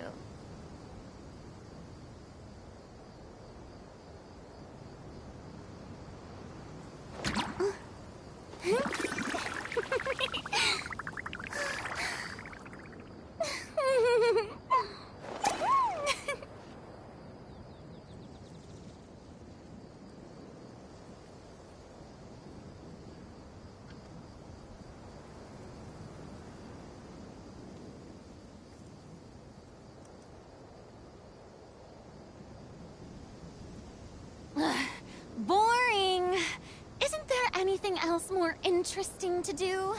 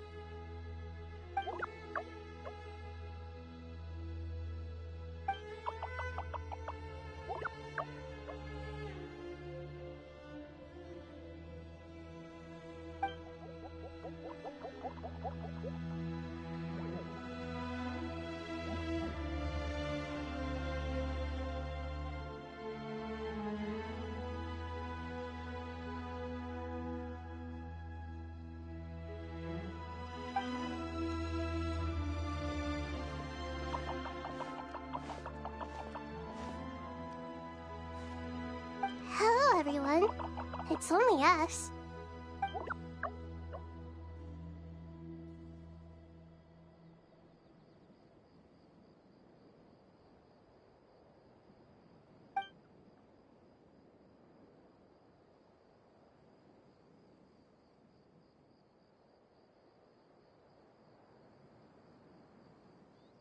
It must be very tough for you coming all the way out here, especially since you don't like the Voluka. Is everyone back in Vanarana doing well?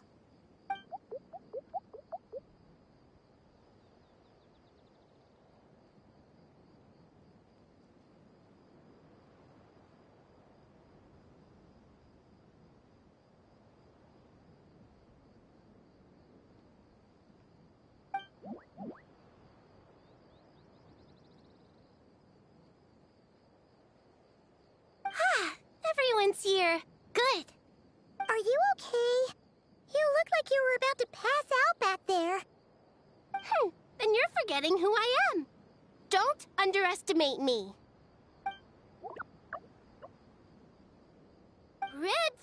Oh, excuse me! Are you comparing me to Paimon?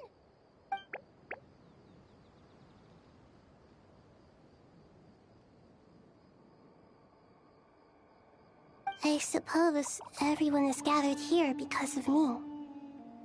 As we can see, the situation is critical, and everyone is very busy with their various tasks, so...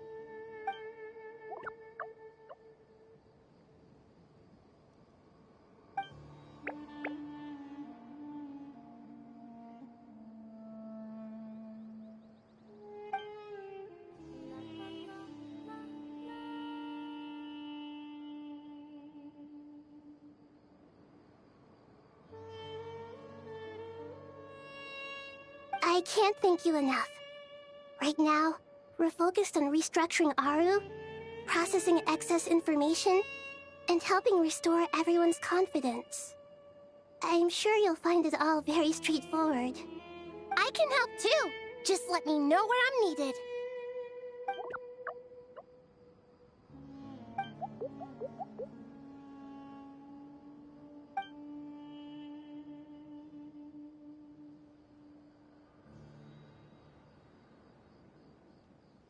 Up to no good?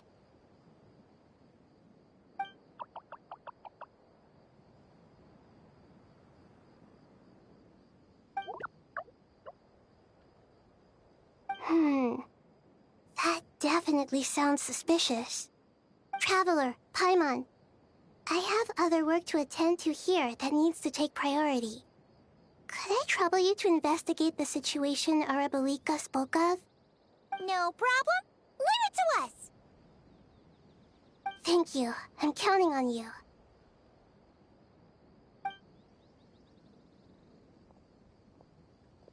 There's one other thing. If you are to work alongside the people of Sumeru, you will need to make yourselves visible to them. Is that acceptable to everyone?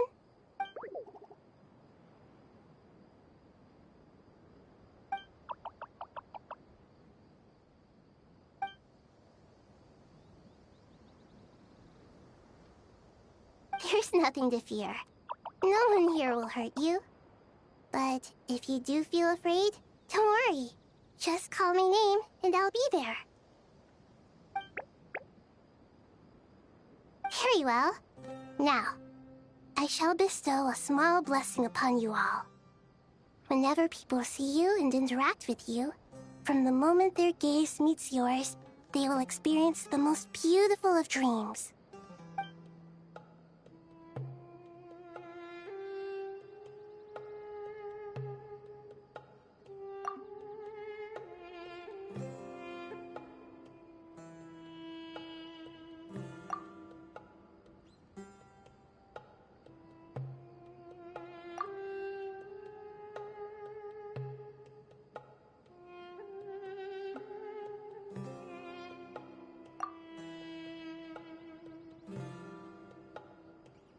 Do not fear.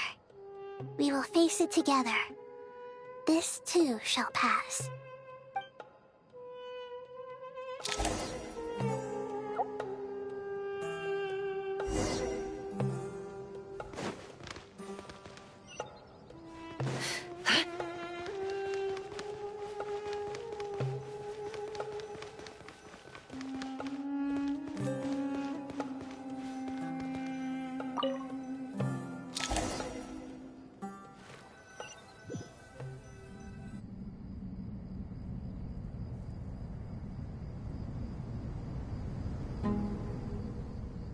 Ah, everyone's here.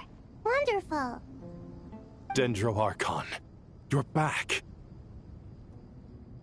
Are you recovering all right? You mustn't push yourself too hard. I'm doing very well.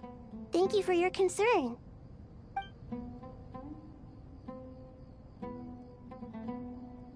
I see. Using the power of Aru to reboot the Akasha and gain access to Irminsul. It's a sound plan, although... I regret to be the bearer of bad news, but with the state that Irminsul is currently in, it's impossible to access via traditional means. Even the Akasha won't change that. Alas, we had feared this may be the case. And what about non-traditional means? Non-traditional means? Are you saying... Desperate times call for new measures.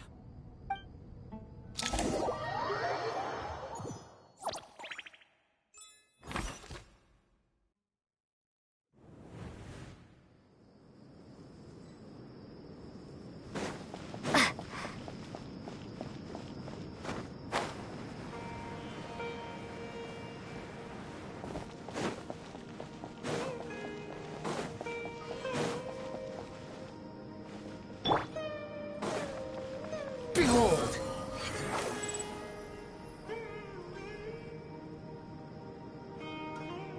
Hey! We're here! Ah, it's you. Is there a situation?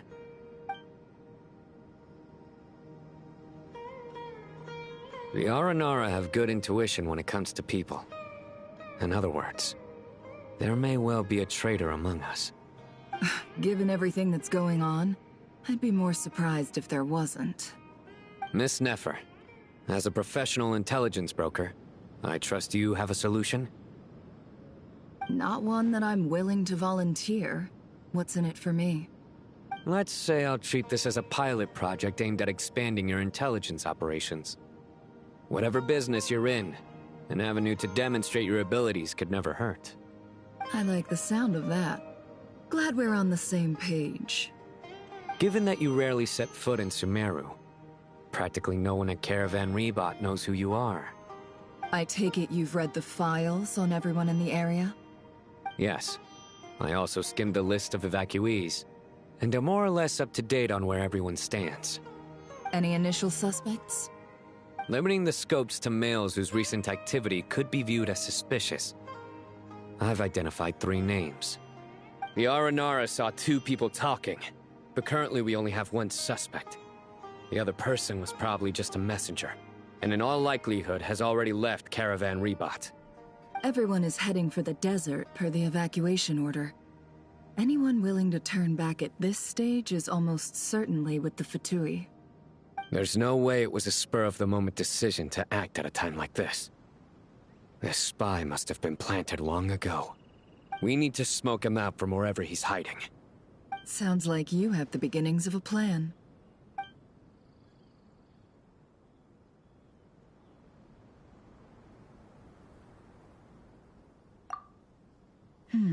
I see. Your suspicions are well-founded. I'd be watching him too if I were you. So far, we still lack solid evidence that he's been bribed. He hasn't made any recent purchases that would indicate he came into some cash. Then let's get closer to him to confirm before we make our move. I can handle it. I'm not based in Sumeru, so barely anyone at Caravan Rebot knows who I am. And you're certain you've never encountered this person in Nodcry? I'm certain. Besides, it's extremely rare for me to have had any direct contact with Sumeru mercenaries besides Jet. There's no way he could have seen my face before. Sino, stay out of sight and wait for my signal. If he raises any red flags, I'll bring him toward the main road. Understood. I'll take it from there. Excellent. Well, it's a pleasure working with you.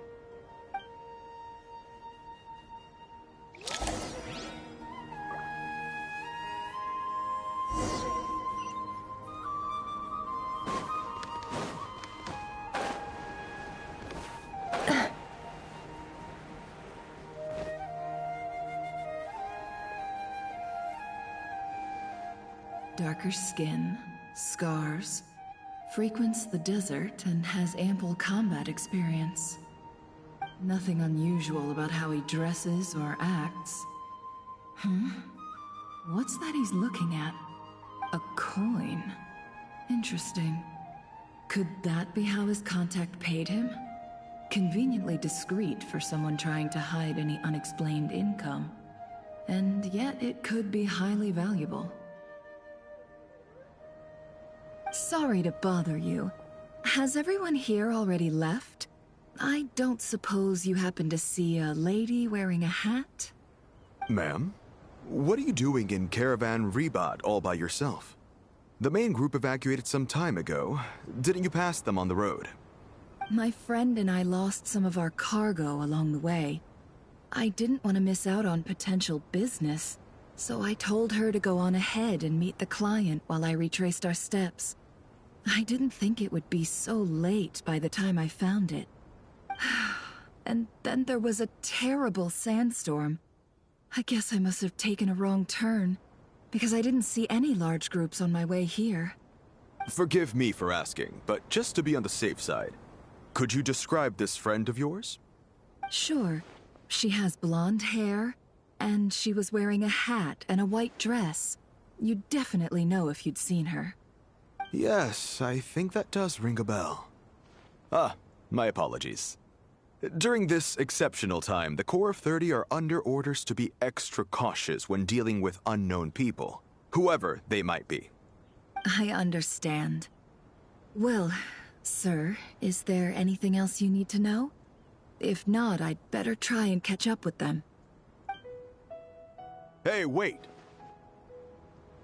They left a good while ago now. You'll never catch up with them on your own. Why don't I give you a ride? I'm here to collect the last few people anyway. We have plenty of carts, so one more won't be a problem. That would be amazing. Traveling with a group will be much safer. I'll have to pay you for your trouble. Hey, let's not worry about the money for now. Wait here a moment. Once I'm done packing up, I'll take you to join the rest of the group. All right, thanks. Let me know if you need a hand carrying anything. No need for that.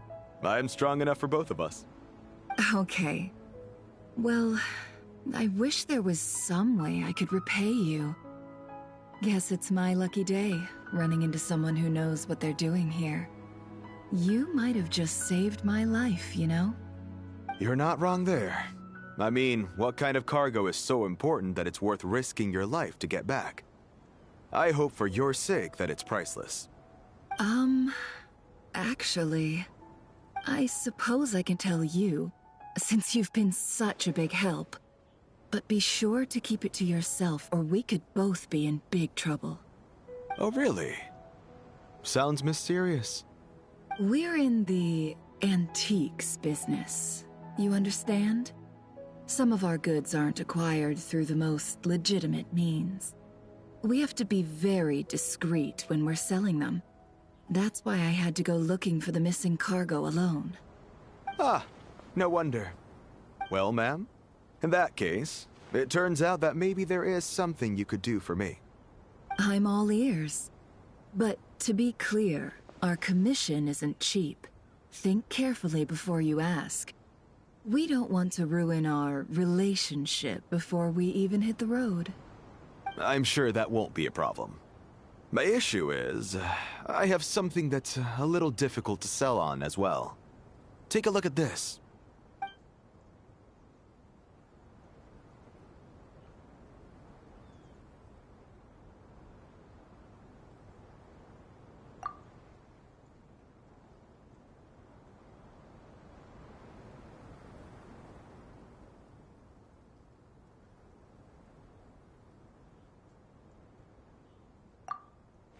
Pure gold. That's quite something. How'd you come across it? Dig it out of some ancient tomb? If you look hard enough, there are many treasures to be found in the mausoleum of King Deshret. It has no distinct Snezhnayan markings. That'll be why he's going with that story. And he clearly doesn't want to arouse suspicion, so he's on the lookout for an opportunity to make a quiet trade. Surely you have an existing business partner. Won't they take it off your hands? I hope I won't be attracting the wrath of my competitors by helping you sell this. The shop I used to work with is having cash flow issues at the moment after losing some money. I'm under enough pressure as it is without having to deal with them. On the off chance anything went wrong, I'd never get my money back. I understand. Gold is the last thing that traders with cash flow problems want to see. Well, in that case, I think we can work something out. As it happens, I'm just about done packing. Shall we make a move? Sure. Let's walk and talk. This evacuation was a huge operation. They needed a few people to stay behind and tie up loose ends. And I ended up being one of them. You're lucky you ran into us in time. I certainly am. I don't know how this happened. One thing led to another, and look how it ended up. I just hope our client doesn't get spooked and cancel their order. Fingers crossed. But either way, life goes on, and we all have to make a living somehow.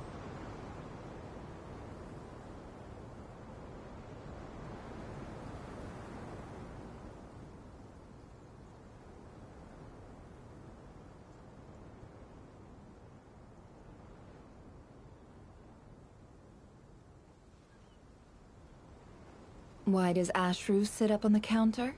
To welcome our clients, of course. A kitty's gotta earn his kibble somehow.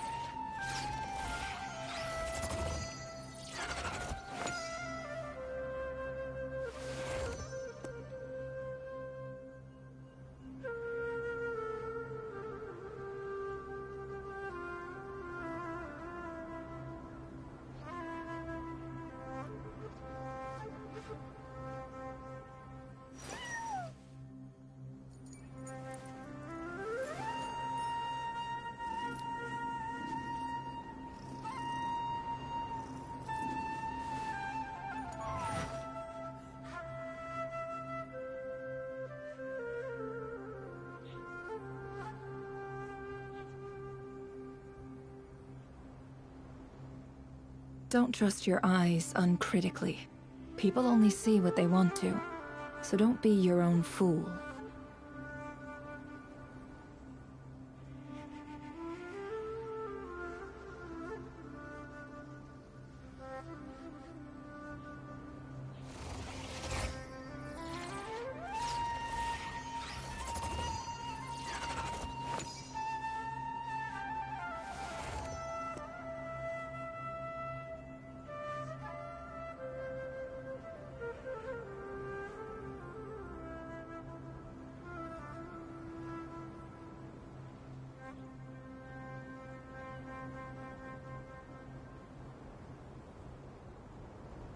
Emotions are like a raging torrent that surges through the mind.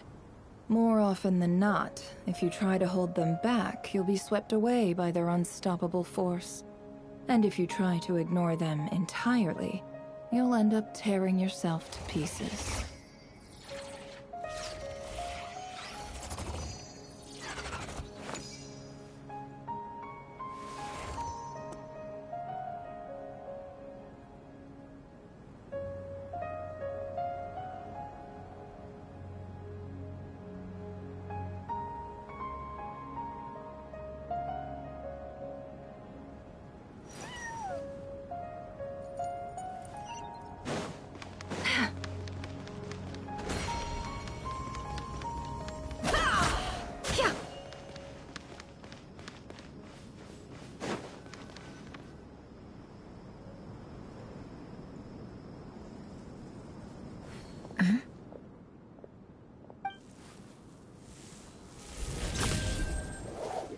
Hands where I can see them. General Mahamudra! No, wait! What are you doing?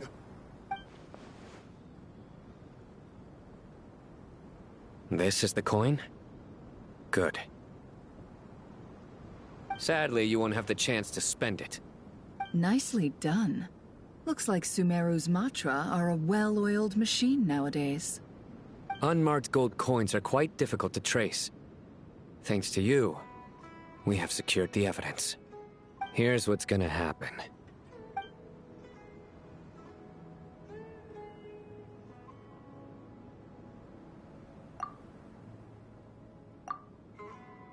Southeast from here, leeward side of the hill. That's where he's meeting his contact. Great work.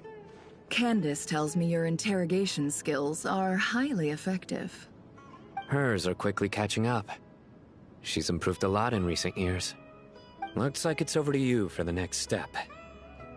Because I'm quickest on my feet? Because you know how to trail a target. Plus, it'll be easier to monitor their activity from the air. Fine. I'll be quick. One more thing. The Traveler just brought a message from the Dendro Archon. Once you're done with this, we're to meet up at the mausoleum of King Deshret. Got it. Will do.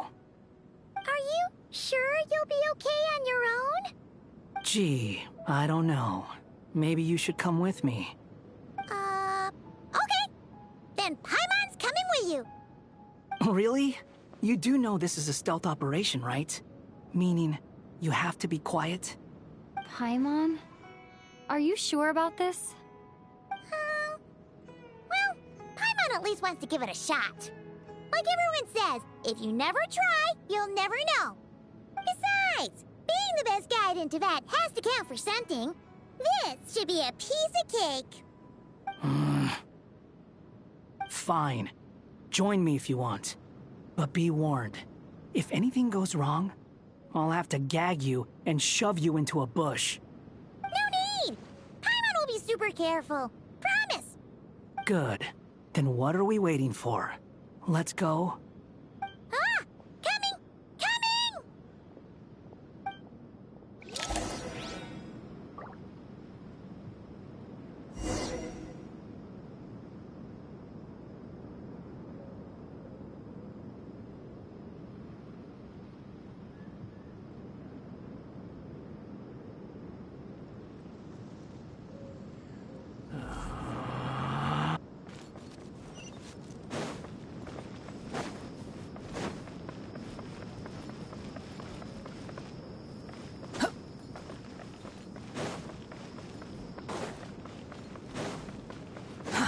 Too slow.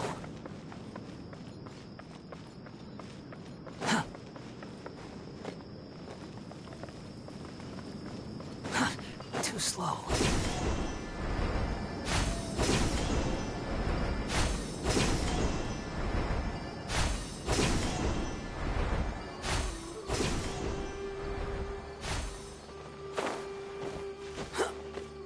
The wind rises.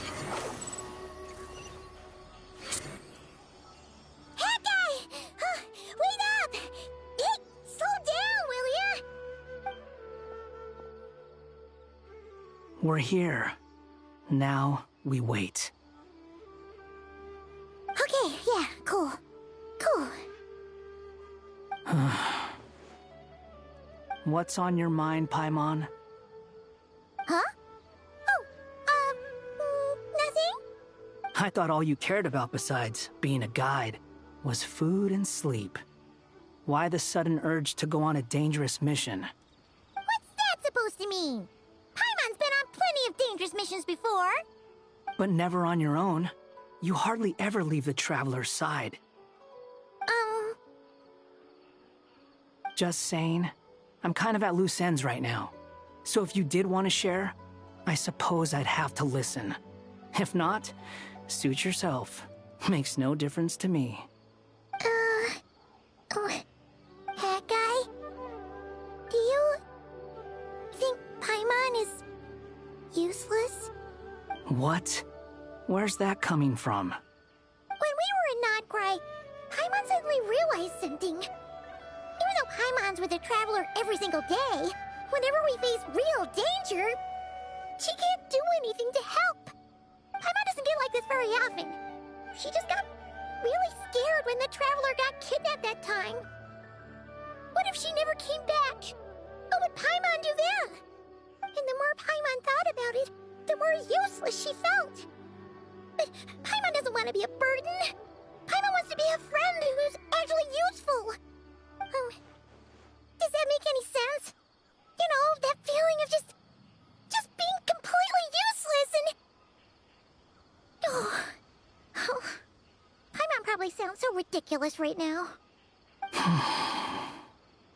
You asked the right person. Boy, do I know that feeling. Oh, that guy. I'm not gonna try and encourage you. What I will say is this. When you start doubting yourself, you have two choices. Give up or change. You have to make the decision to move forward. Otherwise, no amount of consultation from other people is gonna help you. So ask yourself, what do you want? To get stronger? To learn more? Whatever it is, go do it. You won't have any regrets if you can at least say that you tried. Oh, all right. Something's not right. Shouldn't they be here by now? Paimon, is it just me? Or is it a little too quiet around here? Should Paimon take a look? We'll give it another hour. If nothing happens, we head back. Okay.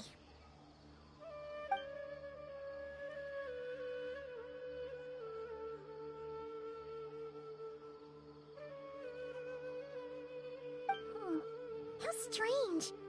We've been here for ages. Where the heck are they? Have we been stood up? What is it? Did you think of something? Something feels off about this whole situation, but I can't quite explain why. We know for sure that the guy Sinocot had something set up, yet somehow his contact is a no-show. So, either the handler got caught, or, more likely, they decided to cut our guy loose. But how would they know to do that? Wouldn't they at least send someone here to check things out? That's the problem. They couldn't possibly know what's happening here. Unless... This feels all too familiar. Come on, let's head back.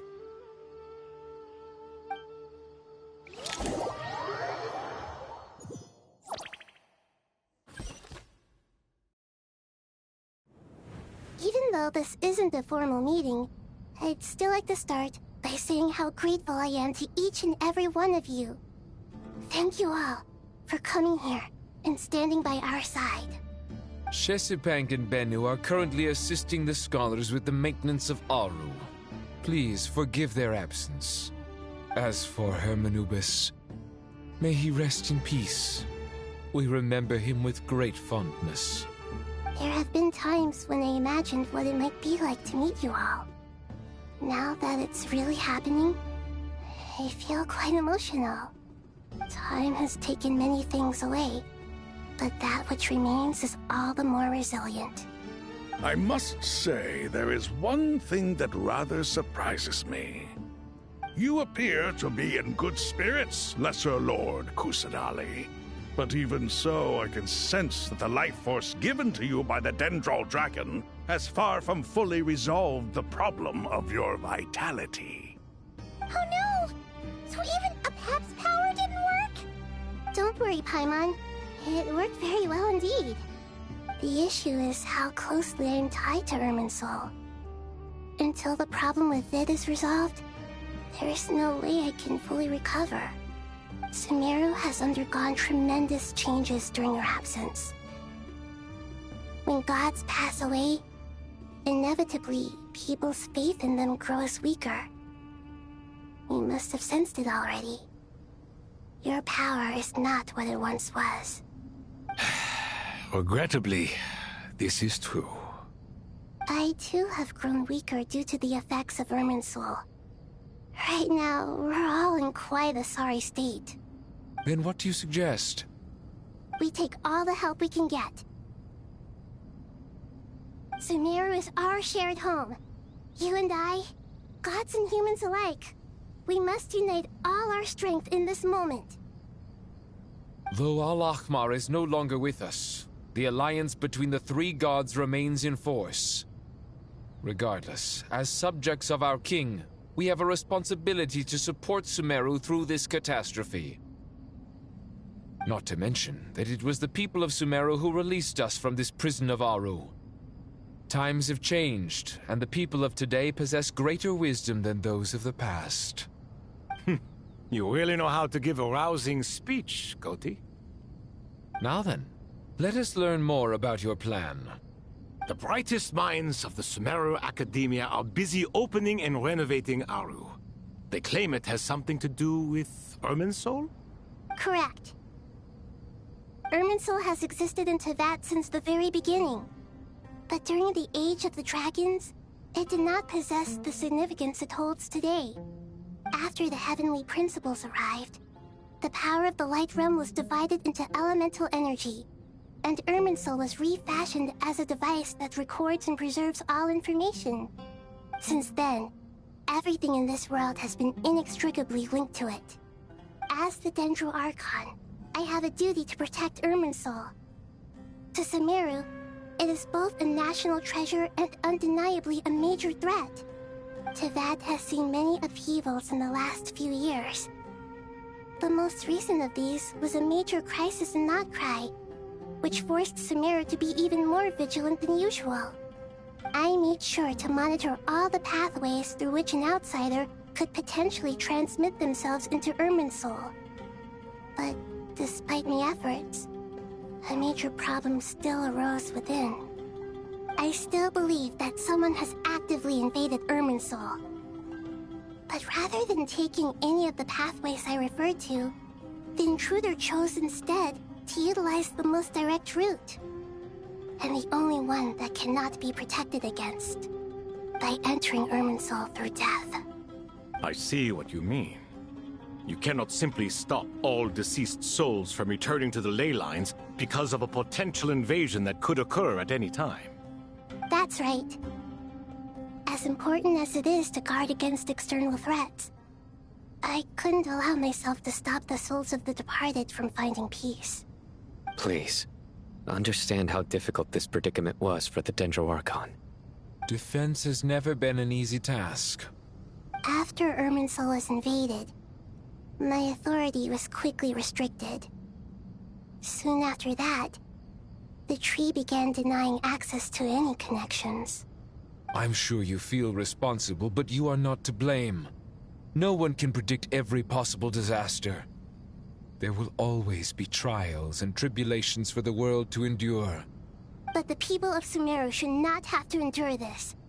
We must find a way to break through the lockdown and connect to Irminsul. And this is why you need Aru. Yes.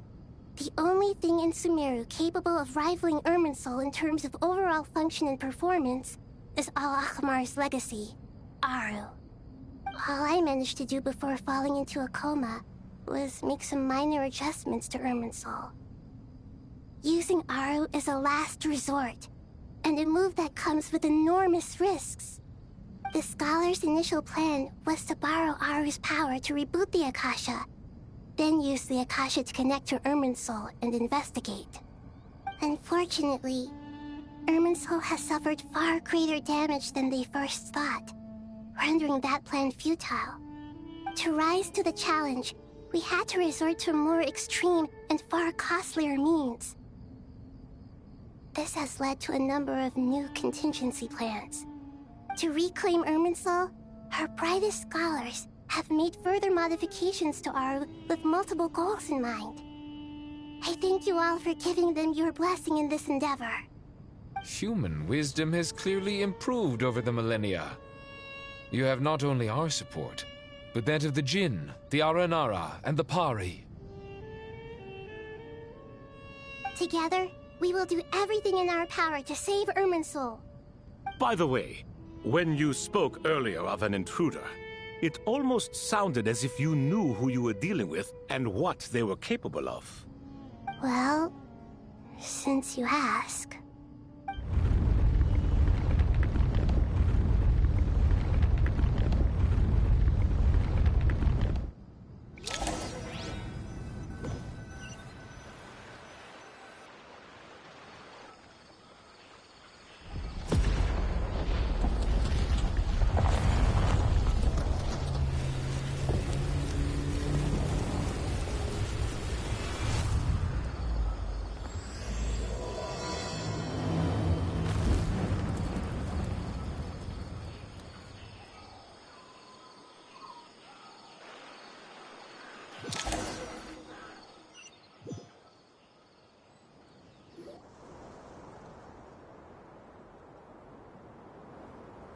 Master Tainari!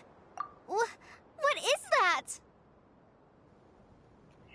So guys, I'm going to stop live streaming now. So this quest is going to be well, unfinished. I'll promise I'll try to I can't well I'm trying to promise that tomorrow I'll just live stream at least the rest of the game. I'm saying this because, well, it's past 2 a.m. It's almost 3 a.m.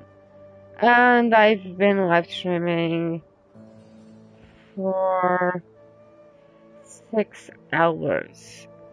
Okay, I had that issue with conitis, but, well, I still have work to do tomorrow, so even though it's my birthday, well, actually, it's my birthday right now, so if you want to congratulate me, I don't mind. But tomorrow it's going to be my B-Day, my B-Day live stream. So, this is going to be, I'm gonna stop the live stream. I'm coming back tomorrow, okay? Bye.